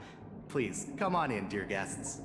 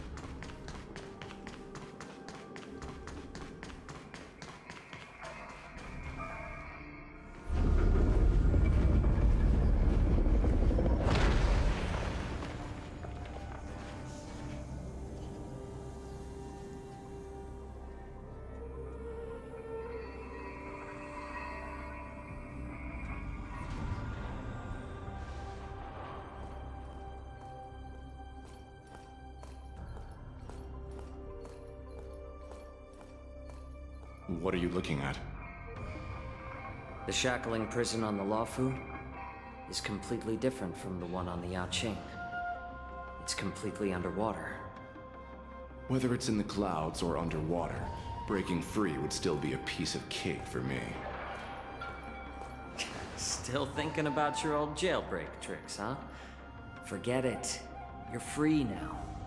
Just don't do anything stupid, or the judges will throw you back in there and lock you up for a few hundred years. You'll see me again in just a few days. Taking Hule back to the Yaoqing means a lot to the Foxians on the ship, and to the General herself. So stay alert.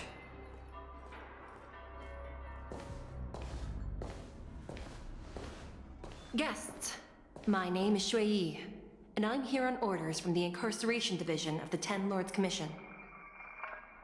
We're Jiao Cho and Woza. General Fei Xiao sent us to extradite the Borisin criminal Hule to the Yaoqing.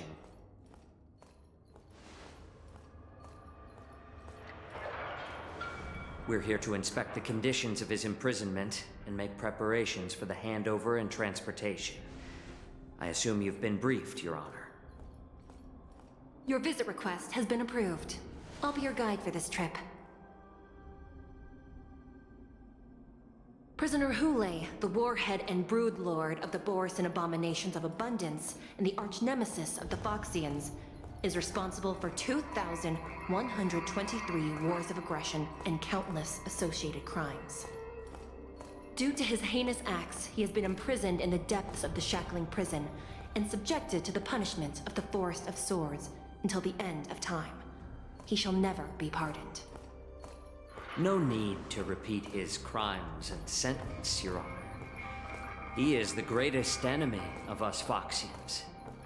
The stories of his atrocities are used to terrify our children. I'm well aware of every crime he's committed. Let's move on to the next step.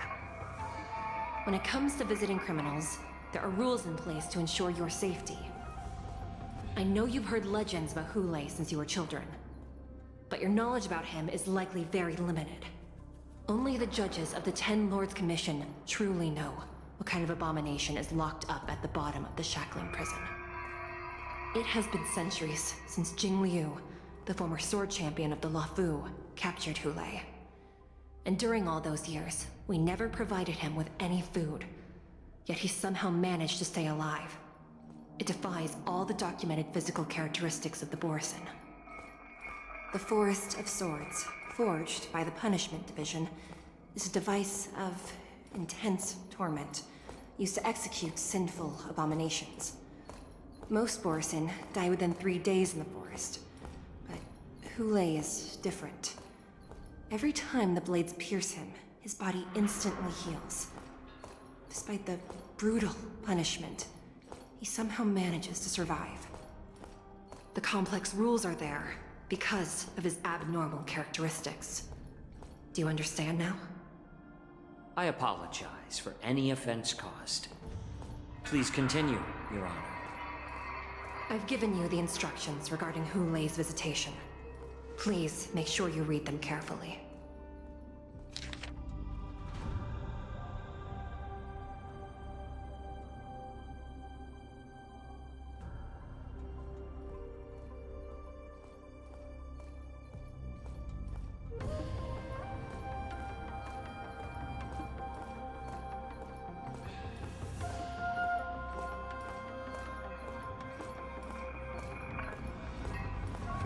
And please, take this pellet before proceeding. No, I'm not taking random medicine. Then you won't be allowed to visit HUOHUO. Just swallow it already. HUOHUO is like all Borisin.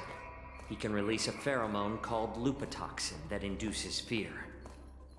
Thousands of years ago, we Foxians were enslaved by the Borisin. Not because we were naturally weaker, but because of their lupatoxin. This pill is for our own mental well-being. I understand. I knew you were a reasonable person. Now that we've taken the medicine, let's proceed.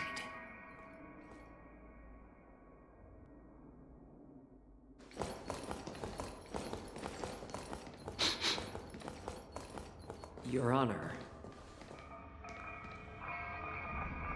What is it? No, never mind. Maybe I'm just imagining things. Let's keep moving.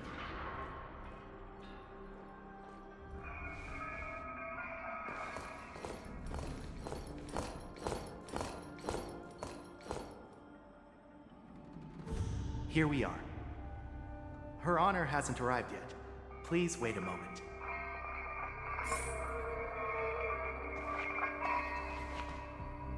This place...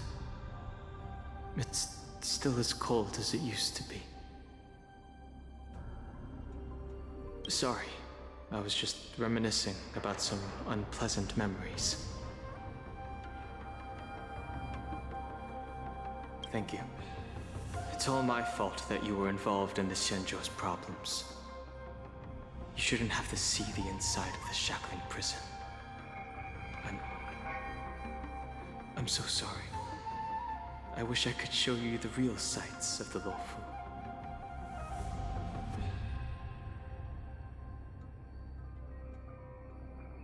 The 6 charioteers might have more power over the rest of this Xianzhou ship.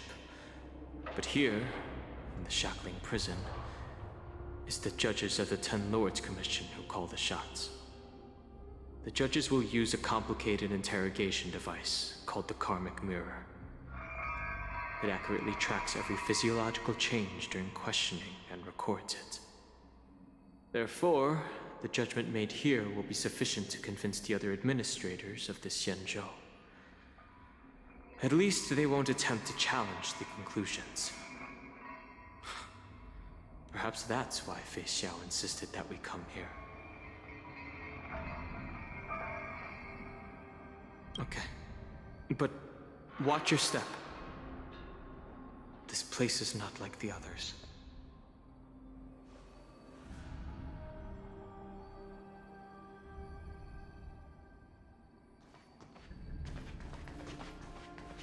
Her Honor hasn't arrived yet. Please wait a moment. This place... Okay. But watch your step. This place is not like the others.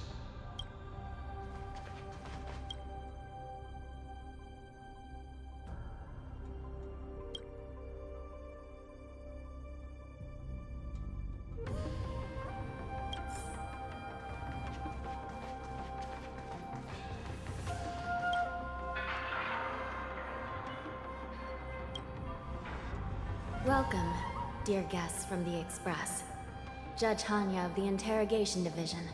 We've met before.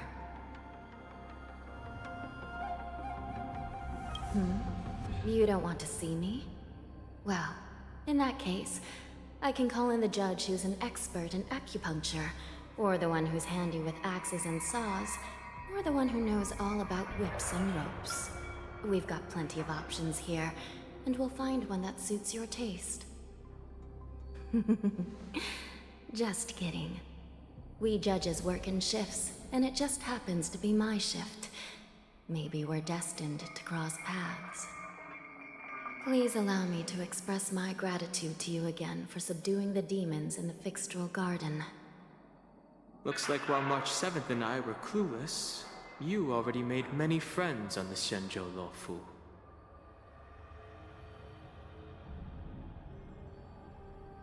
Even though you and I have met before, we can't show any favoritism under the 10 Lords.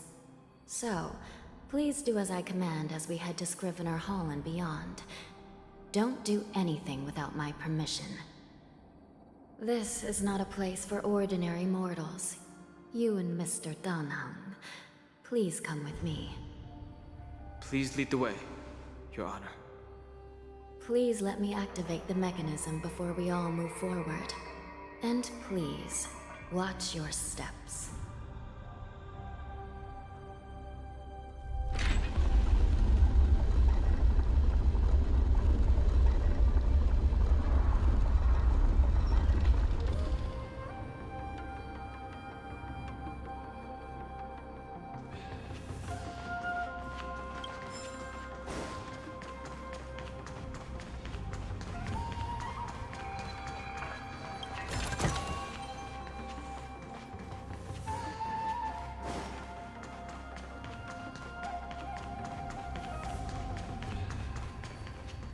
Be very careful and watch your step as you make your way through. The terrain inside the shackling prison is treacherous. One wrong move, and you could end up plunging into the depths. And if you're really unlucky, you might be frozen solid or burned to a crisp before anyone can help you. Gee. But with your skills, I don't think you need to worry about that. You're funny. This prison does contain many layers.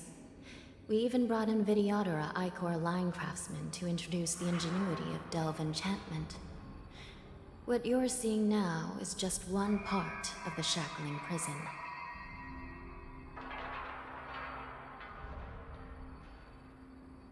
Perhaps. Judging from the appearance, much of the architecture in this prison has a Videodoran style. So, perhaps they did have a hand in building this place back then.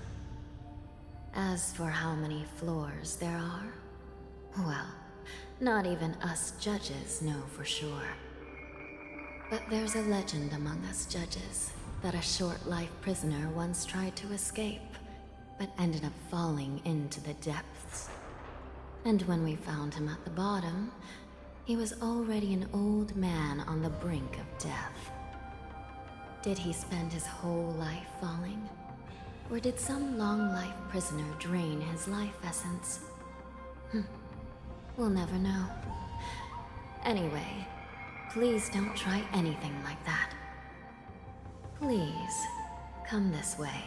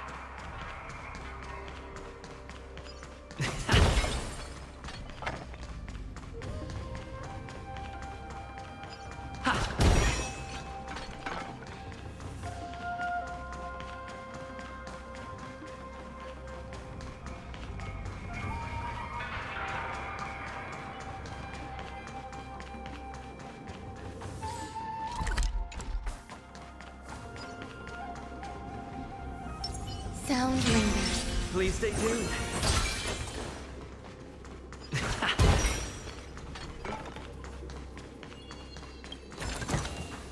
Is that all?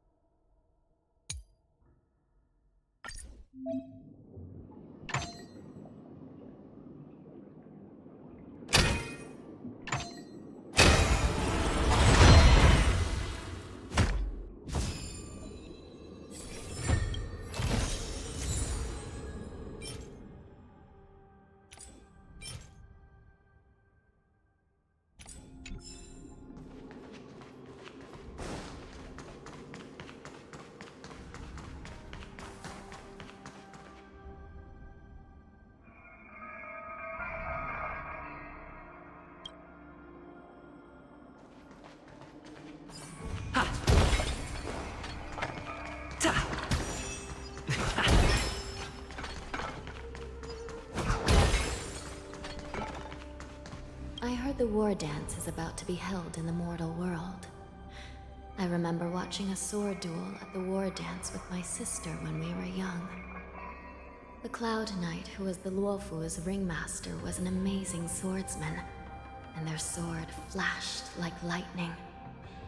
The Outworld Challenger had fiery red hair and a hand made of steel, which roared like thunder. They battled for a long time before a winner could be declared. Time sure flies.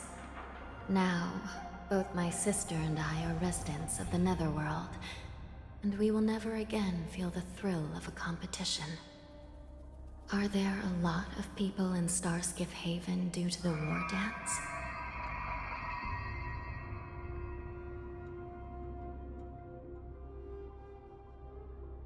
Sounds amazing. It's a shame I'm too busy to attend. But even if I could, I'd probably just scare people off with my current appearance. Let's get going then.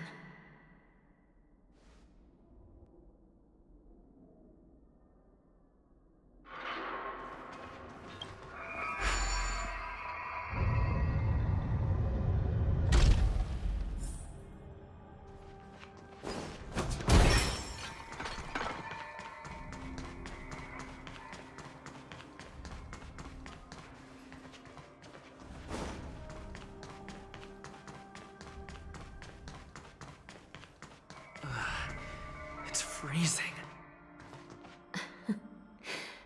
This place is filled with the cold air from the northern peak of the polar delve. Even the toughest long-life species would have a hard time enduring this.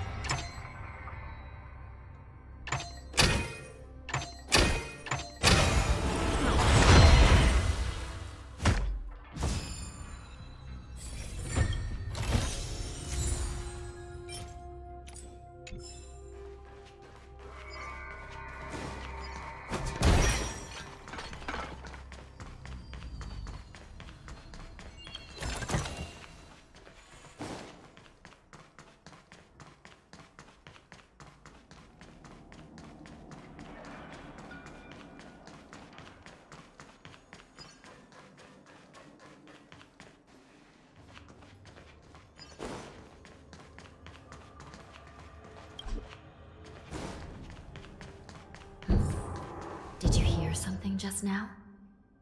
Let me check it out.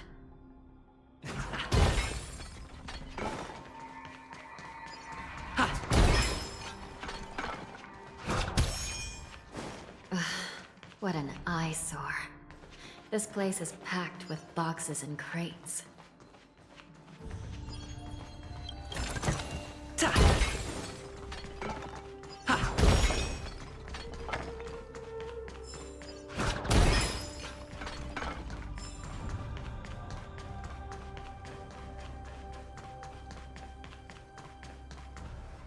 These crates, they look oddly familiar.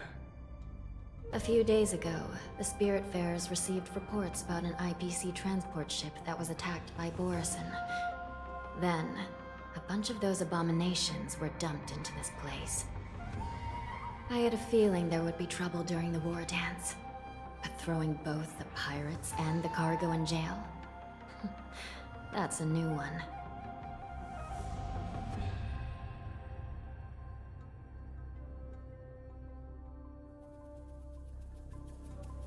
I heard the Intelligentsia Guild crafted something dangerous. We have many records in the Hall of Karma about these wise ones. They love to tinker with forbidden technologies, always trying to push the limits of ingenia. I caught a glimpse of the mechs in those crates, and they bear a striking resemblance to Borison. I wonder what they're planning this time. Well, business first. Let's keep moving.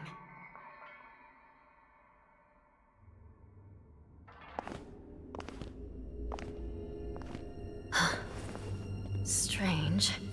I don't remember checking the containment facilities a second time.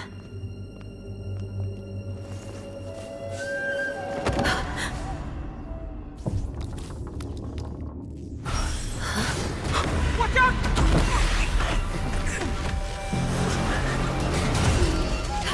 No! All wardens prepare for action! Emergency! All wardens prepare for action!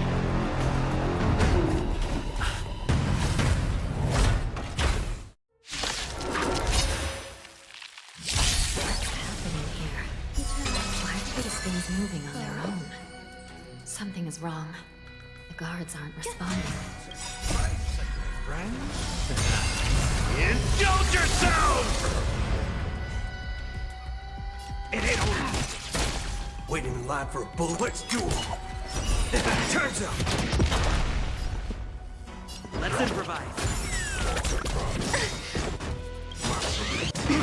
Every petal all will be swept away by the wind. There's no reasoning with you bunch anymore.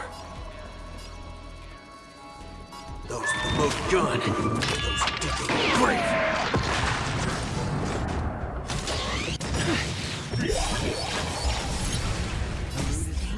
He's running wild, just like a Boris. Looks like we're on our own.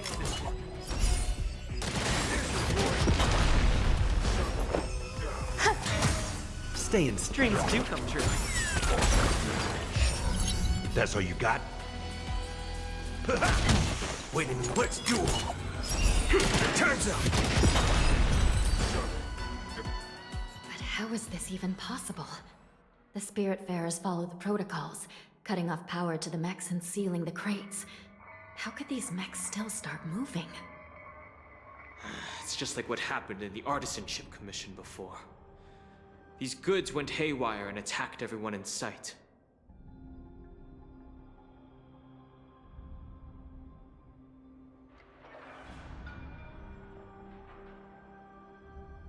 The Alchemy Commission members examined them and found some unusual structures within.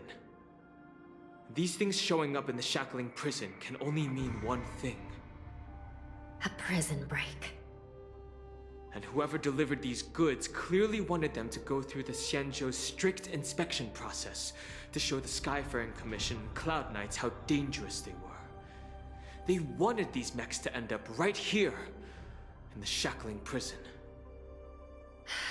If these things already started taking action while nobody was paying attention, then the whole prison is in trouble, I'm afraid. And to make things worse, another group of visitors just entered the depths of the Shackling prison, the messengers from the Xianzhou Yaoqing. And the prisoner they came to visit might be the target whom these wolf-shaped mechs were delivered here for. If that vicious beast manages to break free, it will be a catastrophe for the Xianzhou Luofu.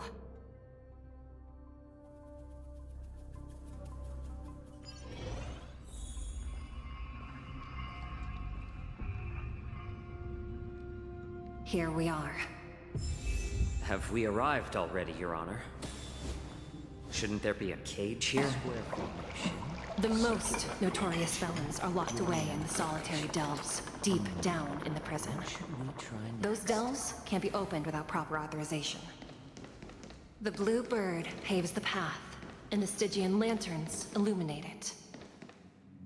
Help me light up these lanterns, and the way to the bottom of the Shackling prison will reveal itself.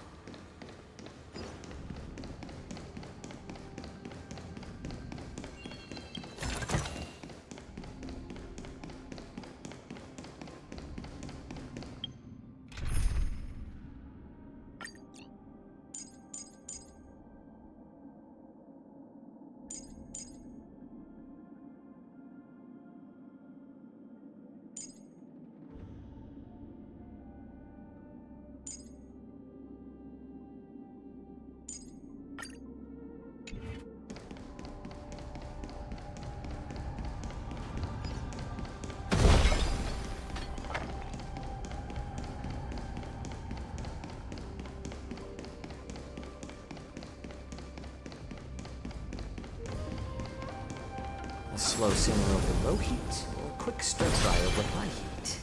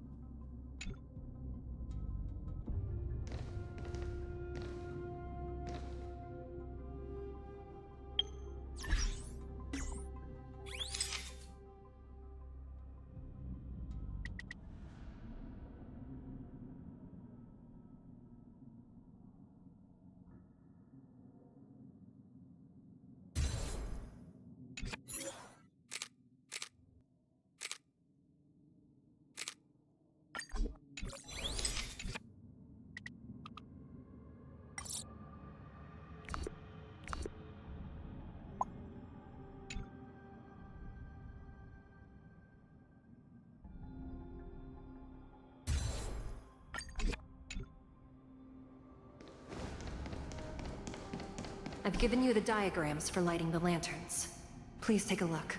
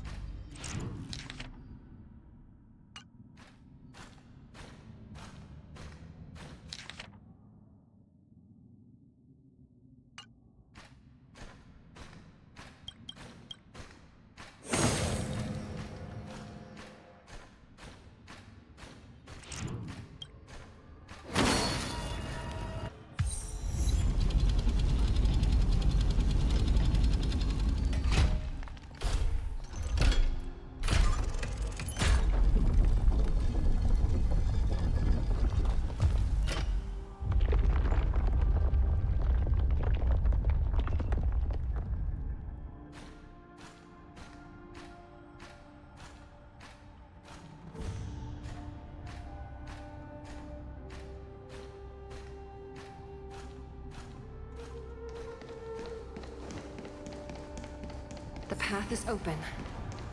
Once we descend to the bottom of the prison, please do not do anything reckless.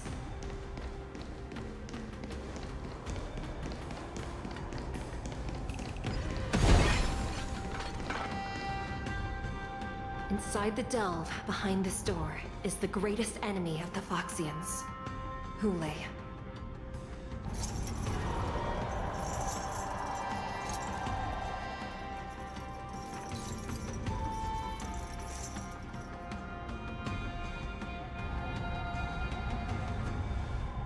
According to custom, envoys from the Yao Qing visit the Xianzhou Luofu once every century to check on this abomination's imprisonment and condition.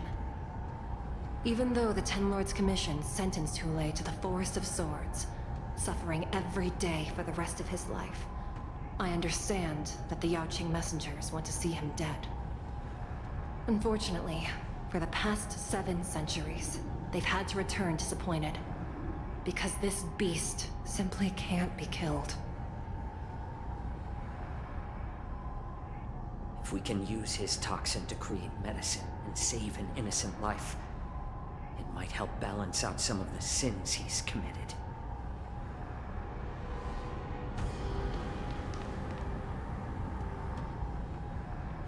Could you be the key to a cure for the General, HUOHUO?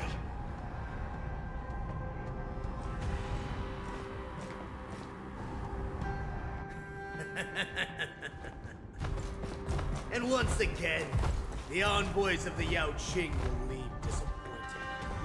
However, I won't say the same for me and my brothers. Who's there? I'm just a humble counselor of the Rhino Hound Pack. You can call me Mock Talk. Wardens, intruders on the lowest level. Send reinforcements. Nobody will hear you here, at the bottom of the shackling prison. Thank you for opening up the prison for us, Your Honor. We'll take it from here. No wonder I kept smelling that familiar stench. So it wasn't just my imagination. Do your thing, Morsa. We mustn't let these abominations get any closer!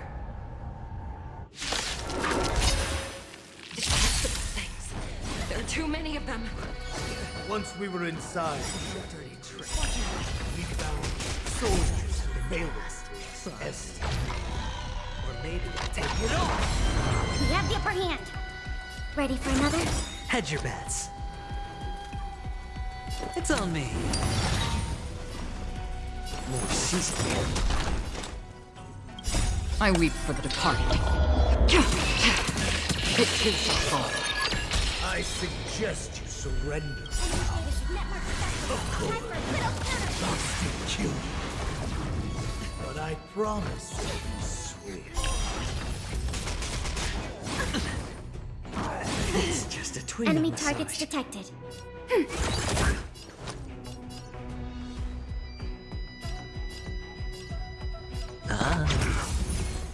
Little more I'm honored. Since you're already here, why not have a meal before time? That's half the work. Just for oblivion. How presumptuous. Die now! Leave if you can, Mosa. It's not time yet. It too shall fall. Netmark activated. Time for a good old counterattack. Watch your head.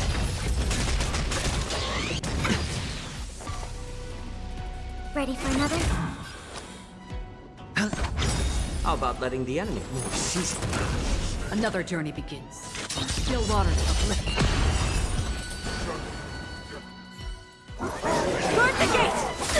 They can't be allowed in!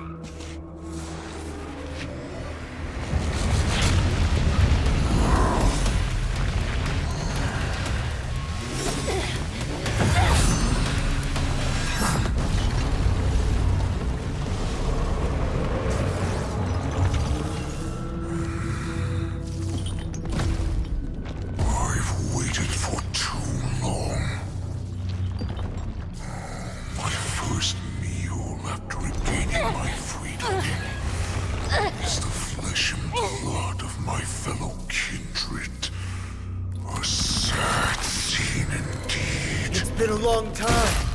Boy, welcome back.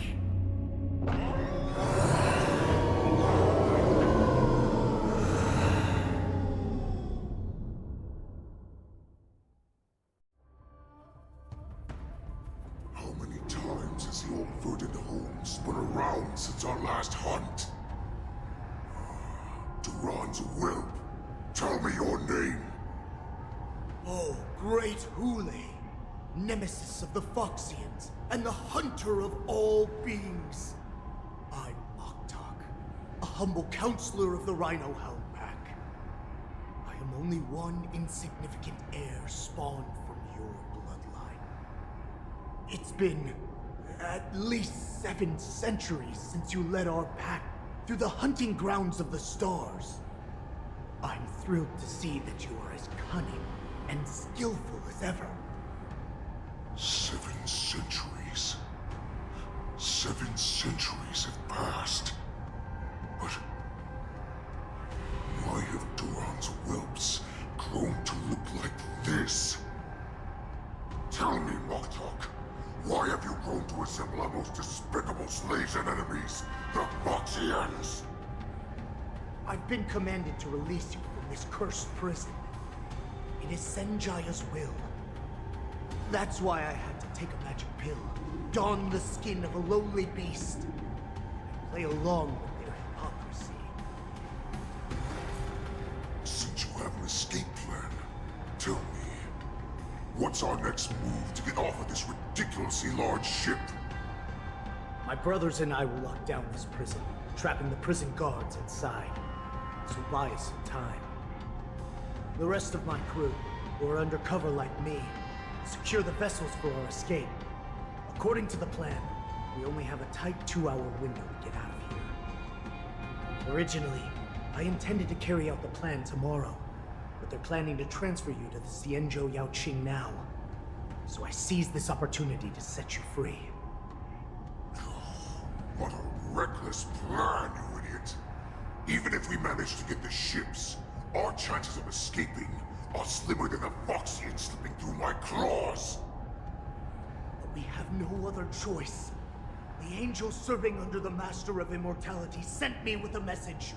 Only your return will end the prolonged divisions among the Borisin. Every one of my crew is ready to lay down their lives if it means setting you free.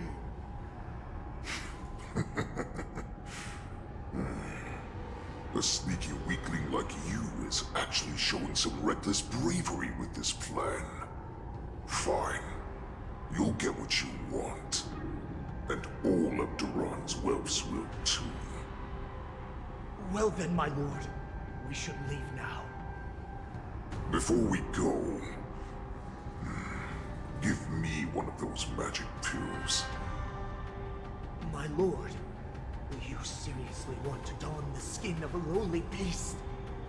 That would be a disgrace to your greatness, my lord. You idiot. Greatness means nothing without freedom. Once I get out, I'll need a disguise that won't raise any suspicion. As you wish, my lord. Is that Foxian slave my meal? No, he's an envoy from the Xianzhou Yaoqing. I plead you to endure him a bit, my lord, as he's more valuable as a hostage. Take him, guys. Time to move out.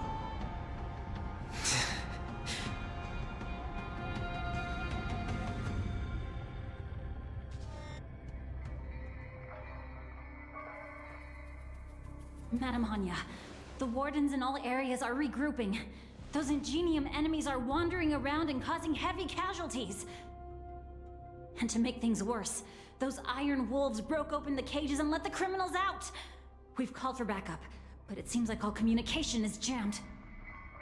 Let's preserve our strength and first take down the isolated prisoners. By decree of the 10 Lords, all prison breakers and intruders shall be apprehended, dead or alive. Just a short time ago, the nether key mechanism was activated. It was probably Madame Shui and the Yaoqing messengers, heading to the bottom of the prison. Given the situation, I'm afraid that area is exactly where our enemies are targeting. We mustn't let that vile beast escape from its cage. We've gathered all the prison guards who can still fight, and we'll split up and secure each floor. Go! Those intruders are quite bold. They must have been planning this for quite a while. Indeed, but Borisin tend to favor direct and aggressive approaches. Crafting careful and precise plans like this is simply not their style. Let's focus on the current situation right now. Please help me.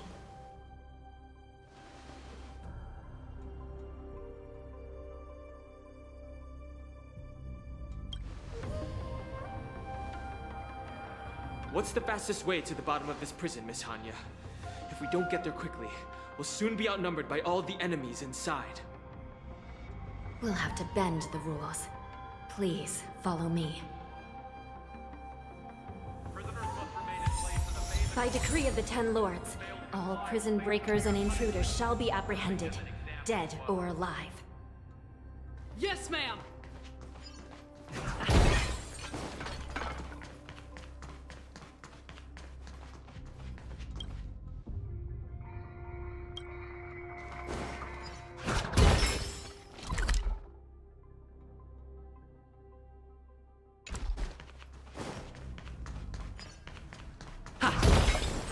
Please stay tuned. Locked and loaded.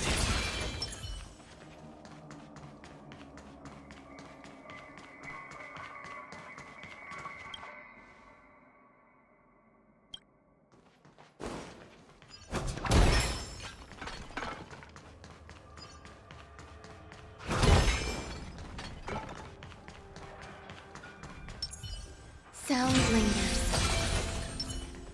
Hold your position here. Yes, ma'am.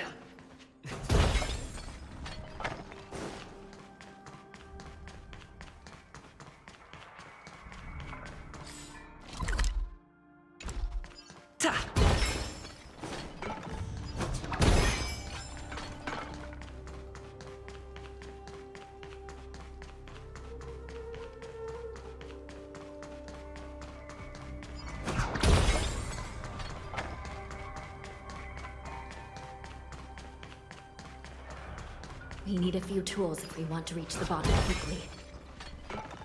Follow me to the next floor. The path is cut off. Someone must have altered the mechanism. No matter. It'll just require a bit more work to get through.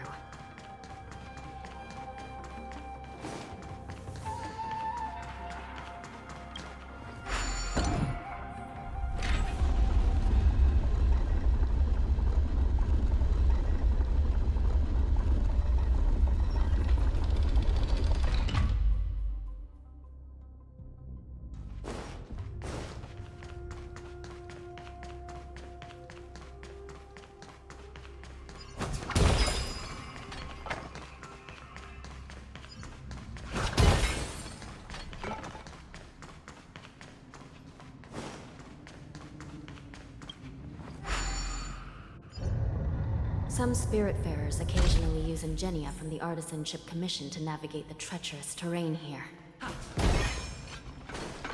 Normally, using devices like the shifting screen is strictly forbidden, as they could help prisoners escape. But, given the urgency of the situation, let's just ignore the usual regulations.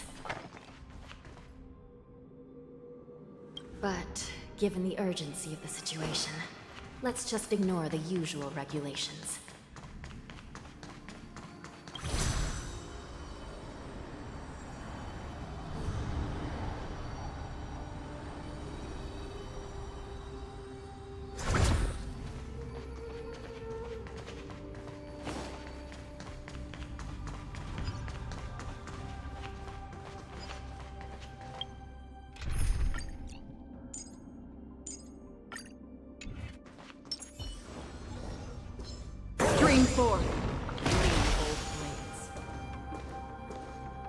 The nether key has been activated. I hope we're not too late. Hang in there, sister.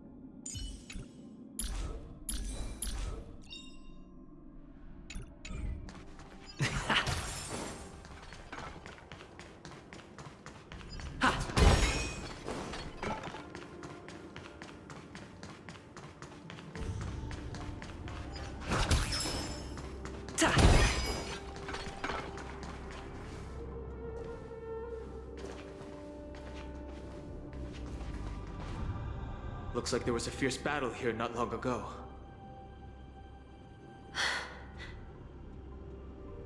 The gate to the prison delve is wide open. HUOHUO has managed to break free. Where are the Yaoqing messengers? And where's my sister? Are they still alive? Let's look around. Maybe we'll find some clues.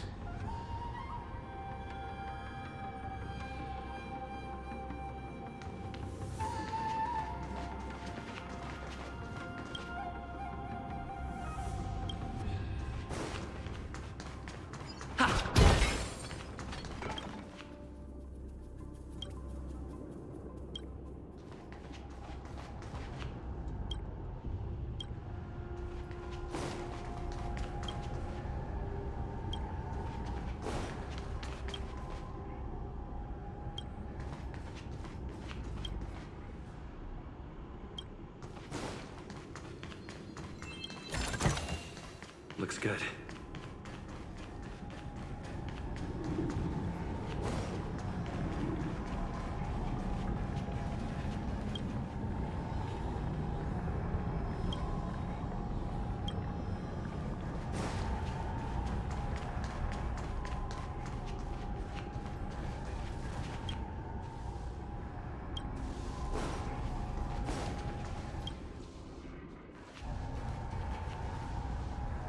Xueyi is here.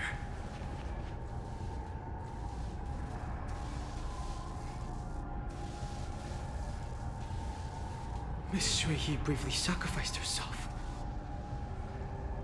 My condolences, Miss Hanya. Condolences? Well, that's unnecessary. You misunderstand. Thanks to the Ten Lords' blessing, my sister turned into an Ingenium centuries ago. Dying and returning as just a soul to the Hall of Karma's document office has become a routine for her. While I'm not keen on seeing her throw away her body like it's some replaceable part, but...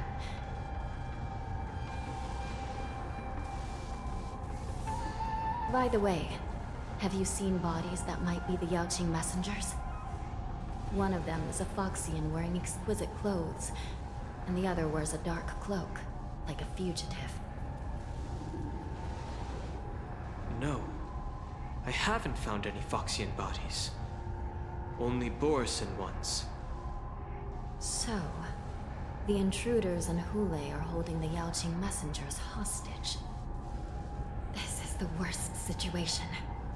With hostages in their grasp, the prison guards can't do anything about the prisoners. If anything happens to the messengers, the relationship between the Yaoqing and the Luofu could be irreversibly damaged. We must rescue the messengers, get out of here, and spread the news. We mustn't give up as long as there's a glimmer of hope.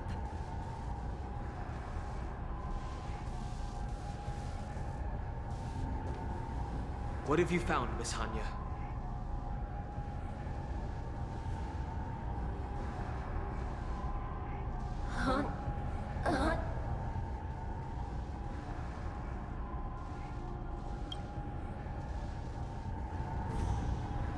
Reconstruct. It's my sister. Looks like her soul hasn't returned to the Hall of Karma yet.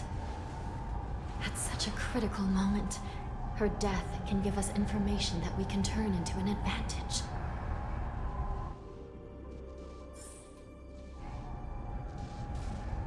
Let me see. The damage isn't too bad. If I can fix it up, my sister will have a temporary body.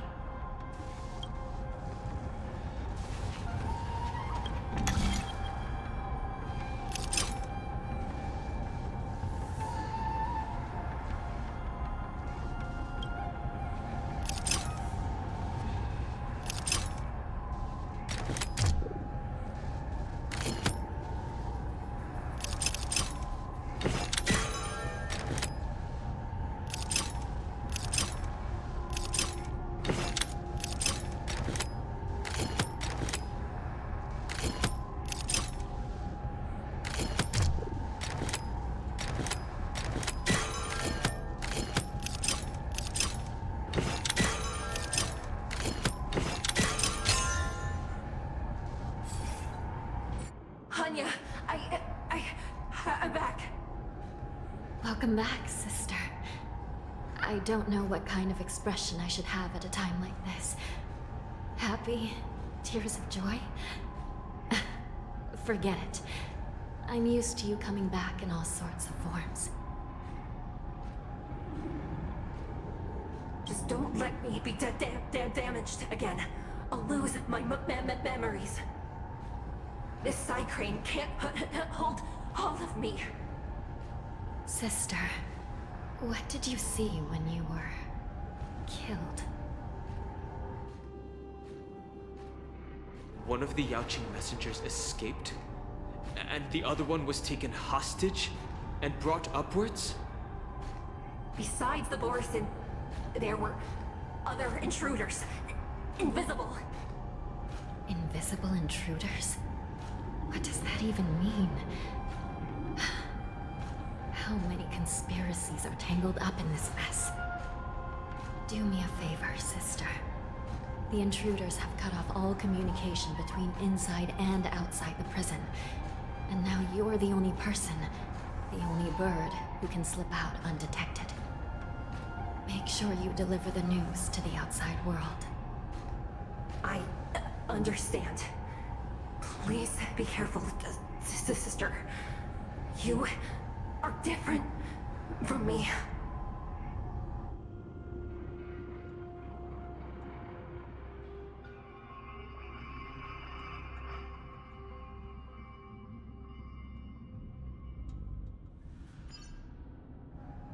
Time is running out, Miss Hanya. If we keep delaying, those Borison will escape from the prison. All right. If we happen to come across that Yaoqing messenger who got away... No. Stopping HUOHUO should probably be our top priority.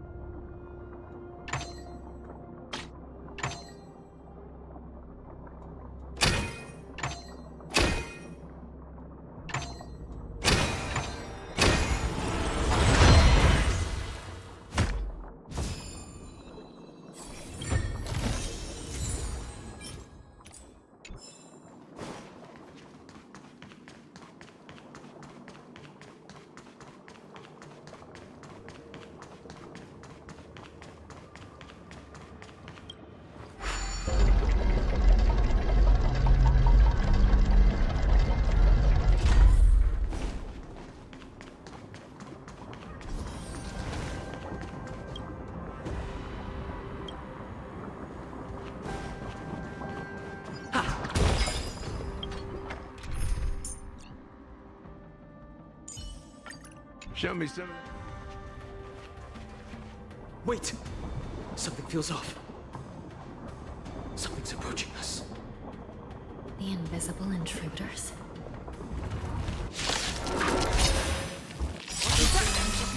These abominations aren't prisoners from this prison. Waiting in line for... There's no reasoning with you. Those with the most gun. Those who dig their grave.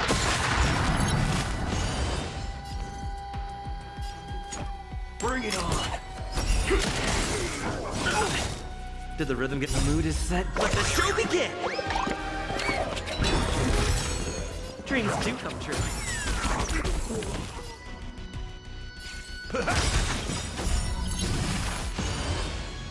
Nice, like my friends. Indulge yourselves! The prison management on the Luofu is truly concerning. Who are you? Aren't you looking for me? HUOHUO will be swept away by the wind.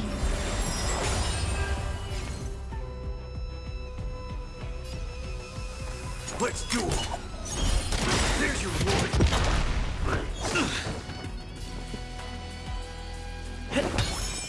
Step up, let's see ya. How's this taste? Great teamwork. Try second, my friends. Indulge yourselves! There's no reasoning with those with the most gun. Those who did the brave. There's more to life. Eternal. Bring it on. Turns up. Stay in step. In the mood for another... Oh, let's do it. There's your reward. Just focus on the fight. Waiting in line for a bullet. There's no reason those with the most gun. Those who did the brave. Turns up.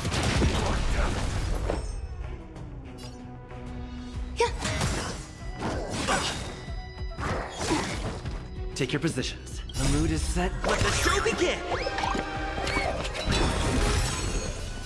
Let's improvise. That's what Every you got. petal, all will be swept away by the wind. All you stands, let's do it. There's your reward. Reach the end of the story in your own way.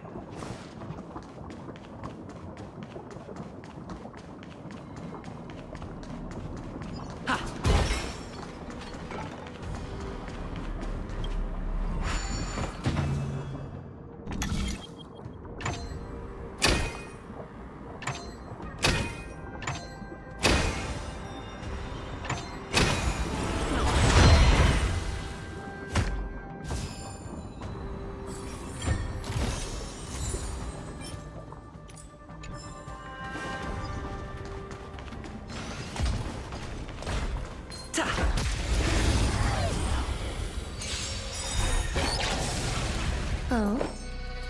Existence is unity. There's no reasoning with you, those with the most gun. Those who did the brave. Nice, my friends. Indulge yourselves!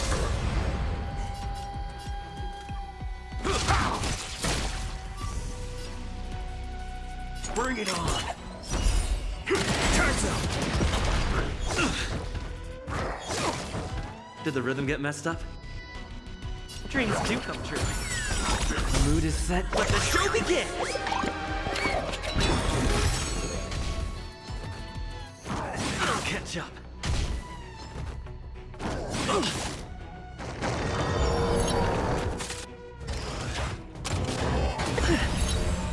Stay away. I'll catch up. Some value, I suppose. Yeah. Every petal, All will be swept away by the wind. Let's do it. Let's improvise.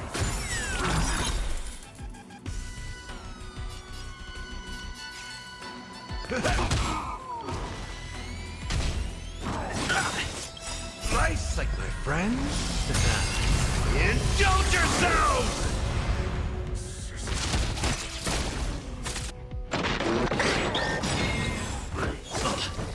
There's no reasoning with you bunch anymore. Those with the most gun. Those who did the brave.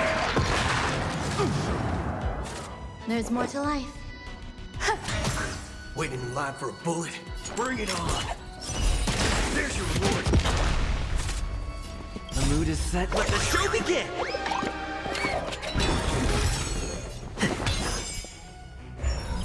In the mood for another beating? Eternal. Let's do it. Turns up.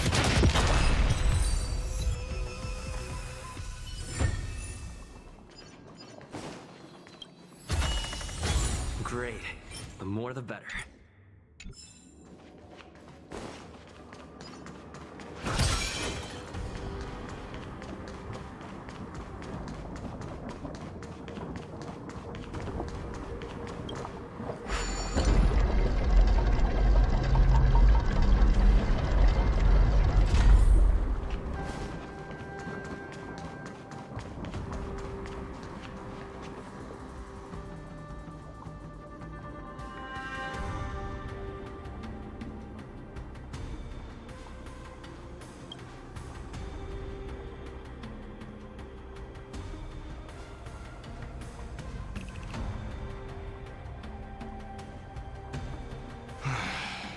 The prison management on the Luofu is truly concerning.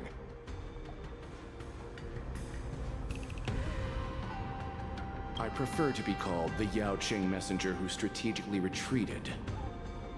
At least 2 different groups of intruders infiltrated here.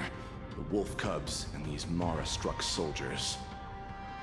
Their hiding technique, it's pretty similar to the wind mantle technique used by the Vidyadhara serving Kailorum Venti on the Yaoqing. What do you think? Well, never mind if you don't have any clues. Now is not the time to exchange assassination techniques. I'm Waza. My friend fell into the clutches of that wolf. I was planning to escape and report back as quickly as possible. But now it seems... the prison on the Luofu is a real maze, I must admit. Thank you for your help, Mr. Moza. We'll do our best to ensure your friend's safety. No. You can do nothing for him now. And you shouldn't be focusing on his safety at the moment.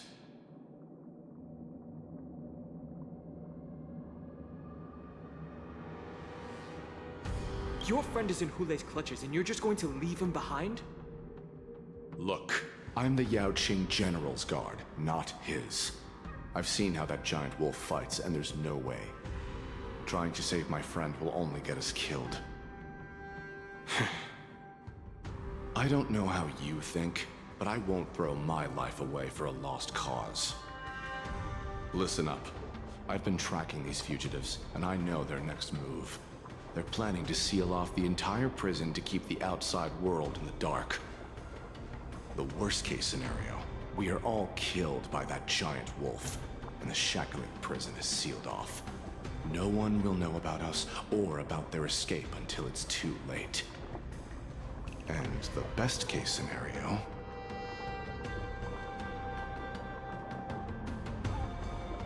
No, we won't be able to. We're one step behind them. The best-case scenario would be we seal the gates and trap the enemy inside with us. We can't let that monstrous wolf escape. Hopefully, someone will eventually notice that something is off and come to help. As for whether we'll still be alive by then, it's not something we should think about. You should have a way of comforting people, Mr. Morza. As a person of the Yaoqing, I've always searched for something meaningful to give my life to. I have to make it out alive. My companions are waiting for me. As a netherworld dweller, I've already died once. Yeah. We won't give up. Not until the very last moment. None of you are part of the Ten Lords Commission, so sacrificing yourselves isn't the right move. As a judge, it's my responsibility to guard this prison, and if someone should step up to stop HUOHUO from escaping, it should be me, not you. Once we reach the gate, I hope you'll help me seal it. After that, I'll do everything I can to fight the Borisin, and you find a safe place to hide and wait for reinforcements. Now, let's proceed upward.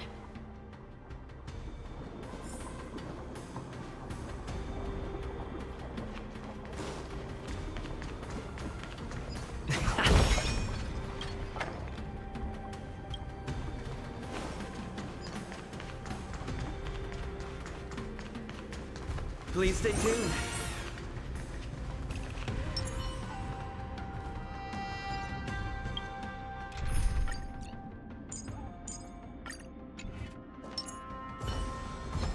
Green 4.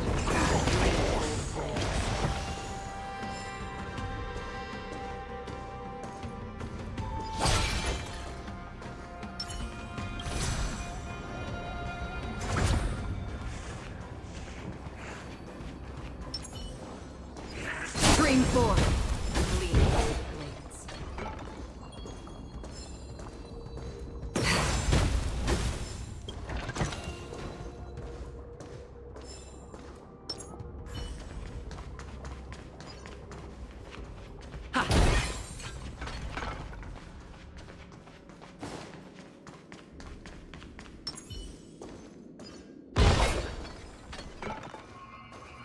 Stream forth, gleam of old blades.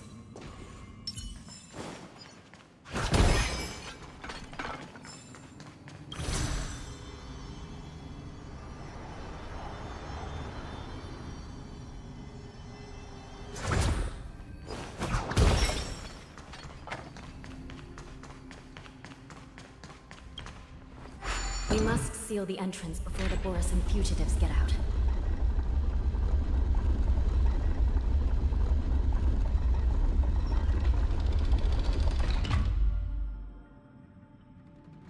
The prison wardens and mechanisms won't be able to hold them for long. Follow me.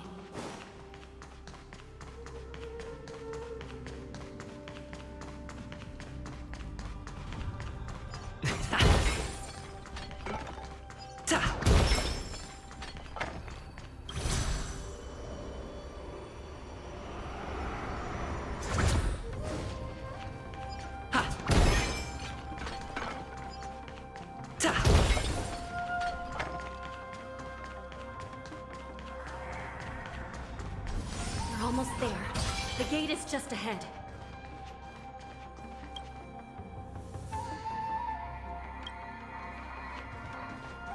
There are many fugitives. Please be careful, Your Honor.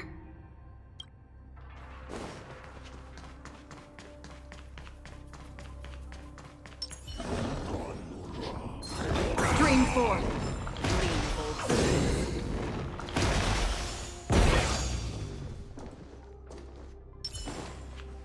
The fugitives are charging at the gate. Please be careful, Your Honor.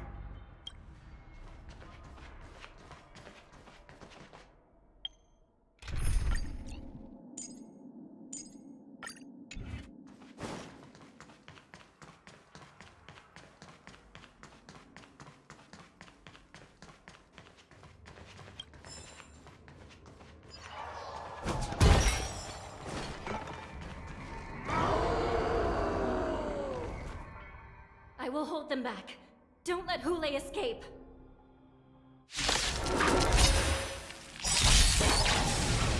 Oh, every petal. All will be swept away by the wind.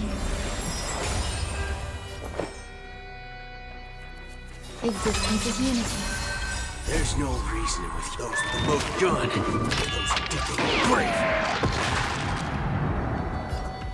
Bring it on. There's your reward. I'll catch up. Let's improvise. Nice psychic, my friends. Indulge yourselves! The mood is set. Let the show begin! It ain't all.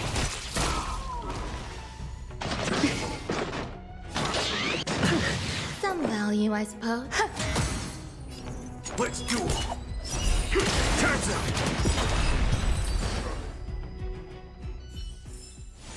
Reach the end of the story in your own way.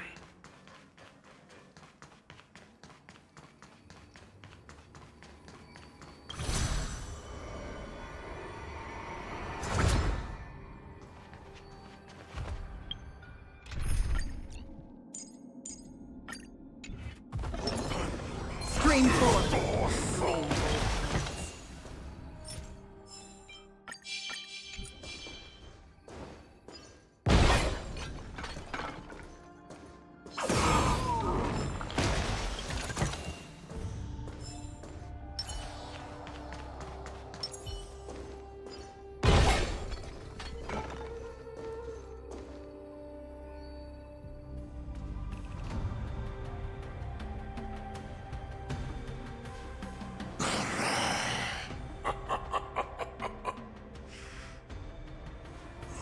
This brings back such familiar memories.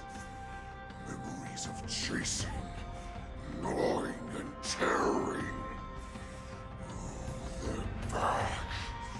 They're back. They've all come back. My lord, we're just one step away from freedom. As we pass through the gate, no one will be able to stop us. So this hostage is useless now. Kill him, Moktok. He He's getting away. Do something, Jiao. It's just like the old days, you useless loser. Just do something! Maybe this Yaoqing messenger can strike a deal in exchange for his life. He can use his status to help us escape from the Xianzhou. What do you think, Mr. Jiaozhou?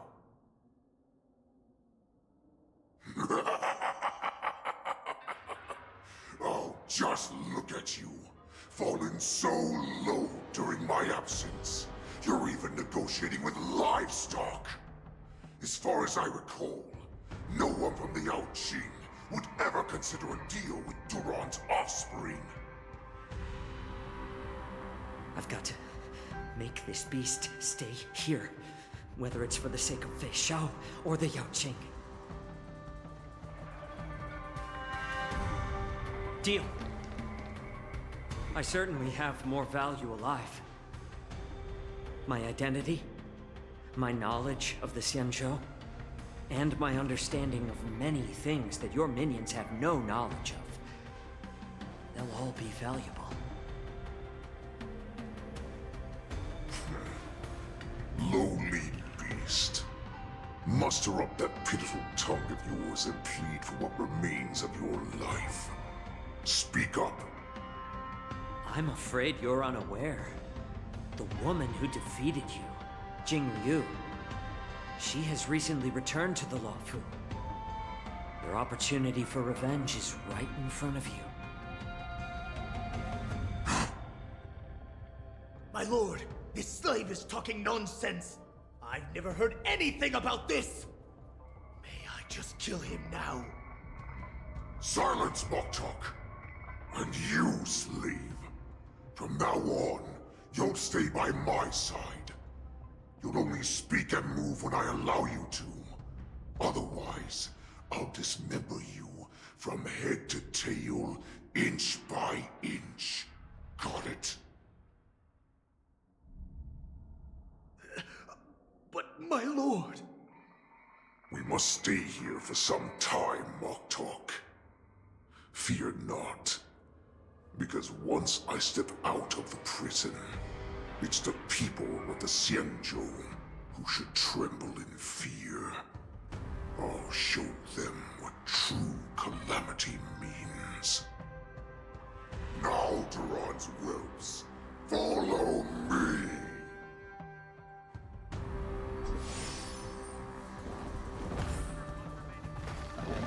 Prison guards, stop them! We're on Great Lord Wuwa!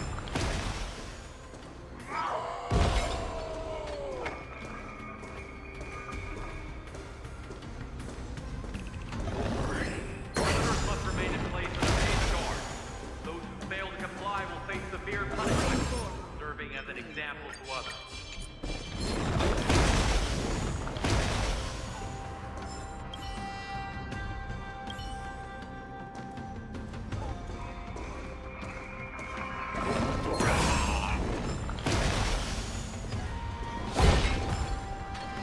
Stream 4. Gleam of old flames.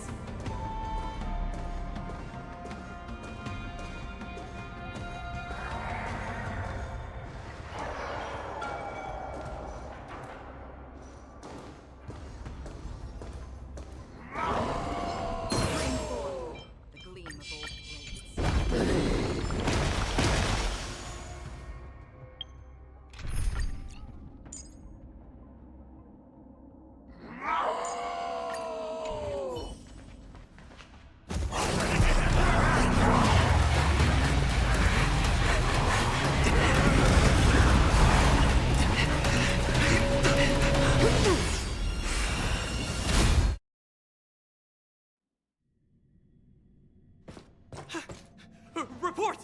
After we lost contact with the shackling prison, we received a message from a Psycrane.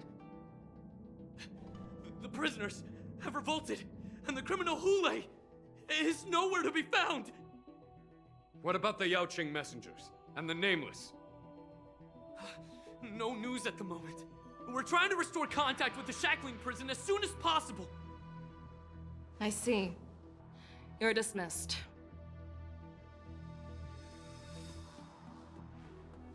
General Jing Yuan, General Huoyan. It's just as we suspected. The rise of the Ambrosial Arbor was not the end of things, but the beginning. The hand of the Ruined Legion has already sown the seeds of destruction. From this moment on, the Xianzhou Alliance will face an even greater challenge, from both the abominations of abundance and the destruction itself. If this is what they want, I'm always up for a challenge.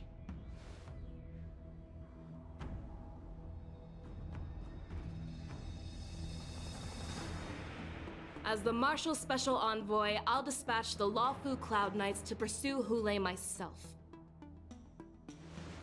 Looks like the hidden dregs have finally come to the surface. And as I said before, it's time to wash them away, once and for all.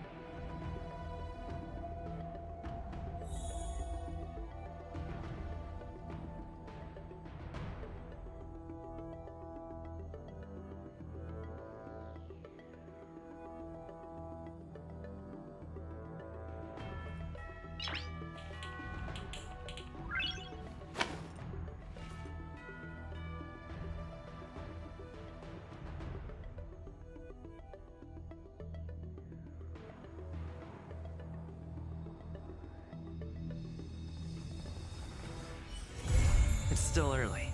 Where to now?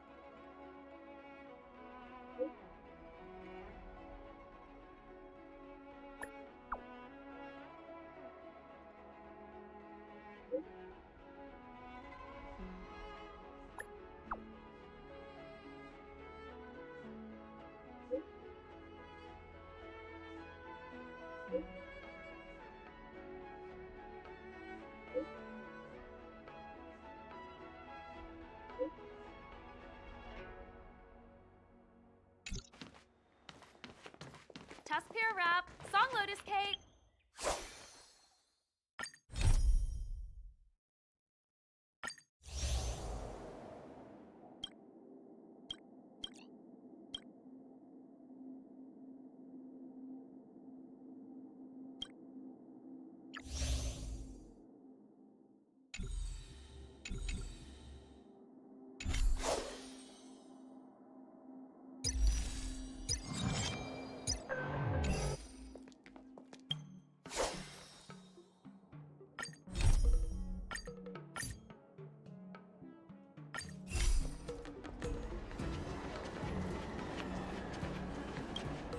Hey, what can I do for you?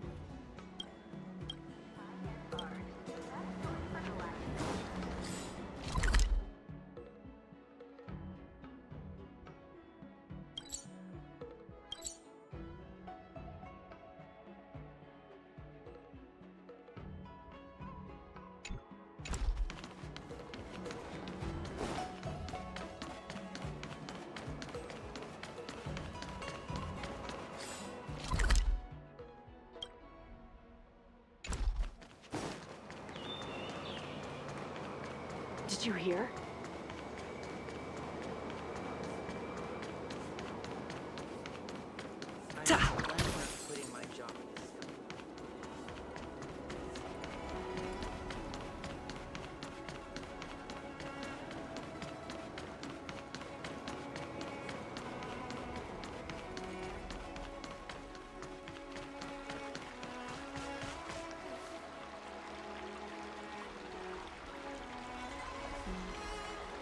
All right. Now that you're in position, Miss March, let's get this lesson started. I'm not good at acting all master-like. Since Grandpa asked me to teach you swordplay, I won't hold back any secrets. Oh, thank you so much, Masters! Oh, wait. Does this mean our training is only officially starting right now? After all, we need to watch you practice for a few days before we can figure out how talented you are, right? So, how'd I do, Master? You're definitely talented, Miss March. Hey, here you are. Did you hear that? These two masters just called me a swordplay genius.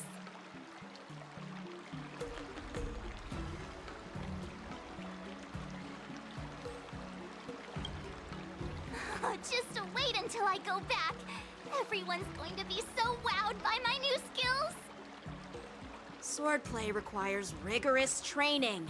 Before we start, Miss March, you need to find a clear reason to keep you motivated while you train. It doesn't have to be something huge, but it needs to be clear. In other words, even though you didn't exactly choose to be our apprentice, you still need to take the initiative during this learning process. I once had the honor of learning swordplay from a master. She asked me why I started training at such a young age, why I wielded a sword. So, for our first lesson, I'd like to ask you the same question. Miss March, why do you wield your sword? Why do I wield my sword? I wield my sword to take down my enemies. I mean, what other reason is there? I also questioned that sword master about why she uses her sword, and she said, to vanquish my enemies, nothing more. Miss March, you gave a similar response, which shows you've got potential.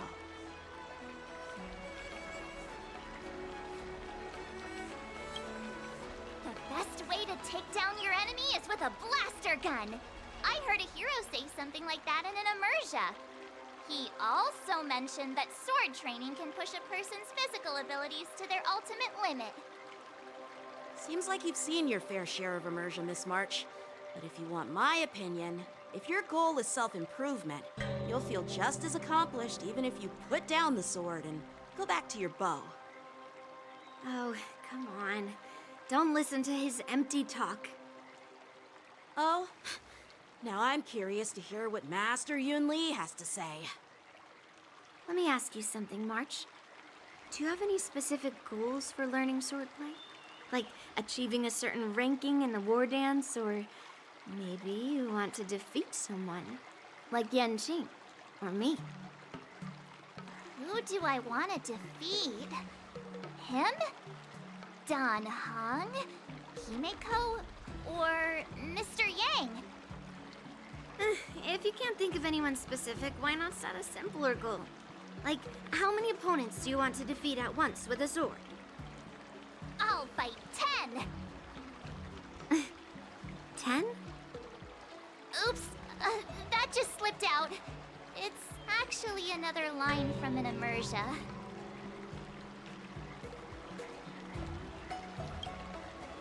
Yeah, I really like them. So what? I think I figured out what's motivated March to learn swordplay. Could it possibly be immersia about swordmasters? Hey, now that you mention it, that actually makes sense. I'm super interested in Xianzhou immersia and novels. Even though I use a bow, almost all the great heroes in those immersia use swords. So I want to be a swordmaster too. See?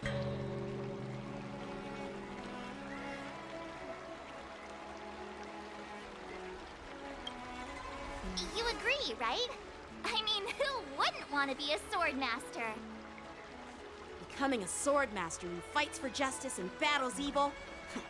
Well, that's definitely a good reason to keep you motivated in swordplay training. Now that you've both given your approval, I have another small request. I want to perform a tea ceremony to honor you as my masters. Remember, you'll need to tap the table a few times with your fingers. Tea ceremony? Tap the table? Do we have to be so serious about accepting an apprentice for the first time? Please? That's how those heroes in the immersia show show their respect.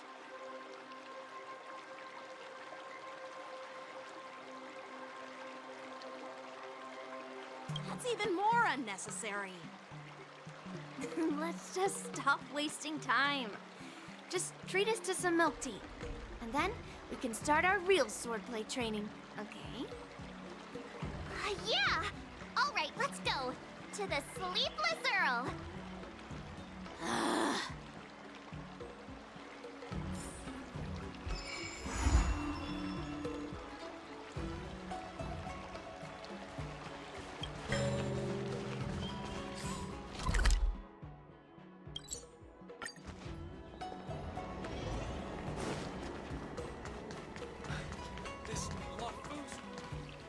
Hey, this is not how it's supposed to be, right? The Xianzhou is known for its tea culture and hospitality, but you're not treating me like a guest at all. Seriously, am I not a guest? Dear guest. Stop! Don't call me a guest. You're not even treating me as one. I want my tea just right. Not too hot, not too cold, but the tea you served was either freezing or scalding. Is this how you treat your guest on the Xianzhou? How fantastic!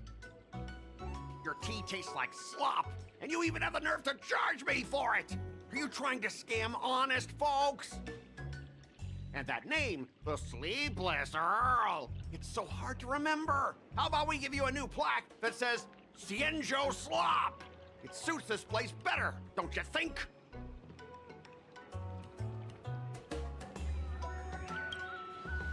Stop! You've gone too far. Oh, who's that trying to be a hero? It's me, March 7th. Cause more trouble and I'll show you who your mommy is. Wait, that sounded lame. Hey, say something for me.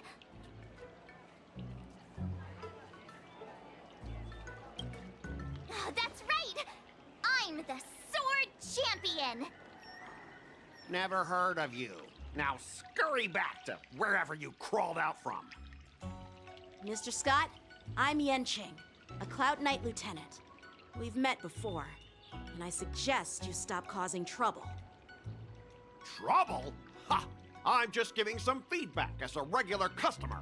The tea here is terrible, and now the Cloud Knights want to stop me from complaining about it? At this rate, who would want to ever come here for tea in the future? A regular customer? You? Yeah, what else would I be? The Xianzhou's prisoner? Anyway, if you're trying to bully this young lady, you'd better watch out for the weapon in my hand. Huh? Oh, that really scares me. Come on, you're not seriously trying to take my life with that piece of scrap metal, are ya? Scrap metal? This is my sword! I'm here to learn Xianzhou swordplay. Swordplay? Oh, I get it now. It's just another kind of play, right? That explains why you're dressed like you're in a show. You're not even from the Xianzhou, so why bother learning their swordplay? If you're feeling unsafe, I can sell you an IPC mech. Ha! As if anyone wants your junkyard scrap mechs!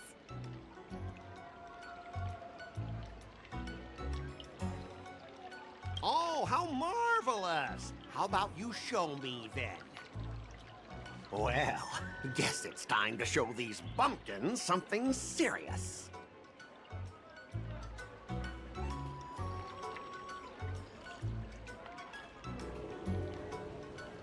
Just a reminder, IPC members, street fighting on the Xianzhou Lafu is prohibited. Make any funny moves, and I'll smash that scrap metal. Hey, relax. I know the rules. These are my subordinates. They got stuck here because of the transport ship incident, and they need to vent their frustration. In the end, it's all the Xianzhou's fault. Well, I can overlook the terrible tea, but now that you're questioning my security, I can't let it slide. After all, I have a courier business to run, and with so many clients watching, that just wouldn't look too good now, would it? Instead of wasting your life learning useless swordplay. Why not invest in our civilian mechs? You'll have your master kneeling and begging for mercy in no time. Stop! Don't you dare insult Xianzhou swordplay like that! If you have the guts, I'll show your mechs what I can do. Huh? A fight, you say? Now that you've thrown down the gauntlet, March 7th, I feel I'm obliged to accept your challenge. Say whatever you want, but once you've seen what our mechs can do, you'll be practically begging us for them.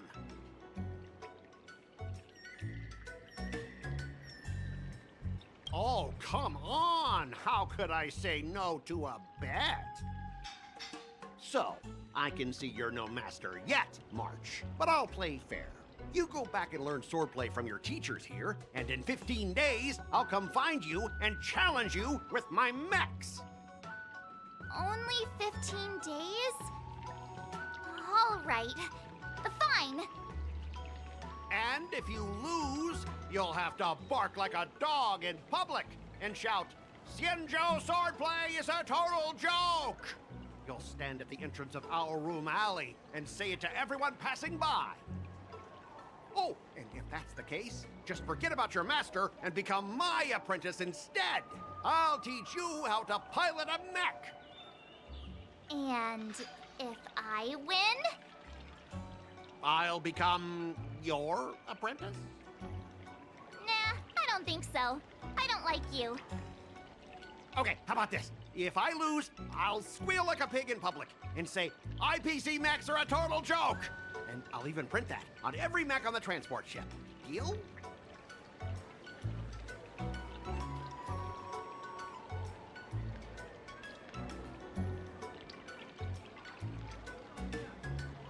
Squealing isn't enough. You also need to apologize to the owner of the Sleepless Earl and take back what you said about Xianzhou swordplay. Fine, I get it.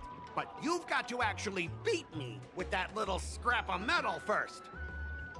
You all heard it, right? We'll meet again in 15 days. Let's go.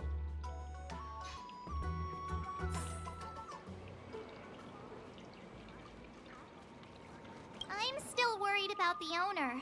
Let's go check on her.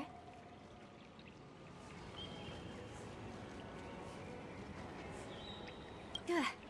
Those IPC guys just want to pick on an easy target so they can promote their scrap metal. So typical.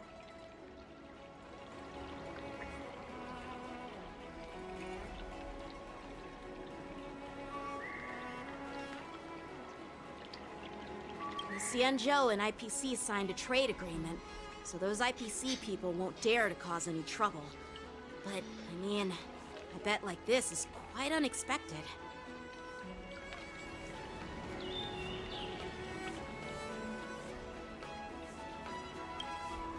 Are you okay? Oh, yes. Thank you all for your timely help. The shop facing a bit of flack from visitors is a minor issue, but Miss March's decisions to challenge him is serious. Oh, I feel responsible, as if the shop has inconvenienced you. Don't worry. I can't stand by and watch someone be bullied. I have to stand up against injustice, no matter what. Oh, not only do you speak like a hero from an immersia, but you also have a kind heart. Your charisma has completely won me over, Miss March. I'm not quite a hero. Yet. I know you're here for the tea ceremony. Please, come inside. Thanks for the invitation, but right now, I just want to focus on practicing swordplay. Masters, let's save the tea for later. Sure, the tea can wait for now. However, I have a question, Miss March. How confident are you about the bet you just made?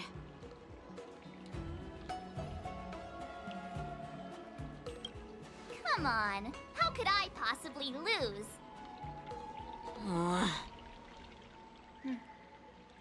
You're right. It seems she really hasn't considered anything. I don't see any issue with it. Let March give it a shot. As long as she trains diligently, I believe she can easily deal with that hunk of IPC scrap metal. As long as she trains diligently. I'm now filled with determination, Masters! I'll learn swordplay well and teach that guy a lesson!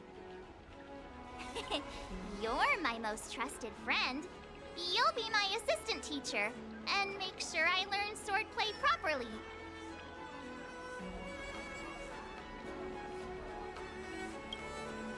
Hey, when have I ever treated you poorly? Masters? Mr. Teaching Assistant? Let's go back and start the training now!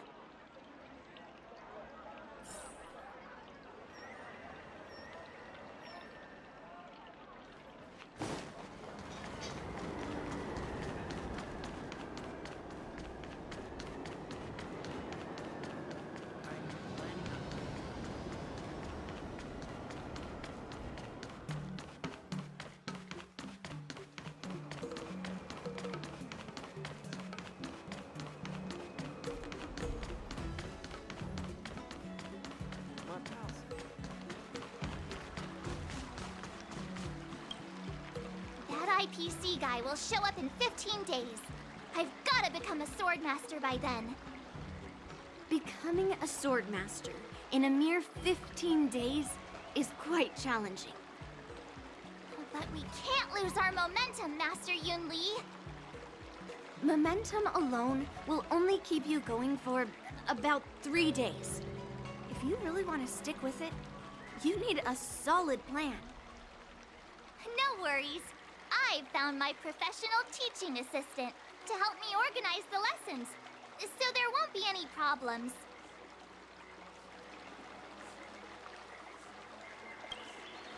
Rest assured, Masters. If not in me, at least place your faith in him, my trusty sidekick. Miss March is really passionate about learning swordplay, and now she has a clear goal in mind. That's a good thing for her. There are many ways to defeat villains, but if you want to become a true hero, you have to focus on self-improvement. I hope you will always remember this, Miss March. Got it. It's all etched into my memory. Since you've got that in mind, it's time for me to set some targets for you. Please, go ahead, Master Yun Li. We'll have 3 exams during these 15 days. If you pass our tests, those pieces of IPC scrap won't stand a chance. But if you fail... That would mean Yun Li is a terrible teacher. And if that's the case, I hope you won't force yourself to take on the challenge, Miss March. Hey! You are the terrible teacher here. I understand. In the immersia, the disciple and the master share both honor and disgrace. If the apprentice fails, the master loses face too. Well, there aren't that many customs on the Xianzhou. I'm just worried about you getting hurt. But as long as you practice diligently and pass the tests, we'll feel confident about your duel. Now, let's go back to the first question I asked you. I'm sure you found a reason to wield your sword, right, Miss March? Absolutely! I wield my sword to become a hero.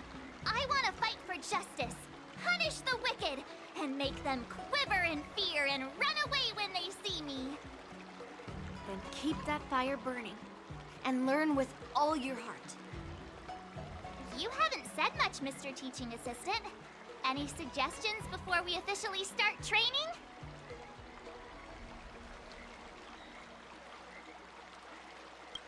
Exactly! I prefer the cool, calm, and ruthless way of doing things. That's my kind of style. That's enough chit-chat for now. Don't forget to keep an eye on my swordplay practice.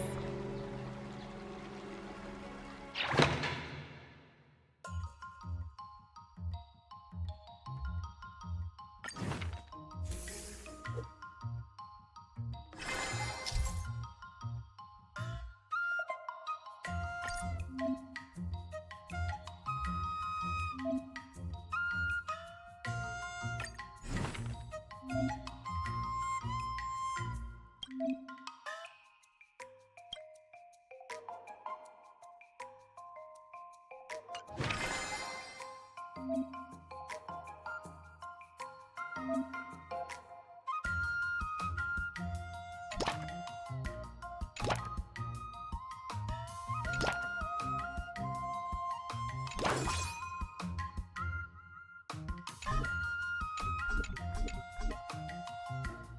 do this!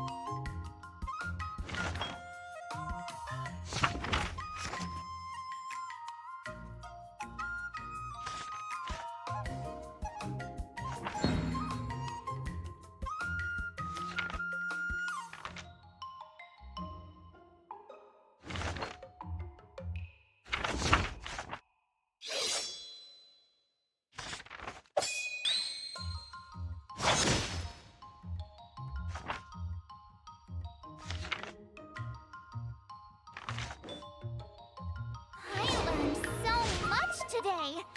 Well done, me!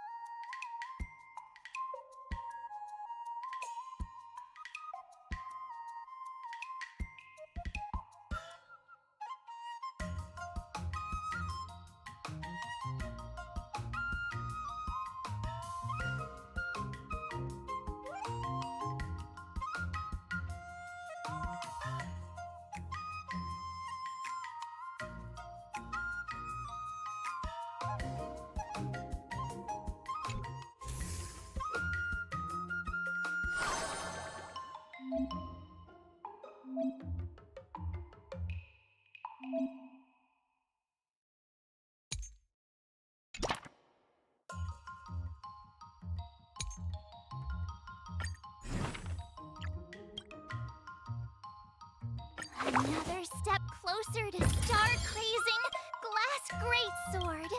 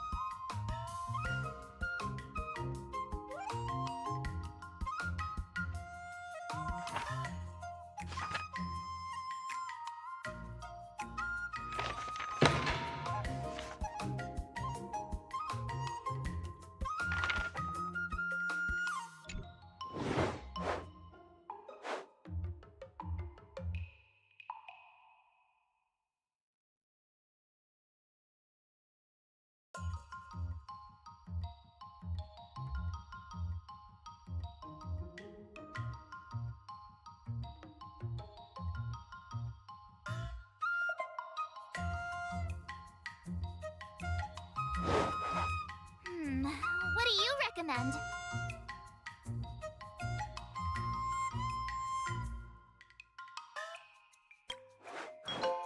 I don't think so.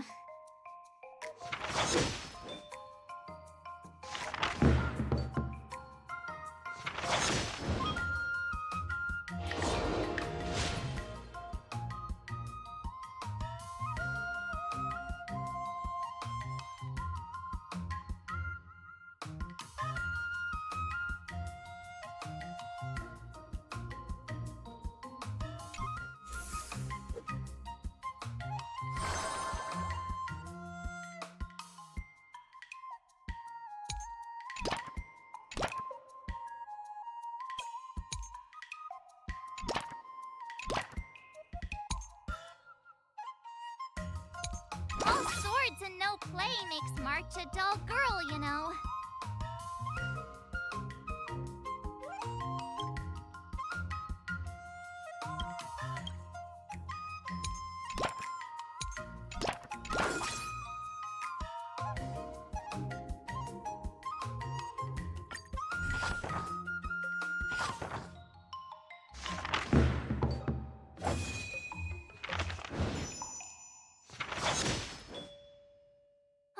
That's enough training for today.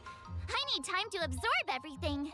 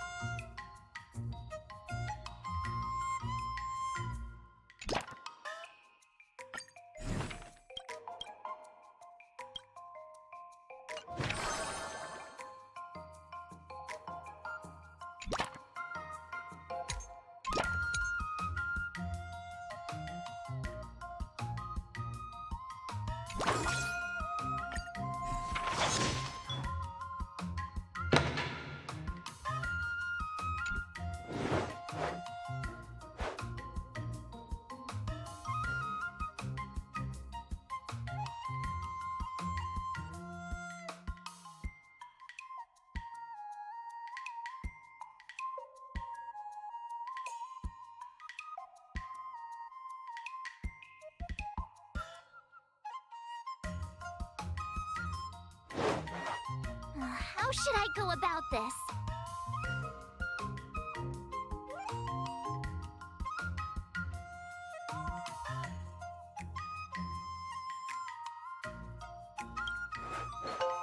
Great!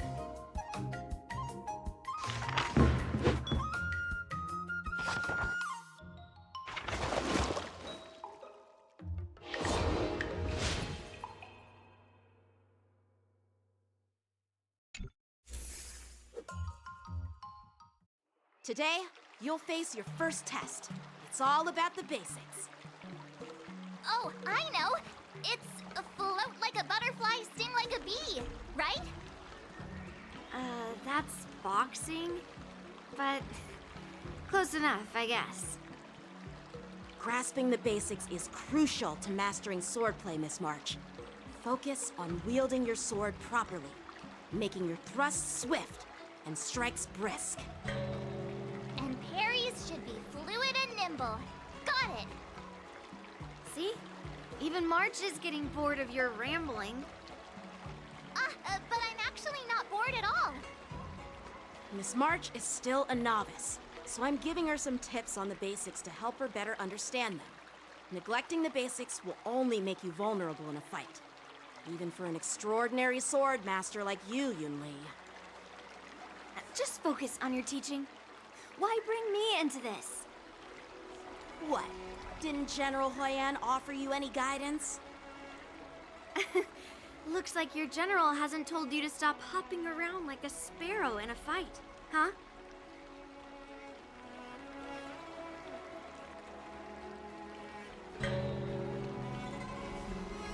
Miss March has been learning the basics of swordplay, and now it's time to put her knowledge to the test.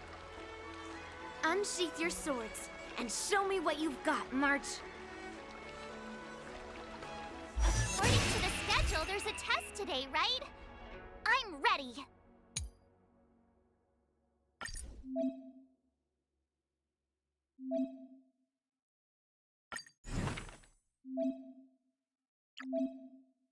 Another new move under my belt. I gotta find time to try it out.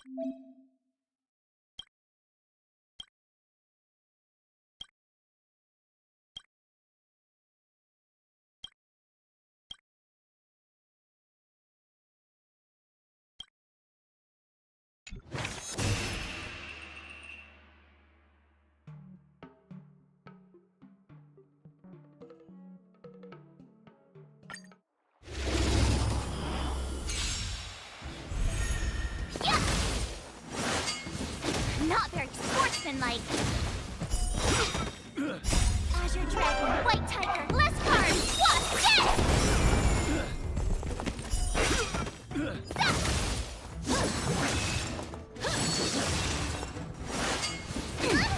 Dead! Azure Dragon, White Tiger, less cards! What? Dead! Oh, I get it!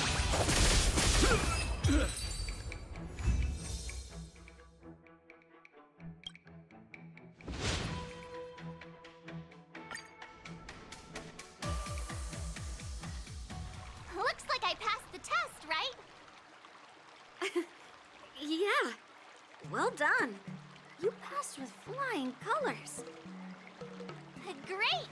Hey, hurry up and congratulate me. I couldn't have done it without my masters and you, Mr. Teaching Assistant. So if I were to take on that IPC guy now, what would you say are my chances? You already have a martial arts background and plenty of real combat experience. With swordplay guidance from me and Yoon Lee, if you were to challenge the IPC's security mechs now, I believe... You wouldn't stand a chance. Yoon Lee's... right. No chance? Hey, are you trying to crush my confidence? I'm the kind of girl who performs better when I'm showered with praise, just so you know.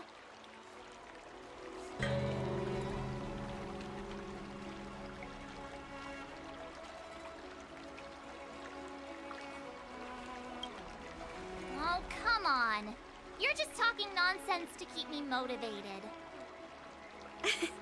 I thought teaching March was just something of a hobby, but now, actually seeing her progress gives me a sense of accomplishment. Oh, really? So now you finally acknowledge her talent, Master Yoon Lee? Don't worry, Miss March. I've been serious about teaching you from the start. Don't try to cause a rift between us. Every move and technique I taught March is straight from the Juming art of swordplay. 15 days of training is short, Miss March. Whether you pass or fail this test, I hope you'll continue with the basics, because that's your best shot at winning. After every test, the General would take me to the Artisanship Commission for sword maintenance. Let's go, Miss March. Today, I'll follow the General's example as a way of acknowledging your progress. Thank you, Master Yenqing.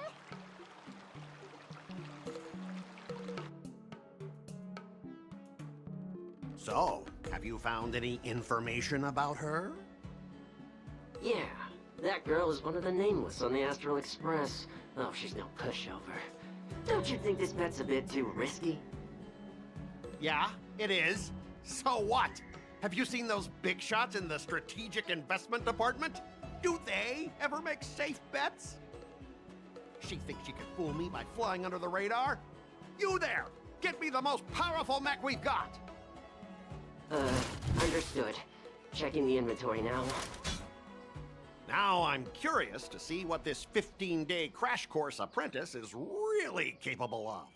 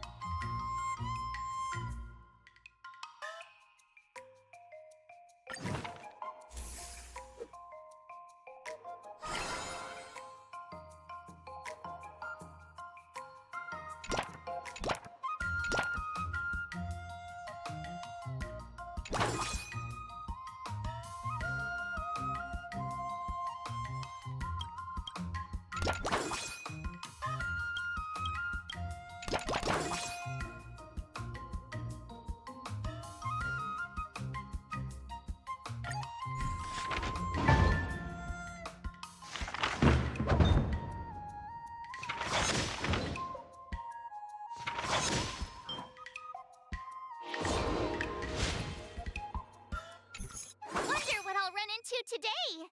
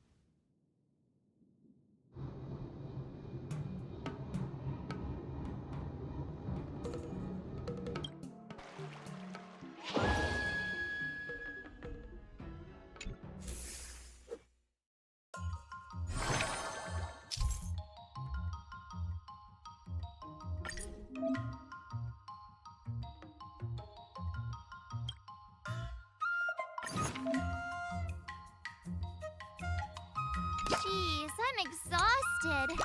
I think today should be a rest day.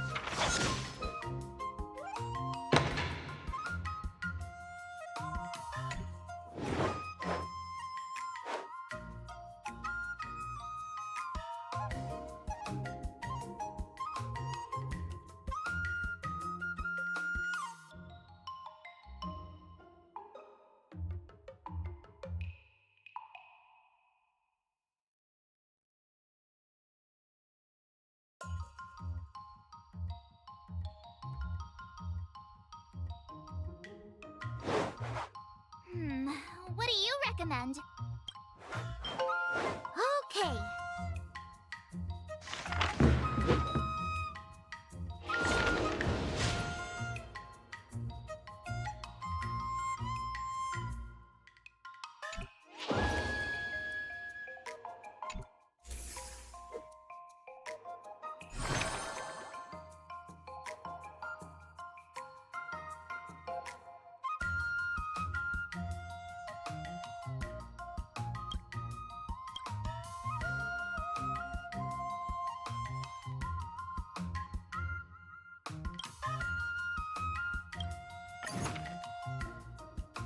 You keep upping the training.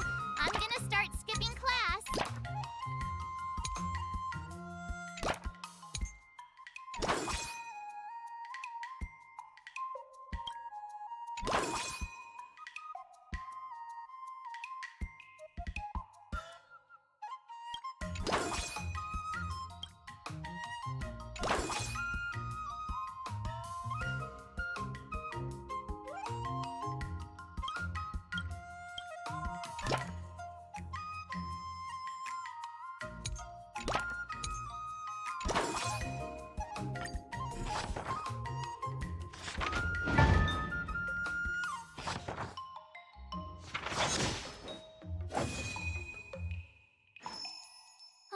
That's enough training for today. I need time to absorb everything. Wonder what I'll run into today.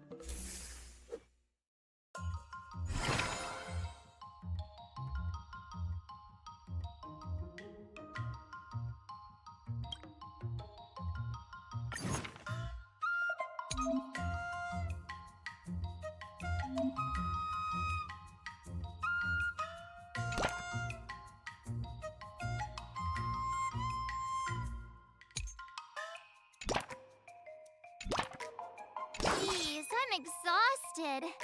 I think today should be a rest day.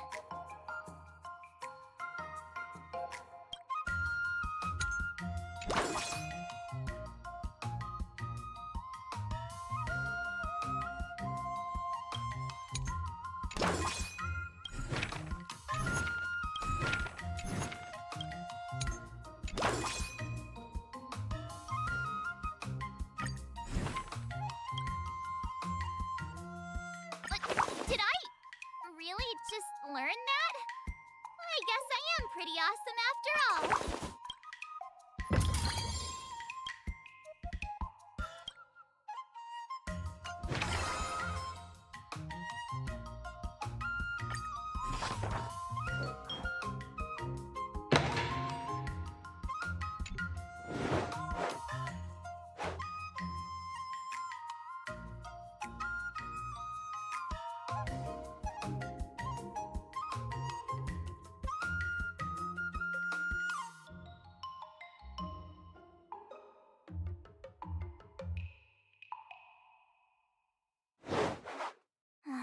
should I go about this?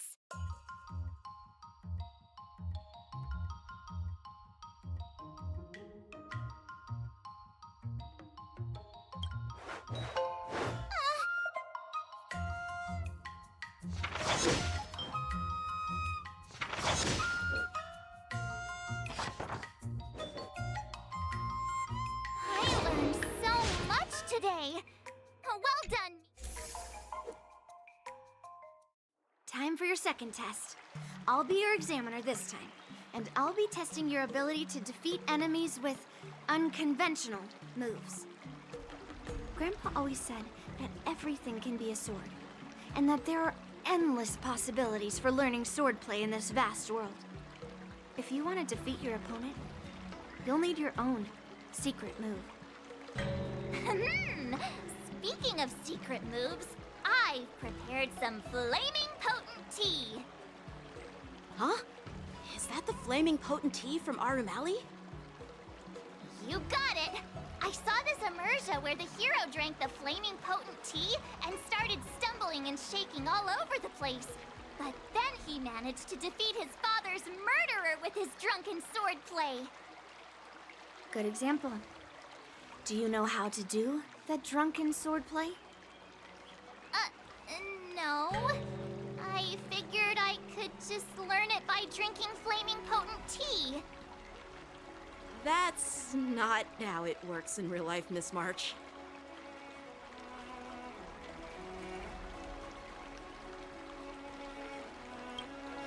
Absolutely. I've learned a lot from my adventures. I've heard you've traveled a lot, Miss March. I'm excited to see how you incorporate your experiences into your swordplay moves. Your opponent this time is similar to the IPC mechs. Unsheath your swords and give it everything you've got. According to the schedule, there's a test today, right? I'm ready.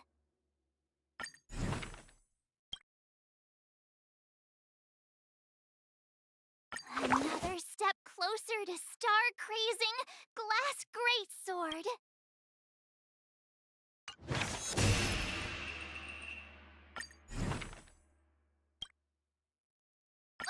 Did I really just learn that? I guess I am pretty awesome after all.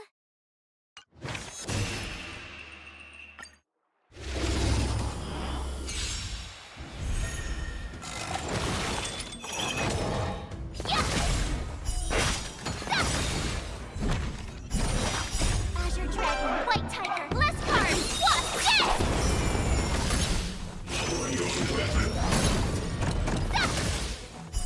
Oh, I get it!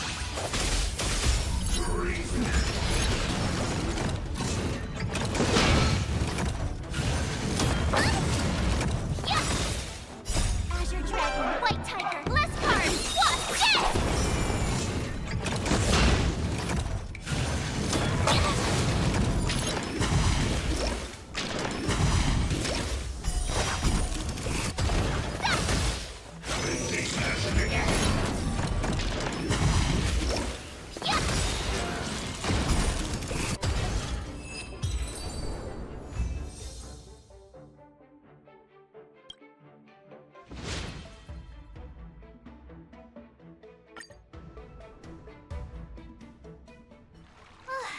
Phew, that was tough.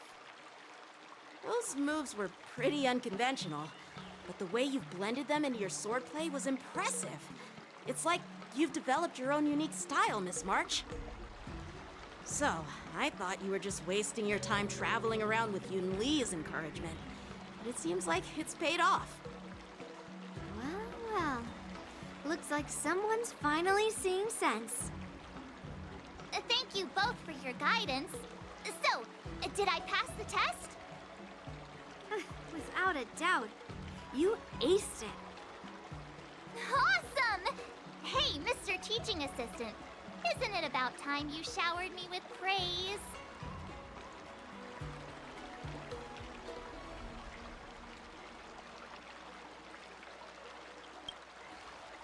I won't be modest this time. My skills have improved by leaps and bounds. General Jingyuan once told me, that everyone has the potential to be my master. Not just Cloud Knight instructors, but also artists and outsiders. Actually, I was once convinced by Gwenifin into swallowing a sword. That's definitely not something you learn from regular practice. So, what do you think your odds are, March? Maybe around 30 or 40%?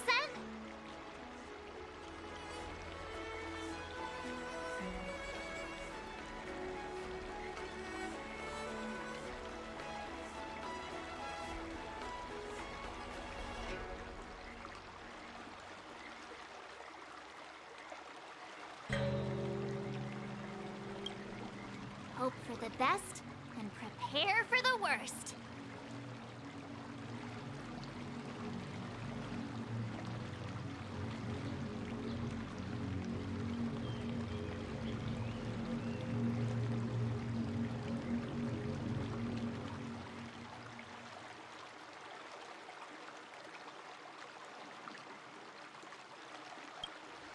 Yep, you're sharp.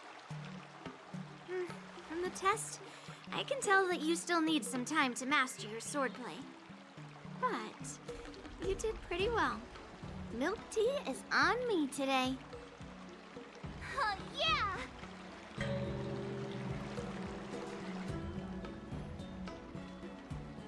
The progress report on the Nameless Girl's sword training is complete. What should I do now, Specialist Scott? Huh? Are you being sarcastic or something? I mean, don't I have other important tasks to do? It feels like a bit of a waste of time to keep tabs on some random girl's swordplay training. A waste of time? No! This is about safeguarding the reputation of the IPC and the honor of the Amber Lord. Are you saying that March 7th can actually take down an Arumaton from the Artisanship Commission with a sword? Come on, an Arumaton is no match for our state-of-the-art mechs. Go and strengthen our mechs even further. I refuse to believe that little sliver of metal can actually challenge our cutting-edge technology. But the armor's already pretty thick. No, it's not enough. Reinforce it more. If I lose face, it's like losing face for the IPC and the Ember Lord. Can we afford to let that happen? Understood.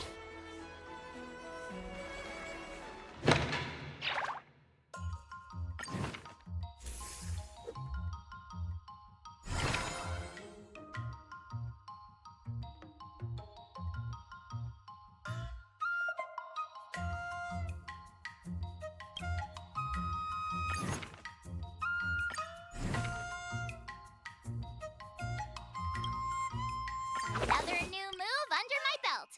I gotta find time to try it out.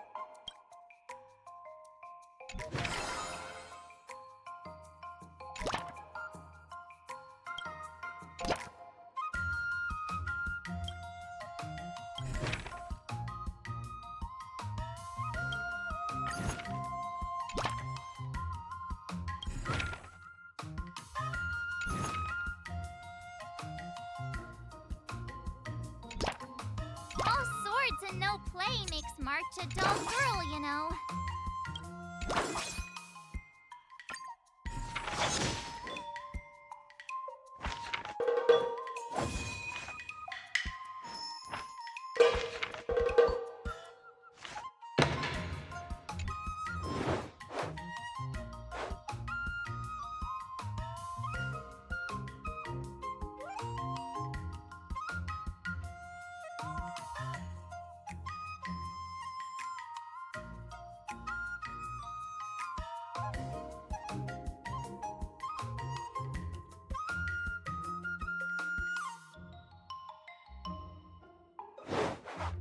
How should I go about this?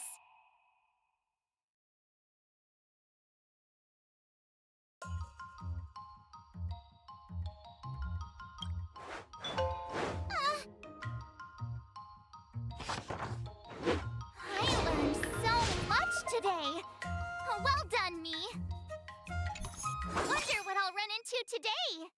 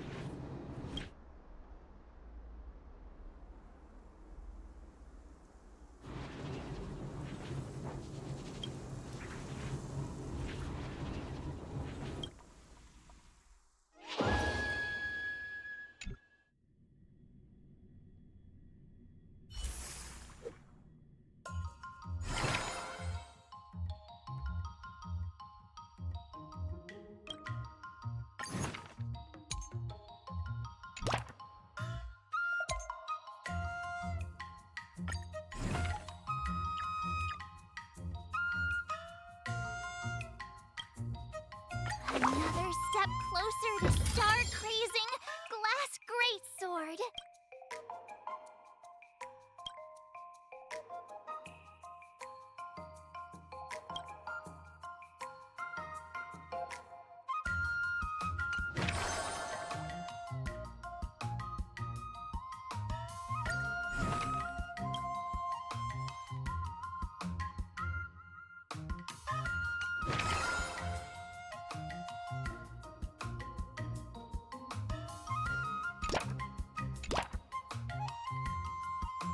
If you keep upping the training, I'm gonna start skipping class.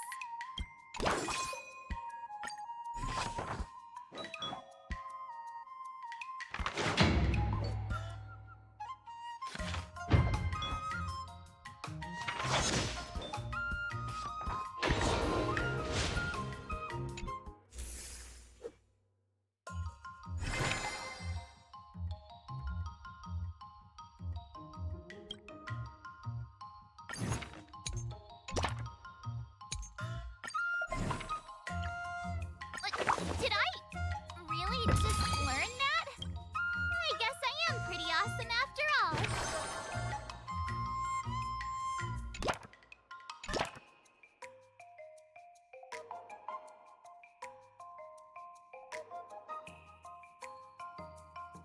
Geez, I'm exhausted. I think today should be a rest day. I'll fight 10.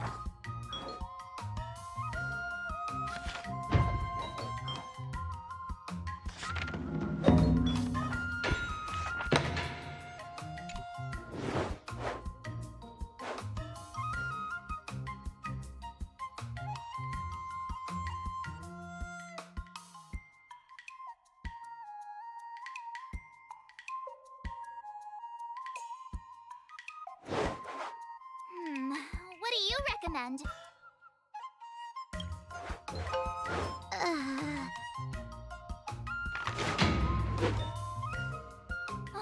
That's enough training for today. I need time to absorb everything. Wonder what I'll run into today.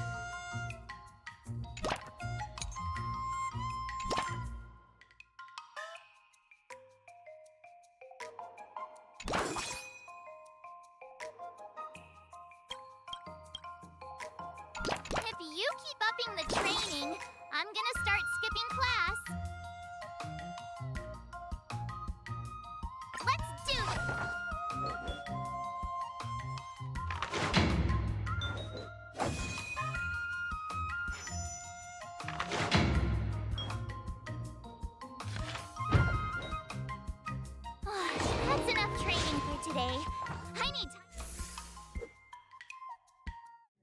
Before we start the test, there's something I need to tell you, Miss March. I've received a challenge letter from Scott.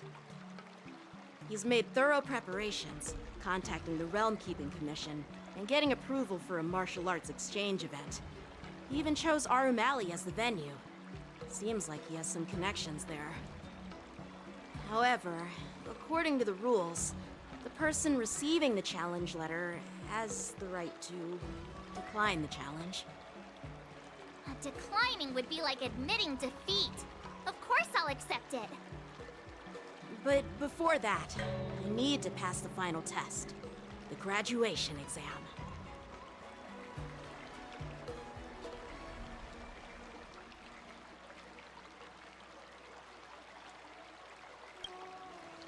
I'm surprised too. Well, it's not really graduation. It's just that the opponent for this exam is your master, Yenqing. When General Jing Yuan was teaching me swordplay, he used to personally spar with me during crucial moments to assess my skills. After all, the master should be the one who is most aware of their students' strengths and weaknesses. But, Master Yenqing, facing you in a duel, do I really stand a chance? How will we ever find out if you don't even try? Are you only scared because I'm your opponent, Miss March? Unsheath your swords and get ready, Miss March. The duel starts now! The final test. I'm a little nervous. Oh, come on, March 7th. You got this! Another new move under my belt. I gotta find time to try it out.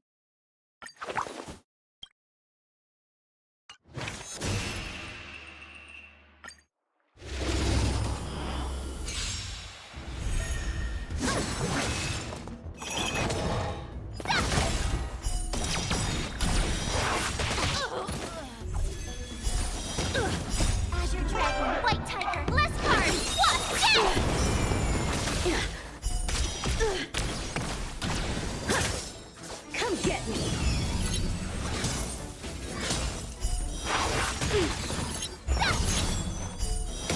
Awesome! Now watch this! Azure Dragon, White Tiger, less cards! Watch this! Punish evil! Not very sportsmanlike!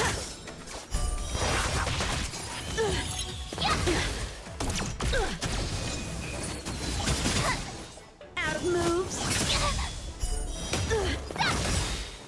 Azure Dragon, White Tiger, less cards! Watch this!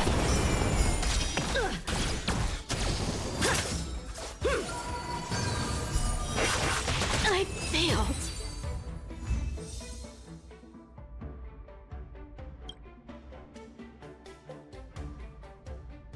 Not bad.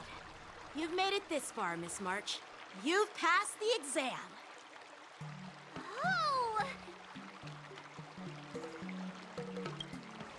Ha! I told you compliments make me better! With your swordblade skills, you can effortlessly take down IPC Max, March. Yeah, I'm pretty confident too. But looking back, haven't you learned something more important than just swordplay? Yeah! I've not only learned swordplay from masters, but I've also met a bunch of people and gained a lot of insights from my experiences. Those experiences will nourish your sword skills. It's just like Master Yunli said. Everything can be a sword, and there are endless possibilities for learning swordplay in the vast world. That actually makes sense. Now, I'd love to hear your suggestions on how to defeat Scott.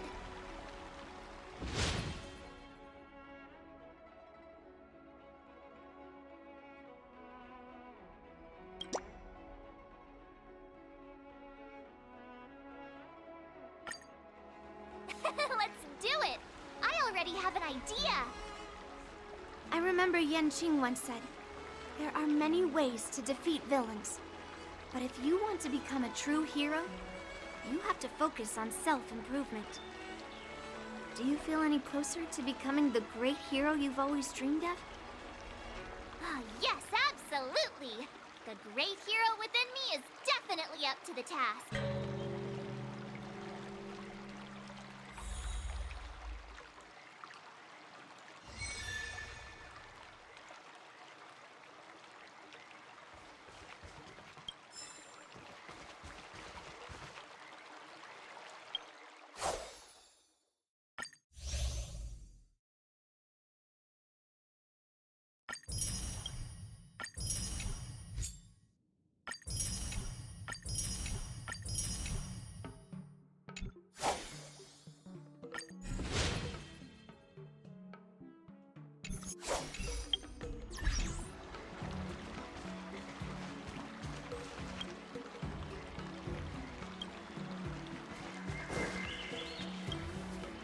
You two, we heard that Scott sent you a challenge, so we were wondering if there's anything we can do to help you defeat him. Thanks, HUOHUO. You've already been a huge help by teaching me how to use the exercising tools. Even though I've only been learning swordplay for a short time, I'm confident I can take down the IPC next. Don't mention it. It's actually me who should be thanking you, March. But seriously, didn't he kick Scott's butt already? So why is he back again? Don't humans ever learn from their mistakes? No, Mr. Tail. There's a saying, revenge is a dish best served cold. But Scott hardly has any patience. He couldn't resist the temptation to get back at us. Still, if that's how I beat him, it'd be a little less satisfying.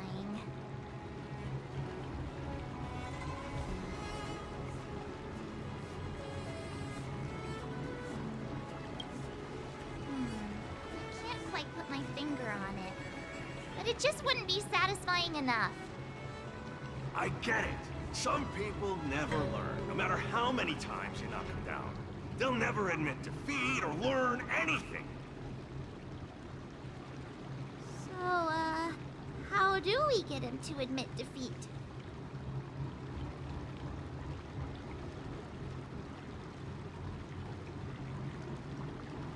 Listen, kid. I'm not trying to rag on you, but you're always playing into Scott's hands with your approach. He set up these rules for a fight between his mechs and your sword, and you agreed.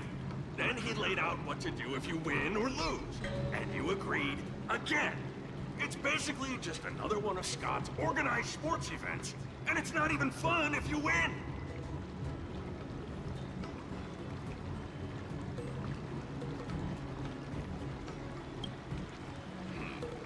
Looks like you've come to the right person. I'm a heliobus, and I've got a few tricks up my sleeve. Just remove my seal.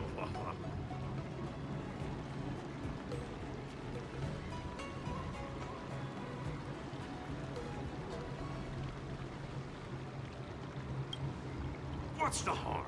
As long as you don't go snitching to that ghosty, we won't run into any trouble. Just wait and see. I'll make Scott change his mind and admit defeat wholeheartedly. What do you say? Oh, you're awesome, Mr. Tail.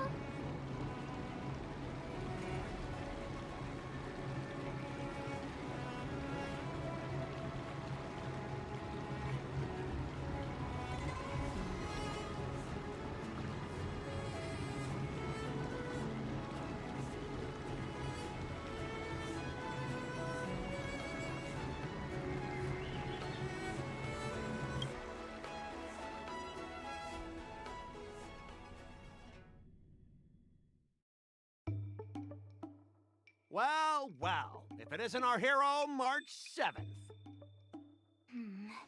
I'm not hiding or backing down. You challenged me, and I'm here to accept it. We're here to fight. What's wrong with you people? Sending me a threatening letter? Who are you trying to scare? A threatening letter? What are you even talking about?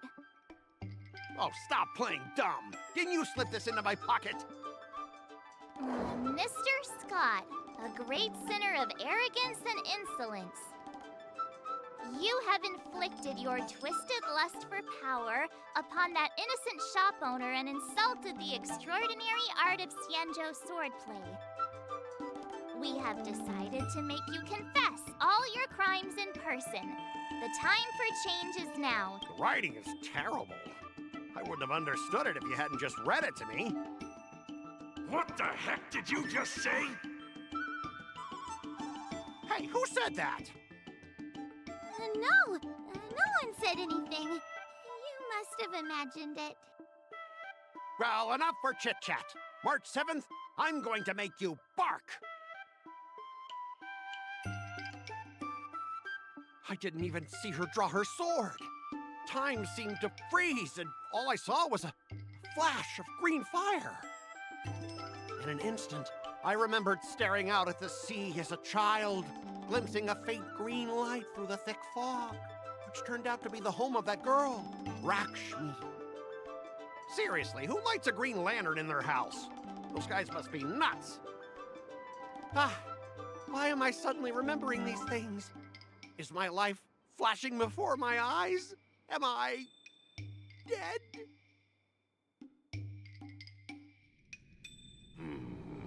Looks like this is Scott's mind. I'd better find where his most twisted desires are lurking.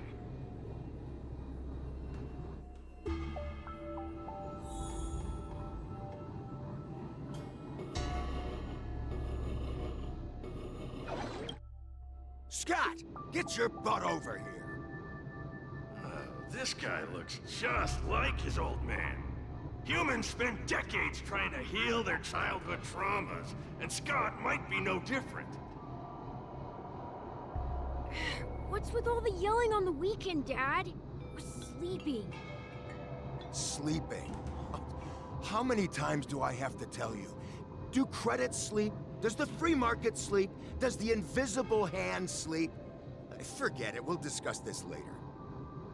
Pafana's parents came by earlier. They heard about Pafana breaking his leg while playing Skydart, and they found out that you carried him to the hospital. So they decided to visit the father of their son's best friend. So, Scott was kind-hearted as a kid. You idiot! Aren't you and Pafana competing for the captain position on the Skydart team? Why are you befriending your own rival? And you even carried him to the hospital? You're such a caring guy, aren't you? Lyndon Scott, how many times have I told you that our Scott family crest is the Lone Wolf, and our family motto is no enemies, no friends, only prey. Would you carry your prey to the hospital? Well, little Scott was pretty unfortunate to be born into such a family. But, Dad, I broke his leg on purpose. If I hadn't taken him to the hospital, others would have suspected me. Wait, what? So that's how it is. Oh, gee. I'm so sorry, Scott. I shouldn't have scolded you. I apologize. It's okay, Dad, because you're the best. I guess the apple doesn't fall far from the tree. It seems his most twisted desires aren't here.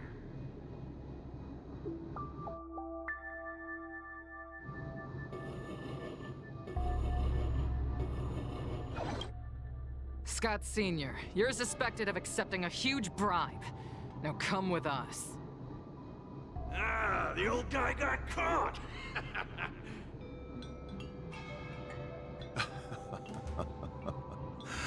I knew this day would eventually come. I only have one question, Captain. Who sold me out? An internal tip-off. We're not allowed to disclose any details. An internal tip-off? Most of those involved have neither the motive nor the evidence. Who could it be? It was me, Dad. I turned you in. You? Scott? You're the one who turned me in? Oh, man! This guy is heartless! The old guy looks like he's about to cry!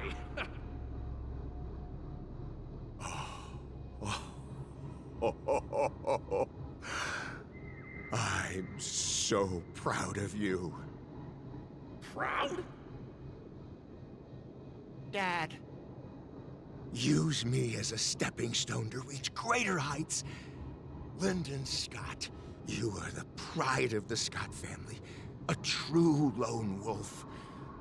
And your dad is so proud of you. I'll do as you've taught me, Father. Jeez, this guy is simply hopeless. His most twisted desires aren't here at all.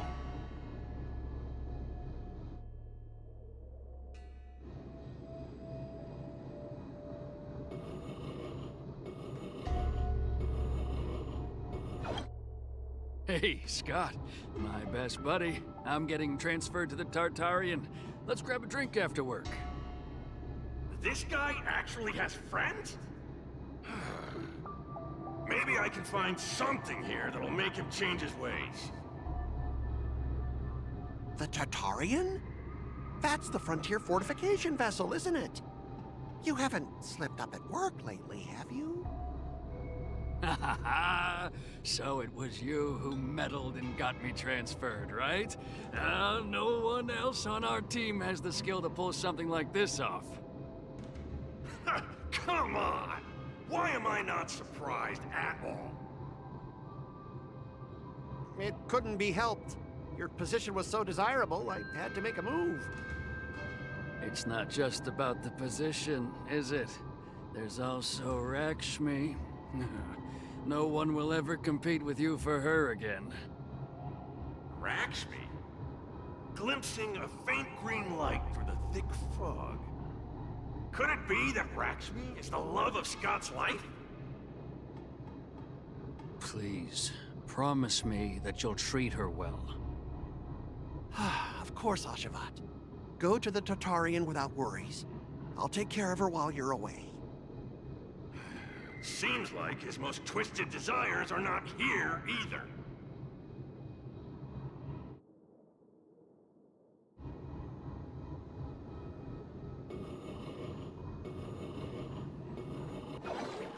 How long have we known each other, Scott?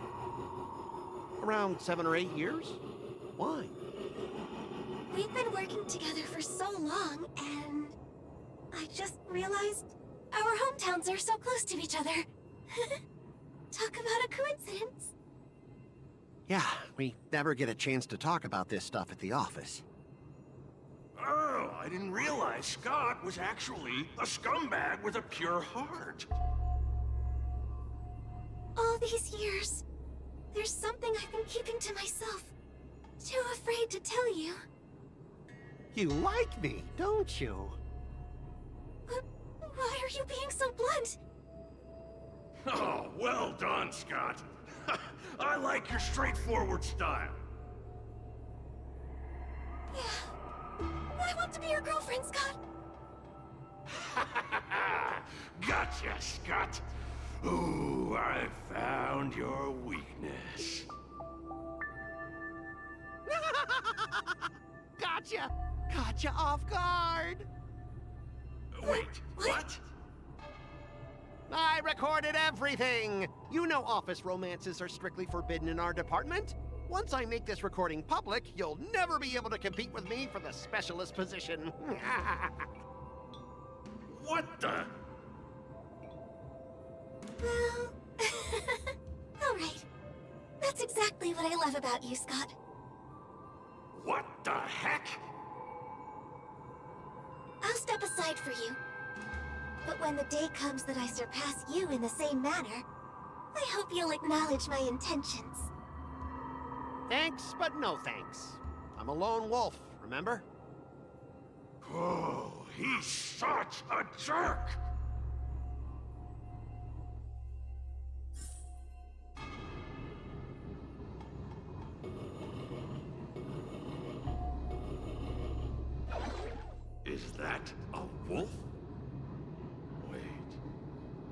Oh, that must be Scott himself. The crown behind him must be his most twisted desire. Oh, finally, I found the depths of your hopeless soul. I'll strip away your twisted desires. Who are you? This is my place. How did you get in here? I can come and go as I please. Do I need your permission? Let me tell you something. In your quest to reach the top, you've trampled over everything that's decent. It's all about success. I'm the pride of the Scott family, a certified lone wolf. I'll do whatever it takes to reach the pinnacle of life. But are you truly happy? You've sacrificed your family, your friends, and your love. All for those meaningless credits. Ask yourself, are you truly happy? Am I happy? Am I truly happy? Oh, I'm so happy! I'm ecstatic! You couldn't even begin to imagine how happy I am! Sacrificing my emotions? Ha! What a joke! What good do my emotions do me? Can they turn into a delicious meal or a glass of wine? Can they pilot a starship? Or buy me a mansion? So, answer me this. Do you think anyone would pay credits for my emotions? No way! But I can trade my credits for emotions. With enough credits, I can make anyone my friend. Oh, this man is truly hopeless. Maybe I need to try a different approach this time. But I'm not about to spend my hard-earned credits on something as pointless as emotions. I'm a lone wolf. A lone wolf from the Scott family. With no enemies or friends. Only prey. Bring it on, Scott the Lone Wolf. I'll show you what I'm made of.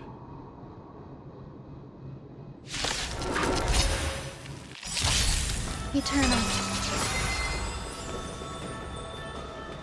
There's no reason those promote gun. Those digging grave. Every petal all will be swept away by the wind.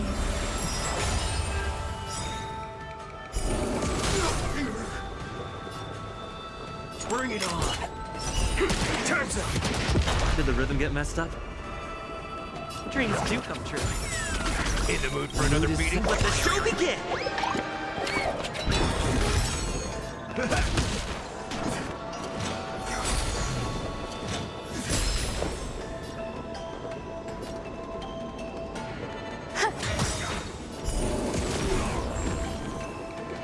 Let's do it. There's your reward. Take your position. Step up, let's see ya.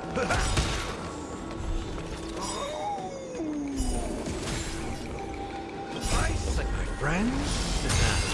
Indulge yourselves! Bring it on. Time's up. That's all you got? It ain't over. There's more to life. Stay in.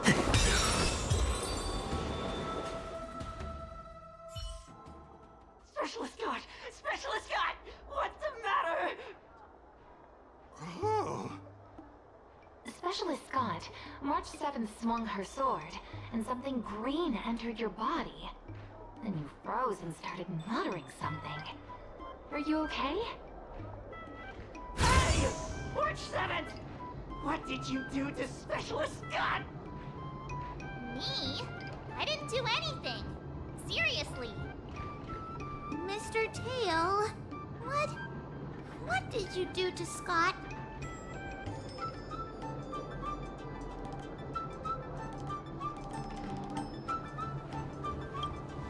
Come on, what are you thinking? I just stripped away his most twisted desire. Watch what's about to happen. Oh.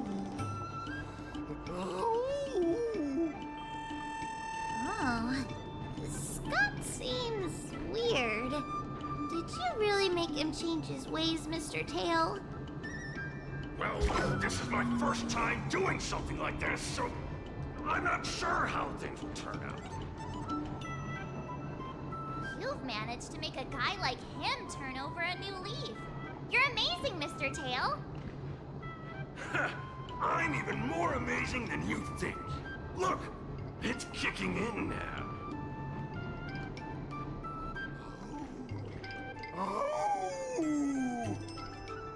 Specialist Scott, what's wrong with you?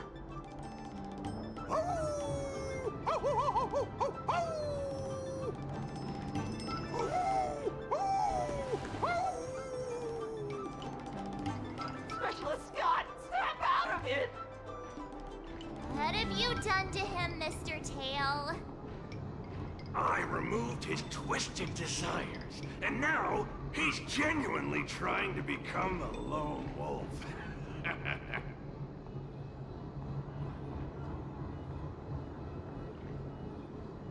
What would you call it then? Even a feral wolf is better than what he was, right?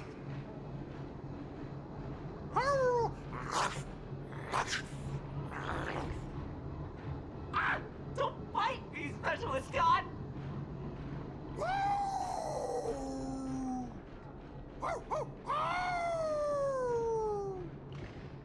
Run for your life!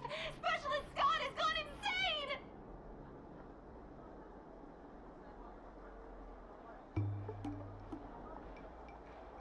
Aw, I thought Mr. Tail would possess me and teach me some super cool HUOHUO swordplay. Nah, I told you, I'm not really one for violence.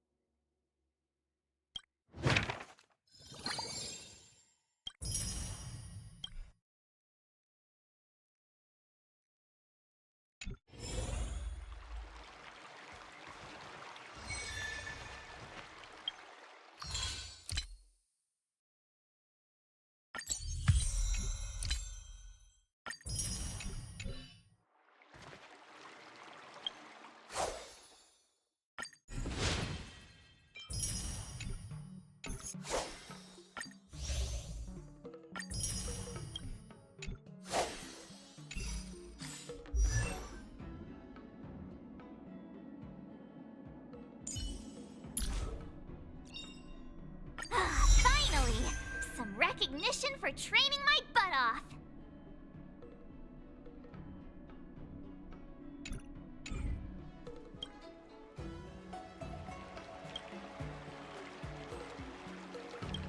I kinda want a milk tea. Let's go get one after training!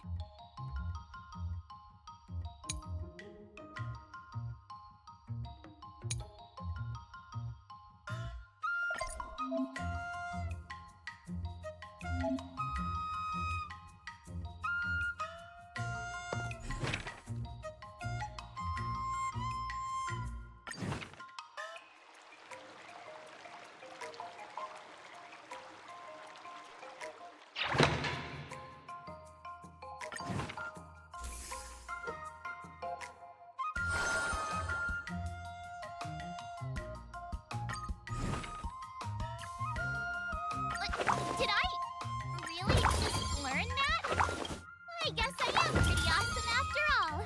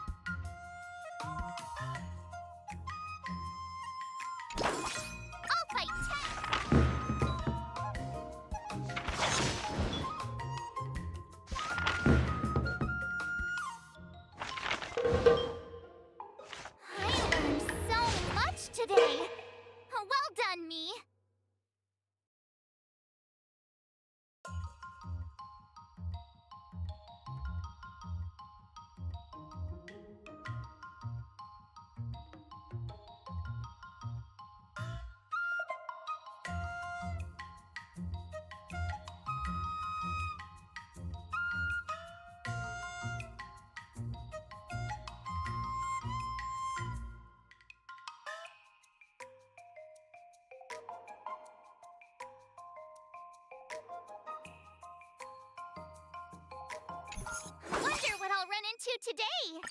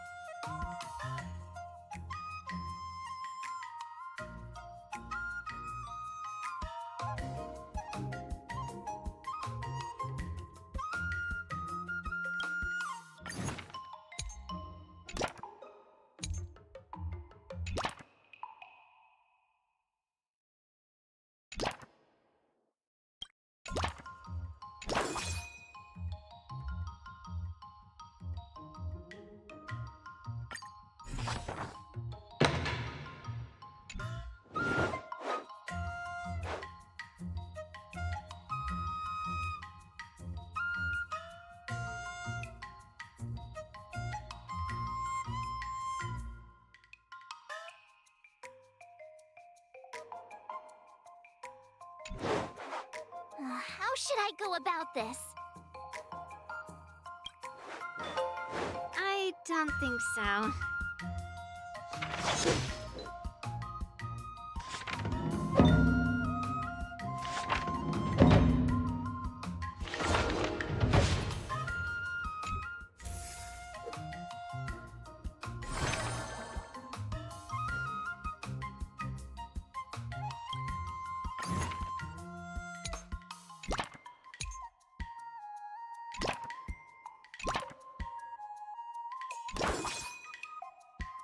I'll fight 10.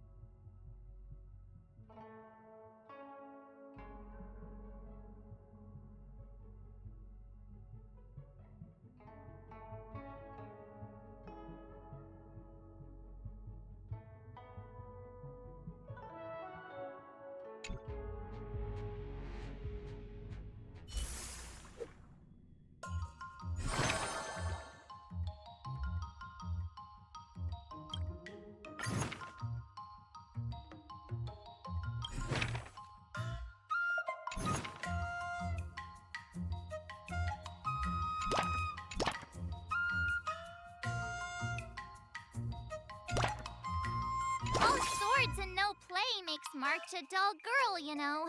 Let's do this!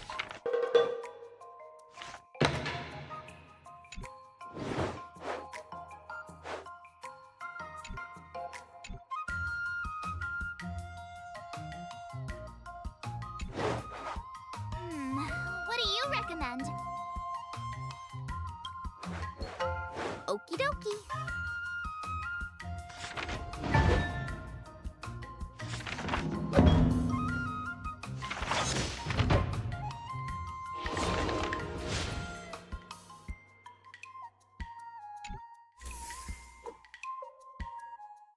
Today, you'll face your first test.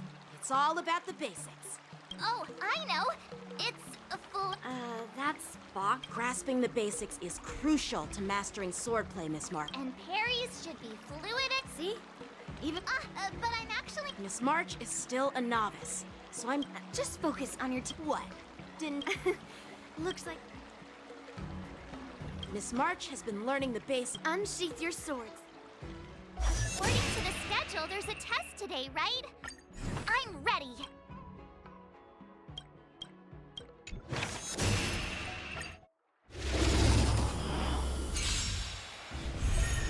Yeah! Not very sportsmanlike.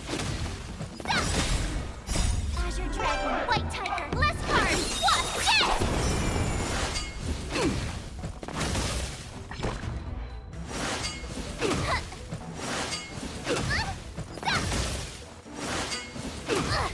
Yes! Azure Dragon, White Tiger, less cards, what? Yes! A hero's life is hard.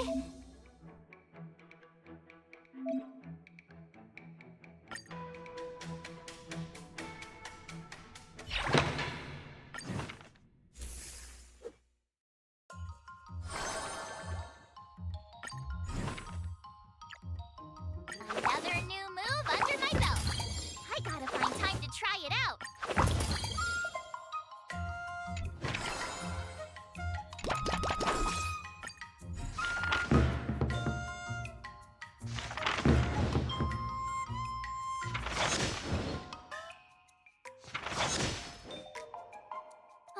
That's enough training for today.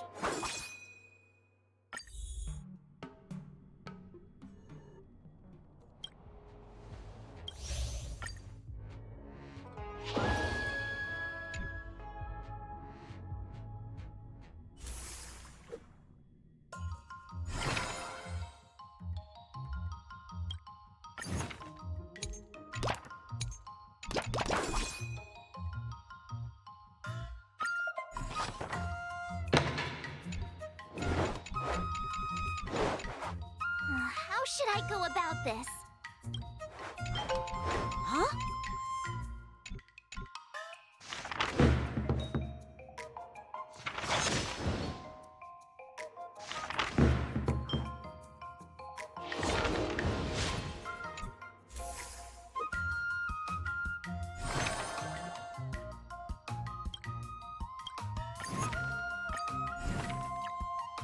Another step closer to star-crazing Glass Greatsword.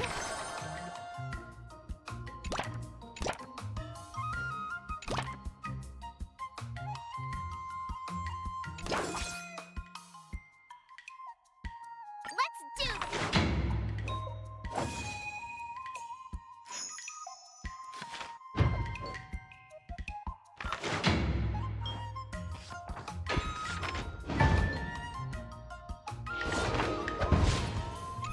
Wonder what I'll run into today.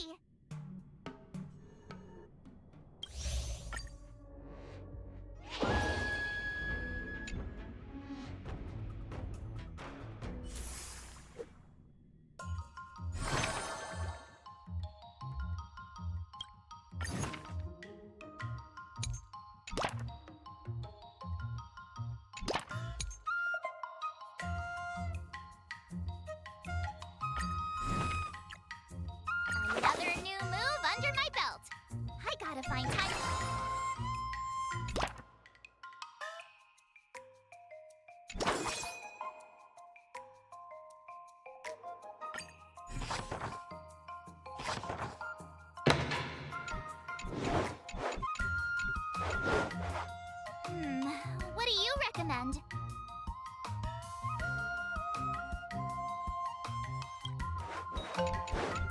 me a minute.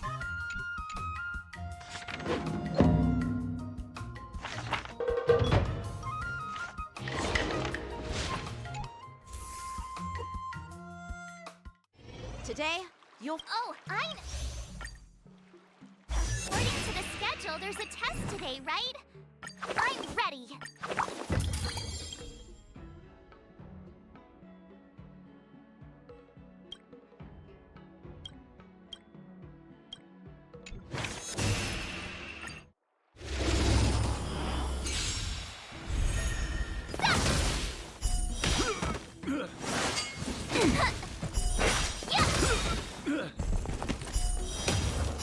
Azure Dragon, White Tiger, less cards! What?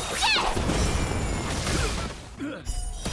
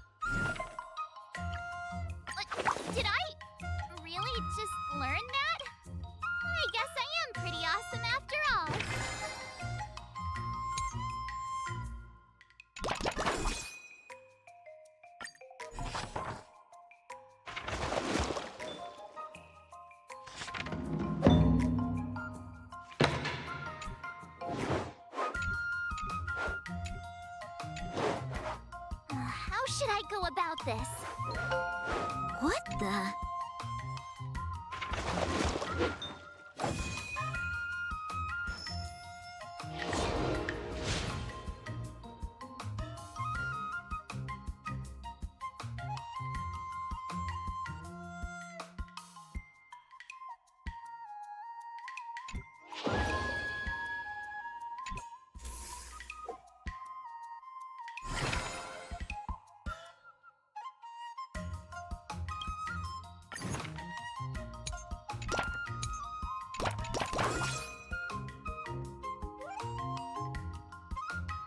I'll fight 10.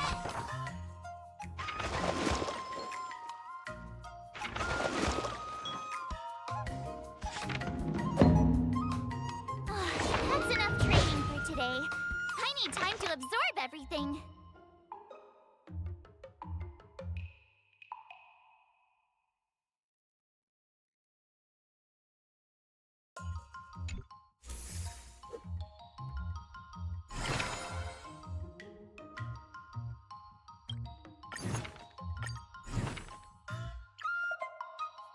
Another step closer to star-crazing glass greatsword.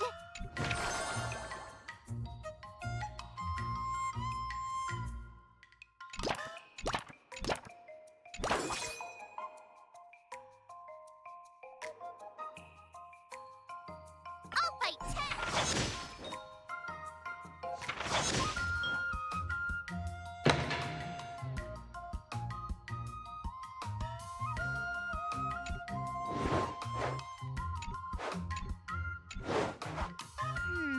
What do you recommend? I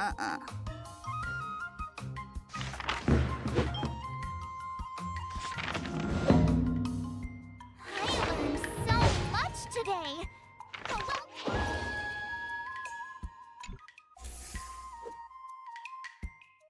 Time for your second test. I'll be your examiner this time, and I'll be testing your ability to defeat enemies with unconventional moves. Grandpa always said that everything can be a sword, and that there are... According to the schedule, there's a test today, right? I'm ready. Did I really just learn that? I guess I am pretty awesome after all.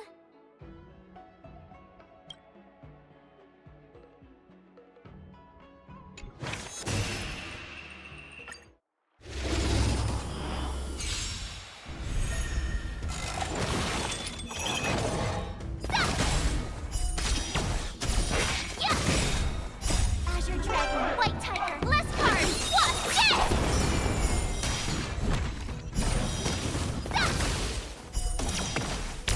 Awesome!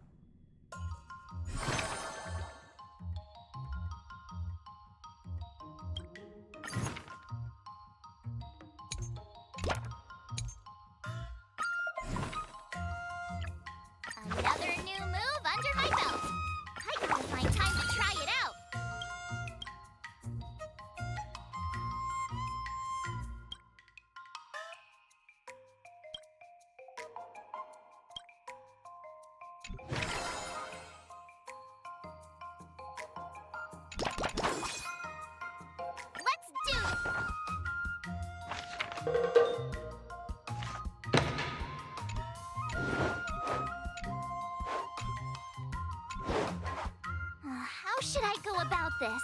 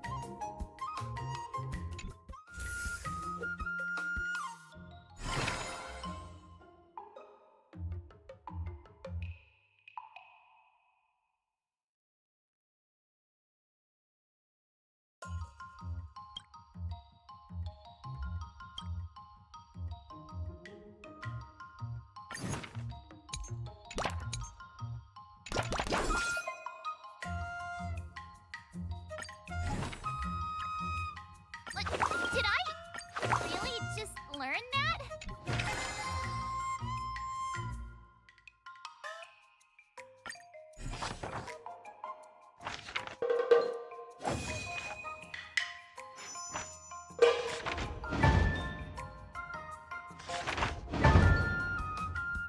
I learned so much today.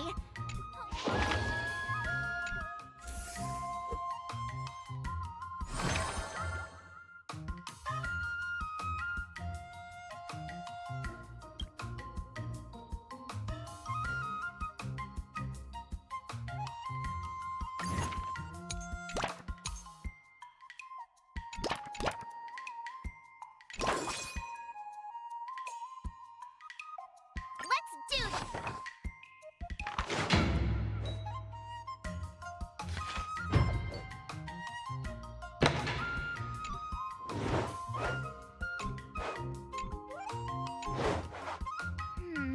What do you recommend? What the?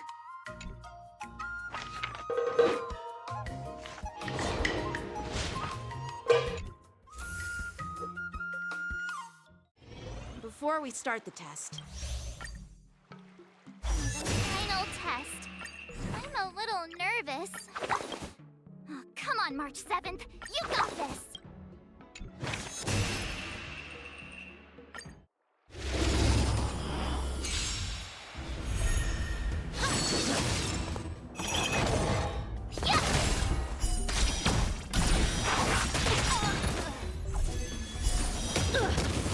Azure Dragon, White Tiger, less cards! What? Yes!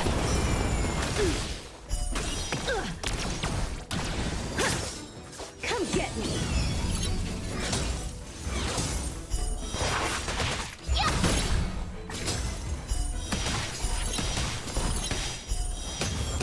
Oh, I get it! Azure Dragon, White Tiger, less cards! What? Yes!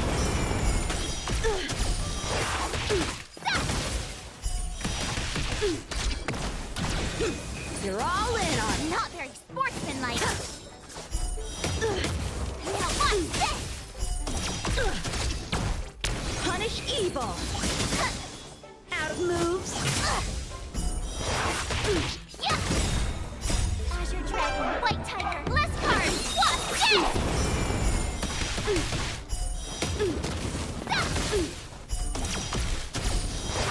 Yes! I failed!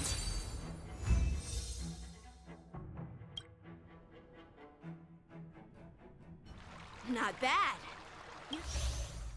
Now, I'd love to hear your suggestions on how to defeat Scott.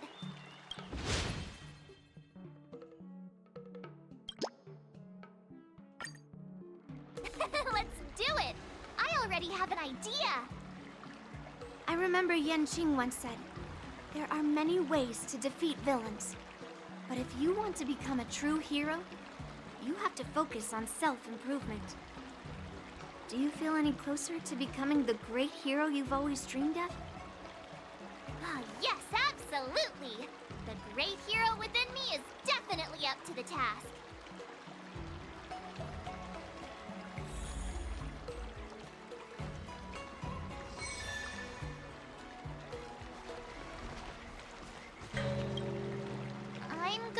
against Scott soon. Do you know why I'm visiting you, Qingchue? Yeah, with you, me, and him here, the answer is pretty obvious.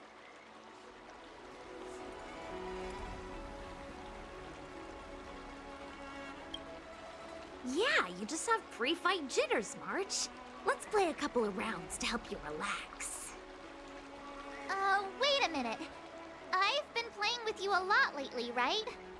I've actually picked up a few insights. For example, I've been thinking lately that just defeating Scott with my swords might not be enough.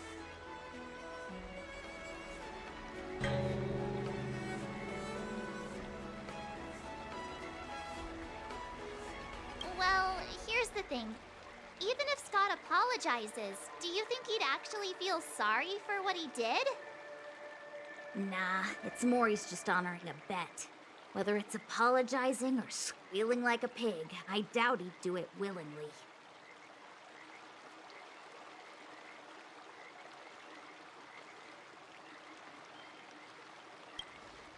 Exactly! He just wants to show off, which is why he picked Arumali as the venue. You're right. Even though I'm not a fan, I'll help you figure something out.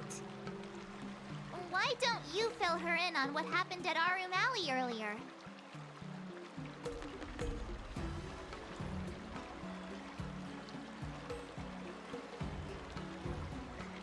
If being a workaholic were a disease, Scott would be in the ICU. It's okay to enjoy your work, but causing trouble in society is another story.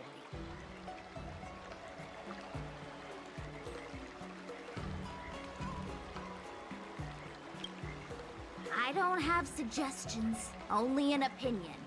And that is, he's a hopeless workaholic. Come on, March, let's go find it. Uh-huh?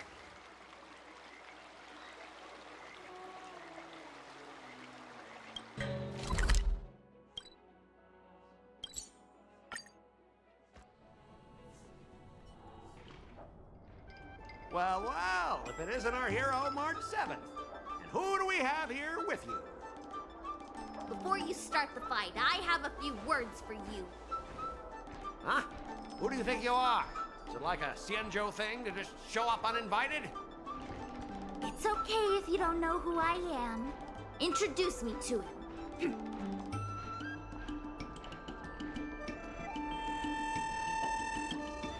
Yep, you're welcome to check out my credentials in the Divination Commission. Heh, what's so special about being a diviner from the Divination Commission? I'm a specialist at the Interastral Peace Corporation.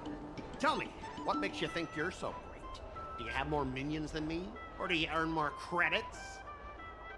You may not be young, but your mindset is still that of a fresh-faced newbie who spends all their time on work while proudly proclaiming to love their job. You! Shut up, you! In my opinion, you enjoy playing the role of a joker, spouting off outrageous opinions just to seem objective and indifferent whenever you feel like it. Enough! Shut up! What do you know about me? Don't act like you know everything! Wow, you really got under Scott's skin with just a few words. Well, you almost got me. I'm here to have a duel, not to debate with you.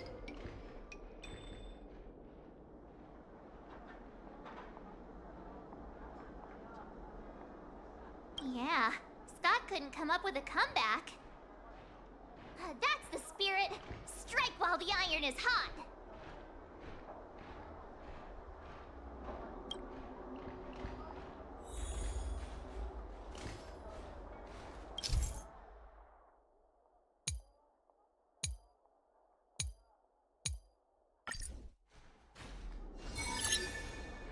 Let me ask you something. Do you consider the IPC to be your family? Of course I do! I have so many amazing colleagues there. Have you seen our structure? The talent motivation department makes everything feel even better than family.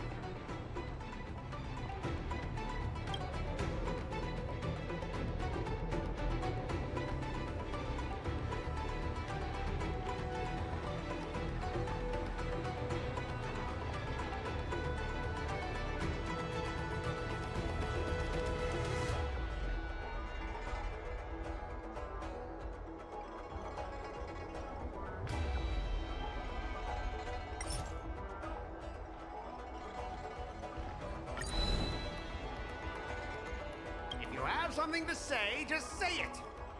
Why are you staring at me like that?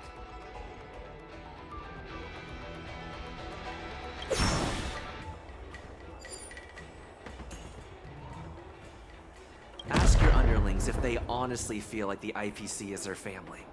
You consider them your family, but do they feel the same way?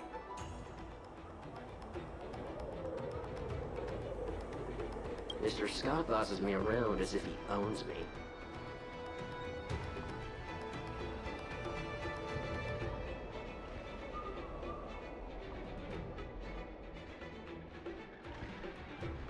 I own you, and that's what makes us a family, right? See, Scott? Looks like your bros have different ideas of what family means. I heard even the lowest ranking Pierpoint folks feel proud of the IPC's success and wealth. But when you really think about it, how much does the IPC's success and wealth have to do with you? Of course it has something to do with me. Then tell me, which of the IPC's achievements can you personally take credit for? I was involved in the Alroom Alley investment project. And right now, I'm in charge of these transport ships. They may not seem like big things, but they can't be done without me.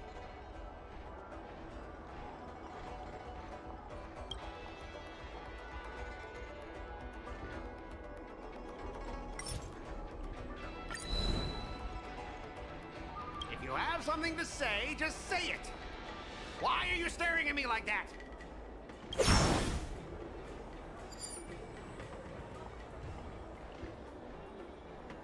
You talk about how proud the IPC makes you feel, but have you ever thought that once you leave, you'll be nothing? I'd be Scott, former employee of the Interastral Peace Corporation. Listen to yourself. That's how you want to be known? Is your name just an appendix to the IPC?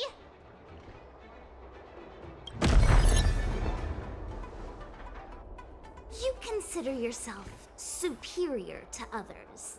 You have no time for your own life. You lack empathy.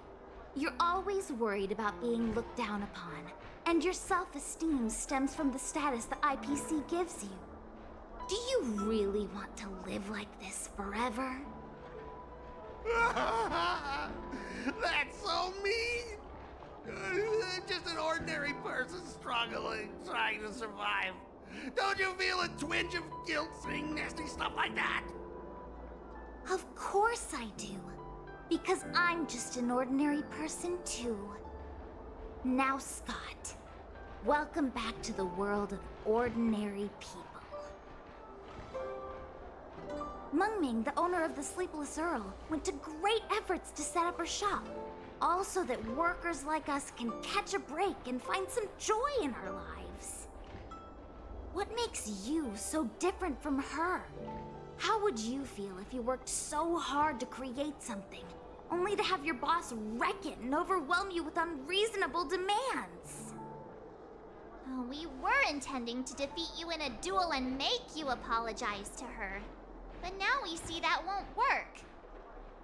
I see. I'll make a genuine, heartfelt apology to her. Enough. I understand. We don't need to carry on with this sword fight. I'm going to apologize to the owner of the Sleepless Earl, and to everyone fully living their lives.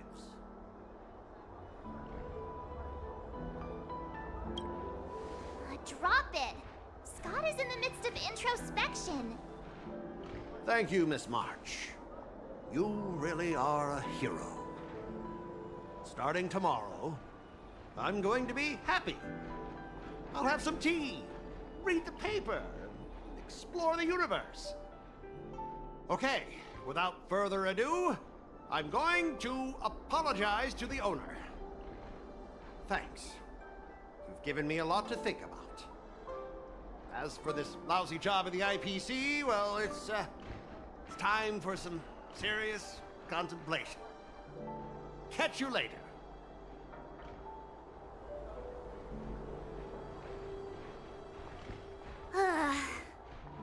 I'm so tired. Haven't felt this exhausted in ages. You guys better treat me to something nice, March. Of course! Thank you, Master Chingchua.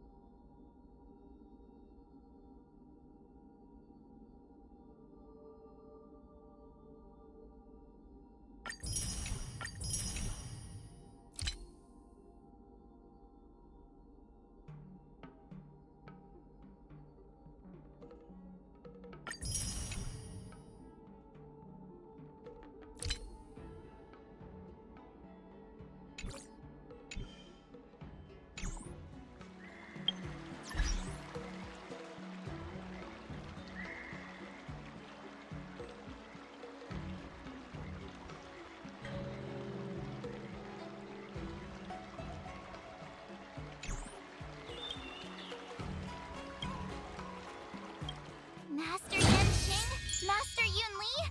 Your teaching rocks! Shame my body can't keep up with my brain.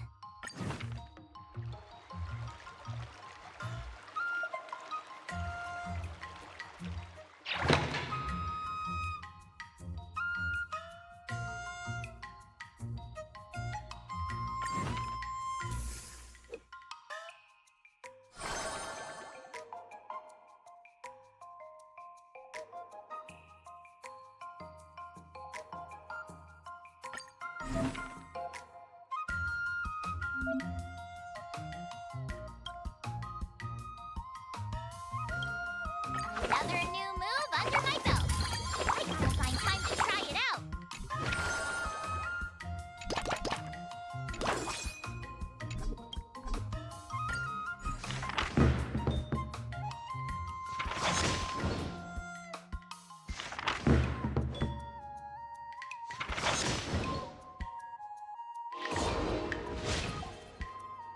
Wonder what I'll run into today.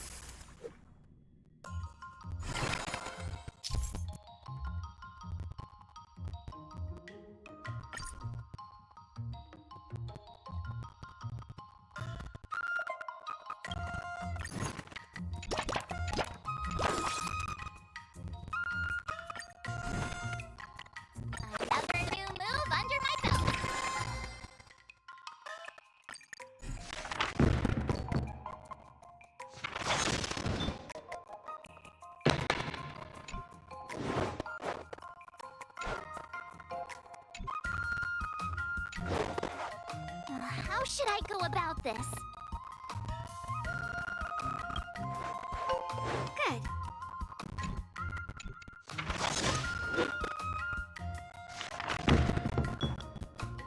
That's enough training for today.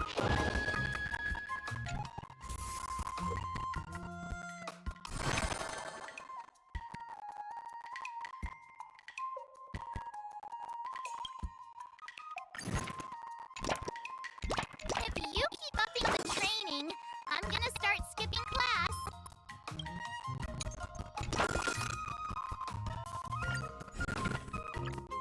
Another step closer to start crazing Glass Greatsword.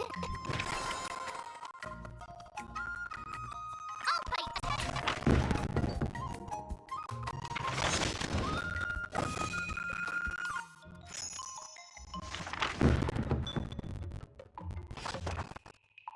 I learned so much today.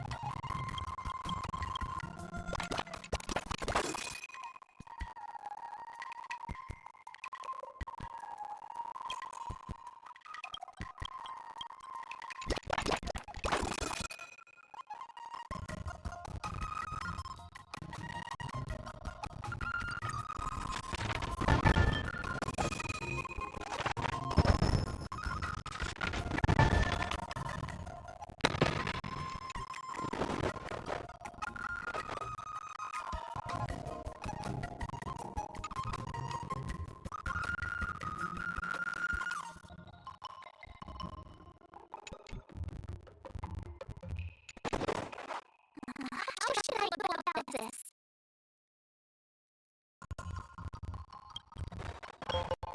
A pity.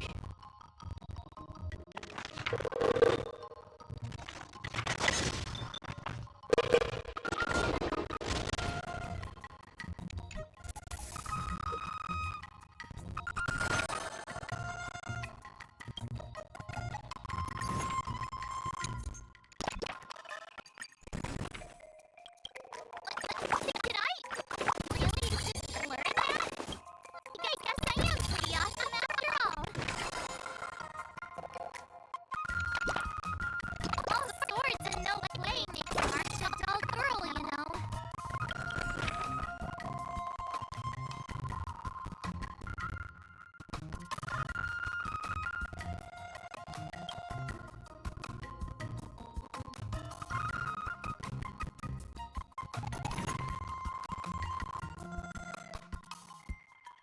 I'll fight 10.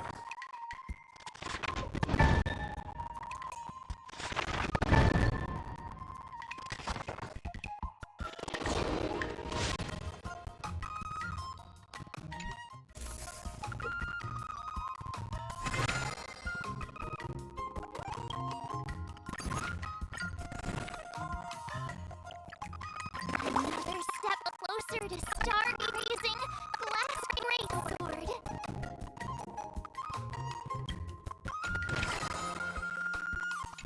Jeez, I'm exhausted.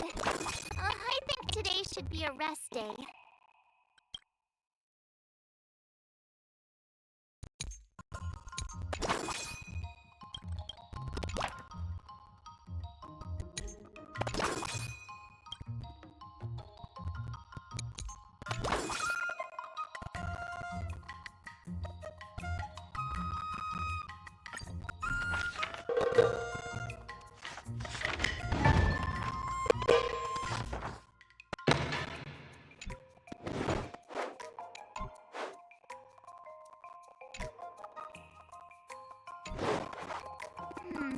What do you recommend?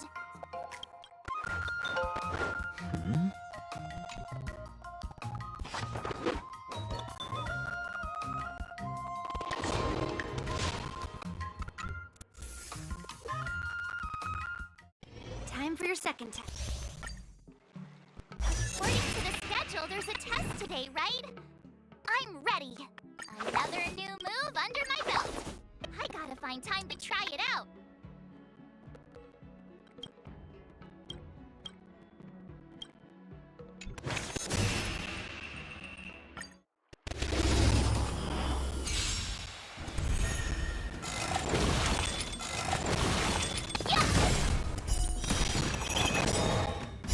Azure Dragon, White Tiger, less cards! What's this?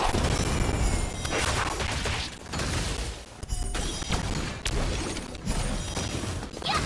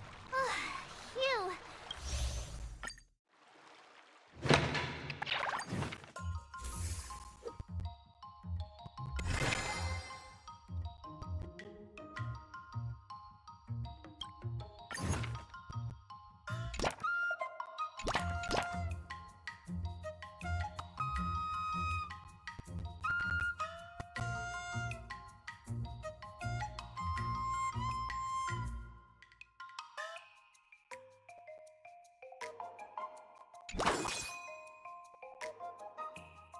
do this!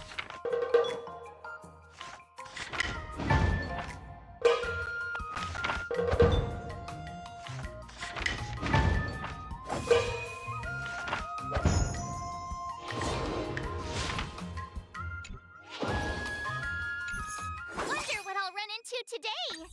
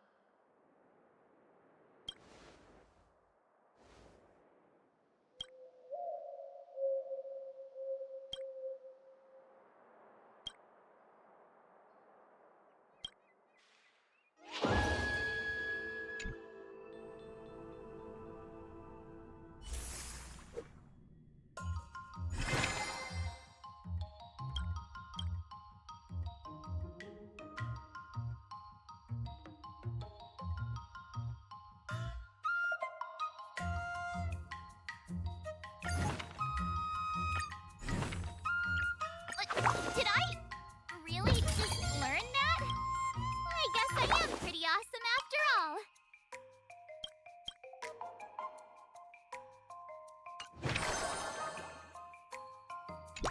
Jeez, I'm exhausted. I think today should be a rest day.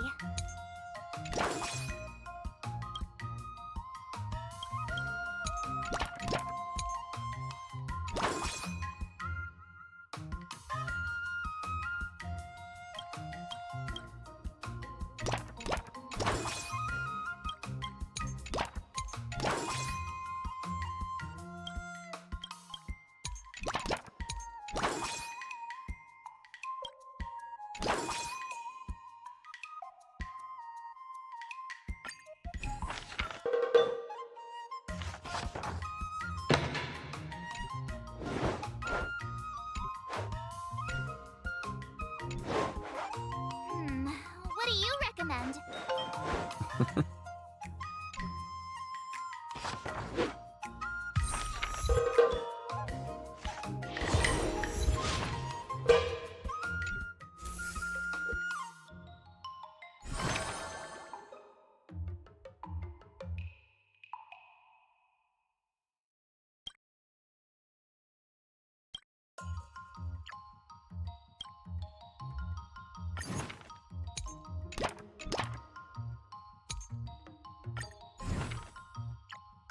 Another step closer to star-crazing glass greatsword.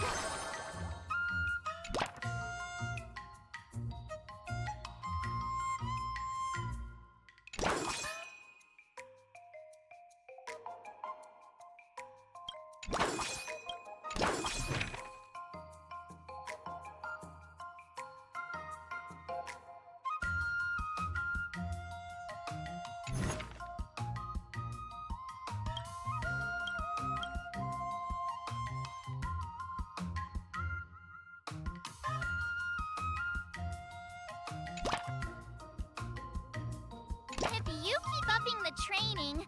I'm gonna start skipping class.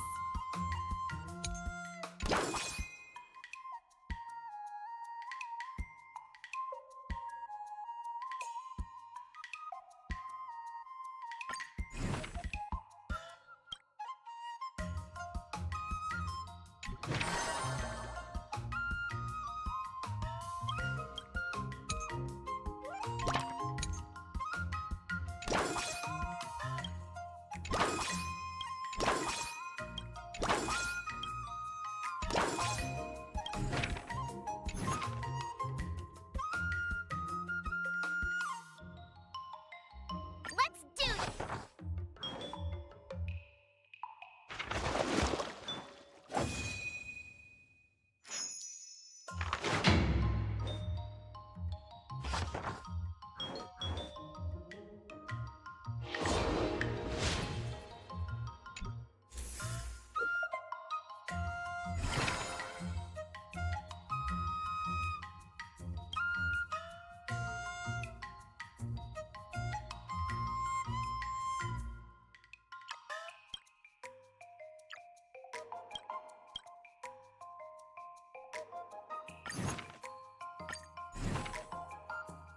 Another new move under my belt.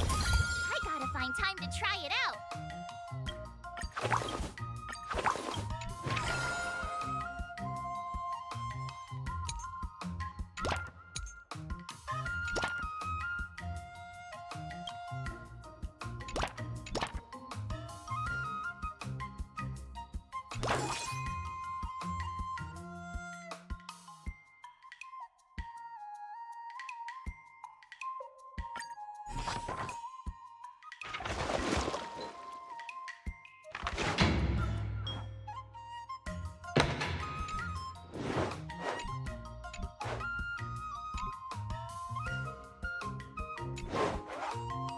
How should I go about this?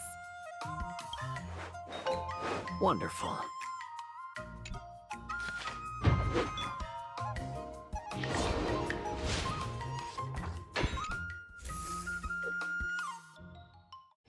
Before we start the test, Final test. I'm a little nervous. Come on, March 7th. You got this.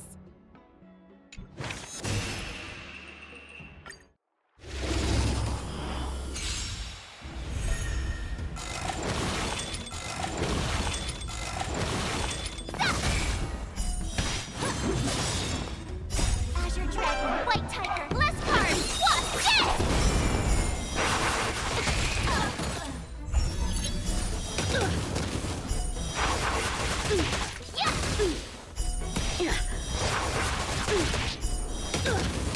Awesome!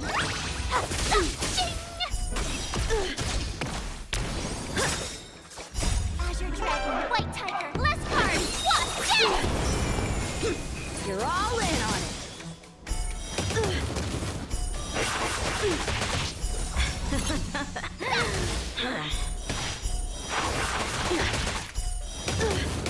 Oh, I get it!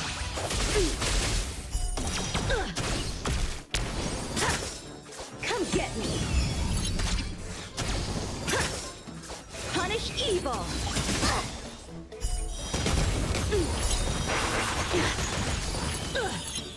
Azure Dragon, White Tiger, less cards. What's this?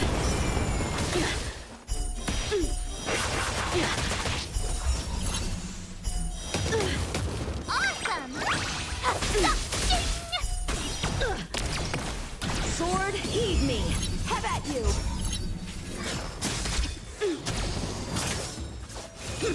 You're all in on it.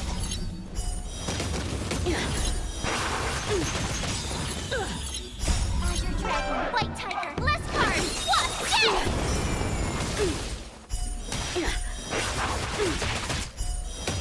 I failed.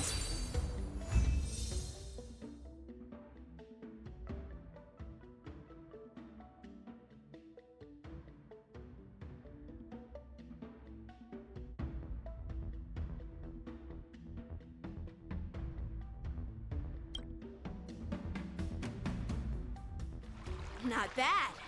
You've made it this far, Miss March. You've passed... Now, I'd love to hear your suggestions on how to defeat Scott. Let's do it! I already have an idea! I remember Yanqing once said, there are many ways to defeat villains. But if you want to become a true hero, you have to focus on self-improvement. Do you feel any closer to becoming the great hero you've always dreamed of? Oh, yes, absolutely! The great hero within me is definitely up to the task.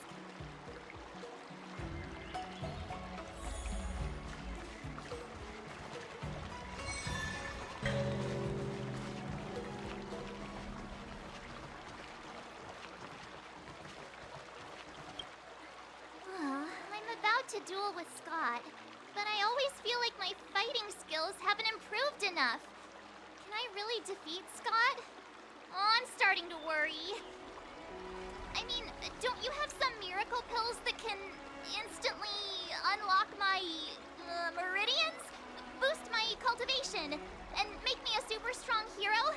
You know, the kind where you just pop one and instantly become an invincible sword master.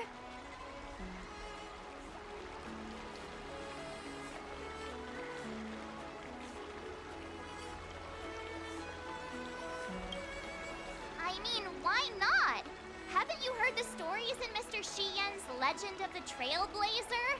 The hero took the elixir of dragon oil and gave Fantilia a good beating. Why can't I just do the same to Scott? Do you even realize how much those legends get exaggerated? We don't have any convenient pills like that. But if you just need a temporary boost for the duel, we might be able to figure something out. I've made a bowl of matsutake longan white bamboo sparrow soup for you, Miss March. It's nourishing and will give you a good energy boost.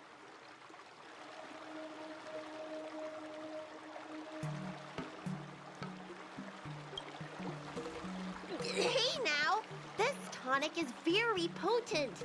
If you don't engage in any intense physical activity, it might do more harm than good. Can I drink half now and save the other half for later?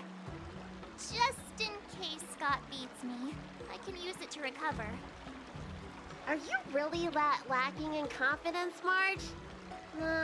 I was actually looking forward to tripling the fee when the IPC guys came in for treatment. You don't know the half of it. Those IPC mechs pack a huge punch. If it's just pain you're afraid of, I might have a solution.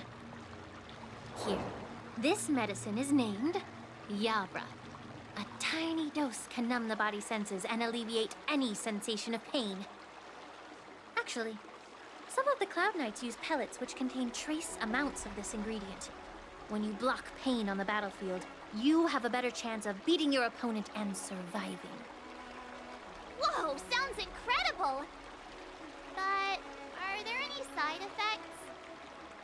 No, not at all. We use it for surgeries in the Alchemy Commission. So what kind of side effects could it possibly have? It's just...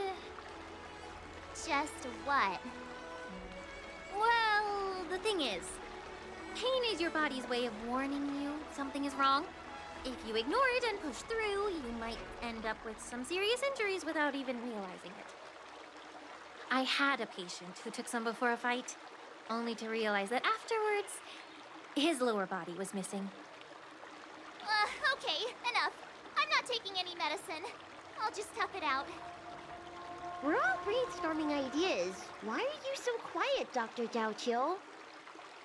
Dr. Jiaoqiu! Jiaoqiu! Marge is about to face off with Scott. What are you doing?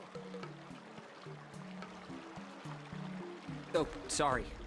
I heard March was planning to use some medicine against Scott, so I made some preparations.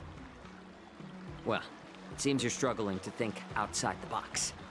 Sometimes, weakening your opponent is just as effective as improving your own combat skills.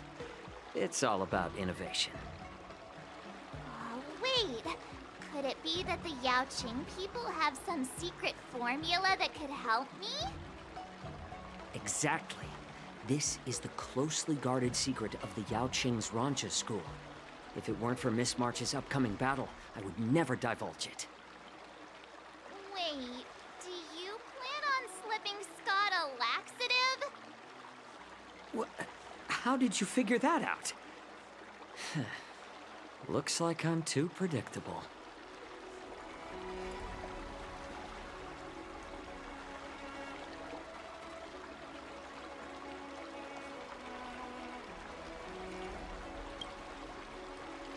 What you call despicable, I call efficient. Well, Dr. Jiaoqiu, are we really doing this? Shouldn't we defeat him in a more honorable way?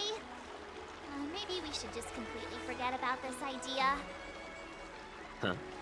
You don't agree with my methods? But it's already too late. Moza has already taken care of things. Wait, so while you seem to be playing with your phone, you were actually arranging things with Moza? Are all Yao Qing people as quick as you? All right, it's time for the duel. Just go fight that Scott guy. I've got something else to do, so I'll be off. He ran away! What should I do now? What's done is done, March. We just have to keep moving forward. Rest assured, we will come to Scott's aid if needed. Let's hope he's all right. Let's go.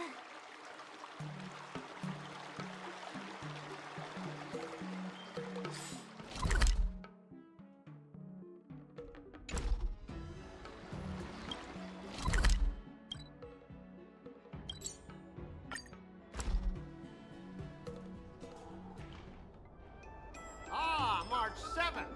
You finally decided to show up. Bet you don't know how incredibly unpopular you are here in Aurum Alley. Unpopular? What are you talking about? Who in Aurum Alley wouldn't like a cheerful and adorable young lady like me? Oh, I've caught wind of the gossip. They're just scared of Yang Qing and Yun Li's power, so they don't have the guts to speak up. Guess what? A brave soul approached me in secret earlier, encouraging me to defeat you and seek revenge for all the people in Aurum Alley. And you know what else? He gave me and the guys a big pot of his special medicinal soup to drink so we can come at you with triple the energy. Well, they do sound like a brave soul.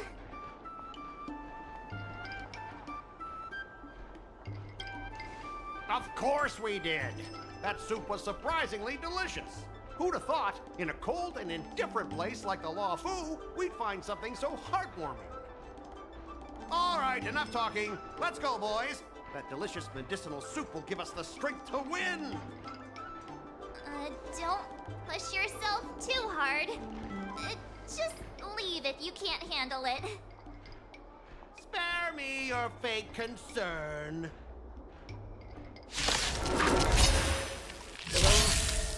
My stomach hurts. What's happening? Mine hurts too. Could it be that something was wrong with it too? Oh, vile shit! Oh, not good. I think last night's dinner smelled to make a grand exit. I gotta go to the bathroom. See ya. Stop there! Don't you dare run away!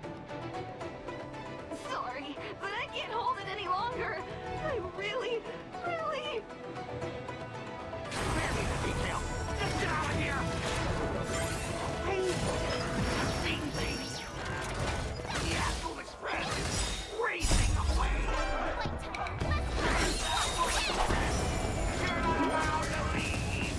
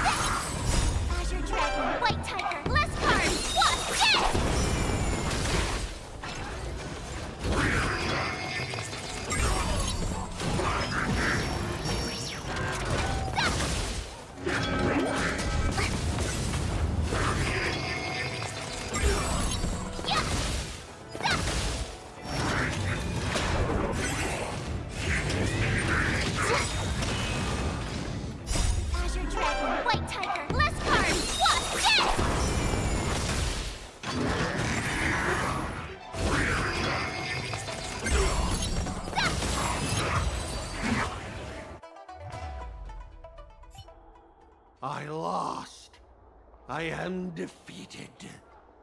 You fight too dirty, March 7th. You are truly despicable.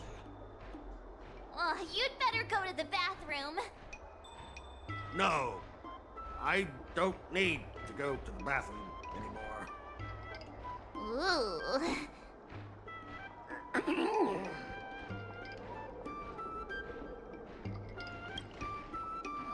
Let's just forget about that part.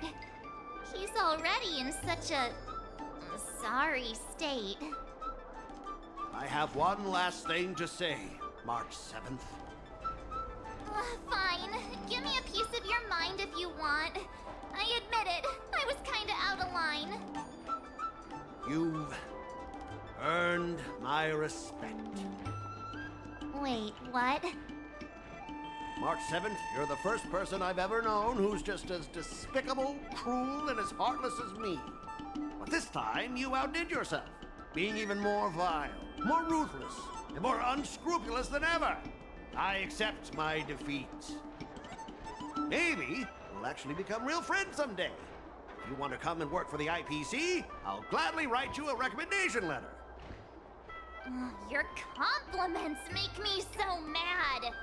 Can I give him another beating while he's down?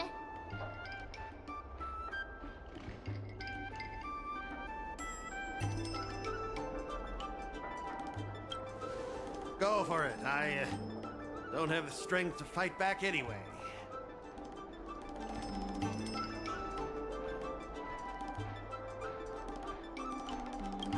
Forget it.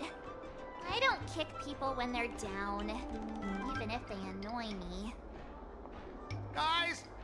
Fellas! Anyone else who can still move? Help me!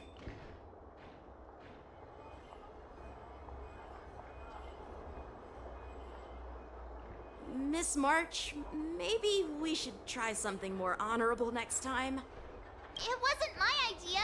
It was all that pink-haired fox acting on his own. All I did was, well, kind of engage in free-form sword fighting.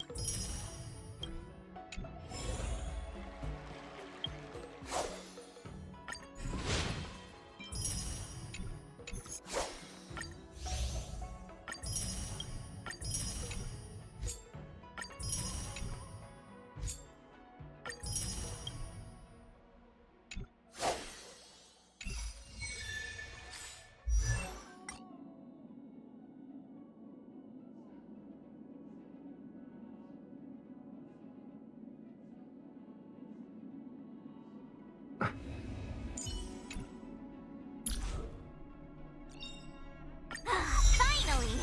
Some recognition for training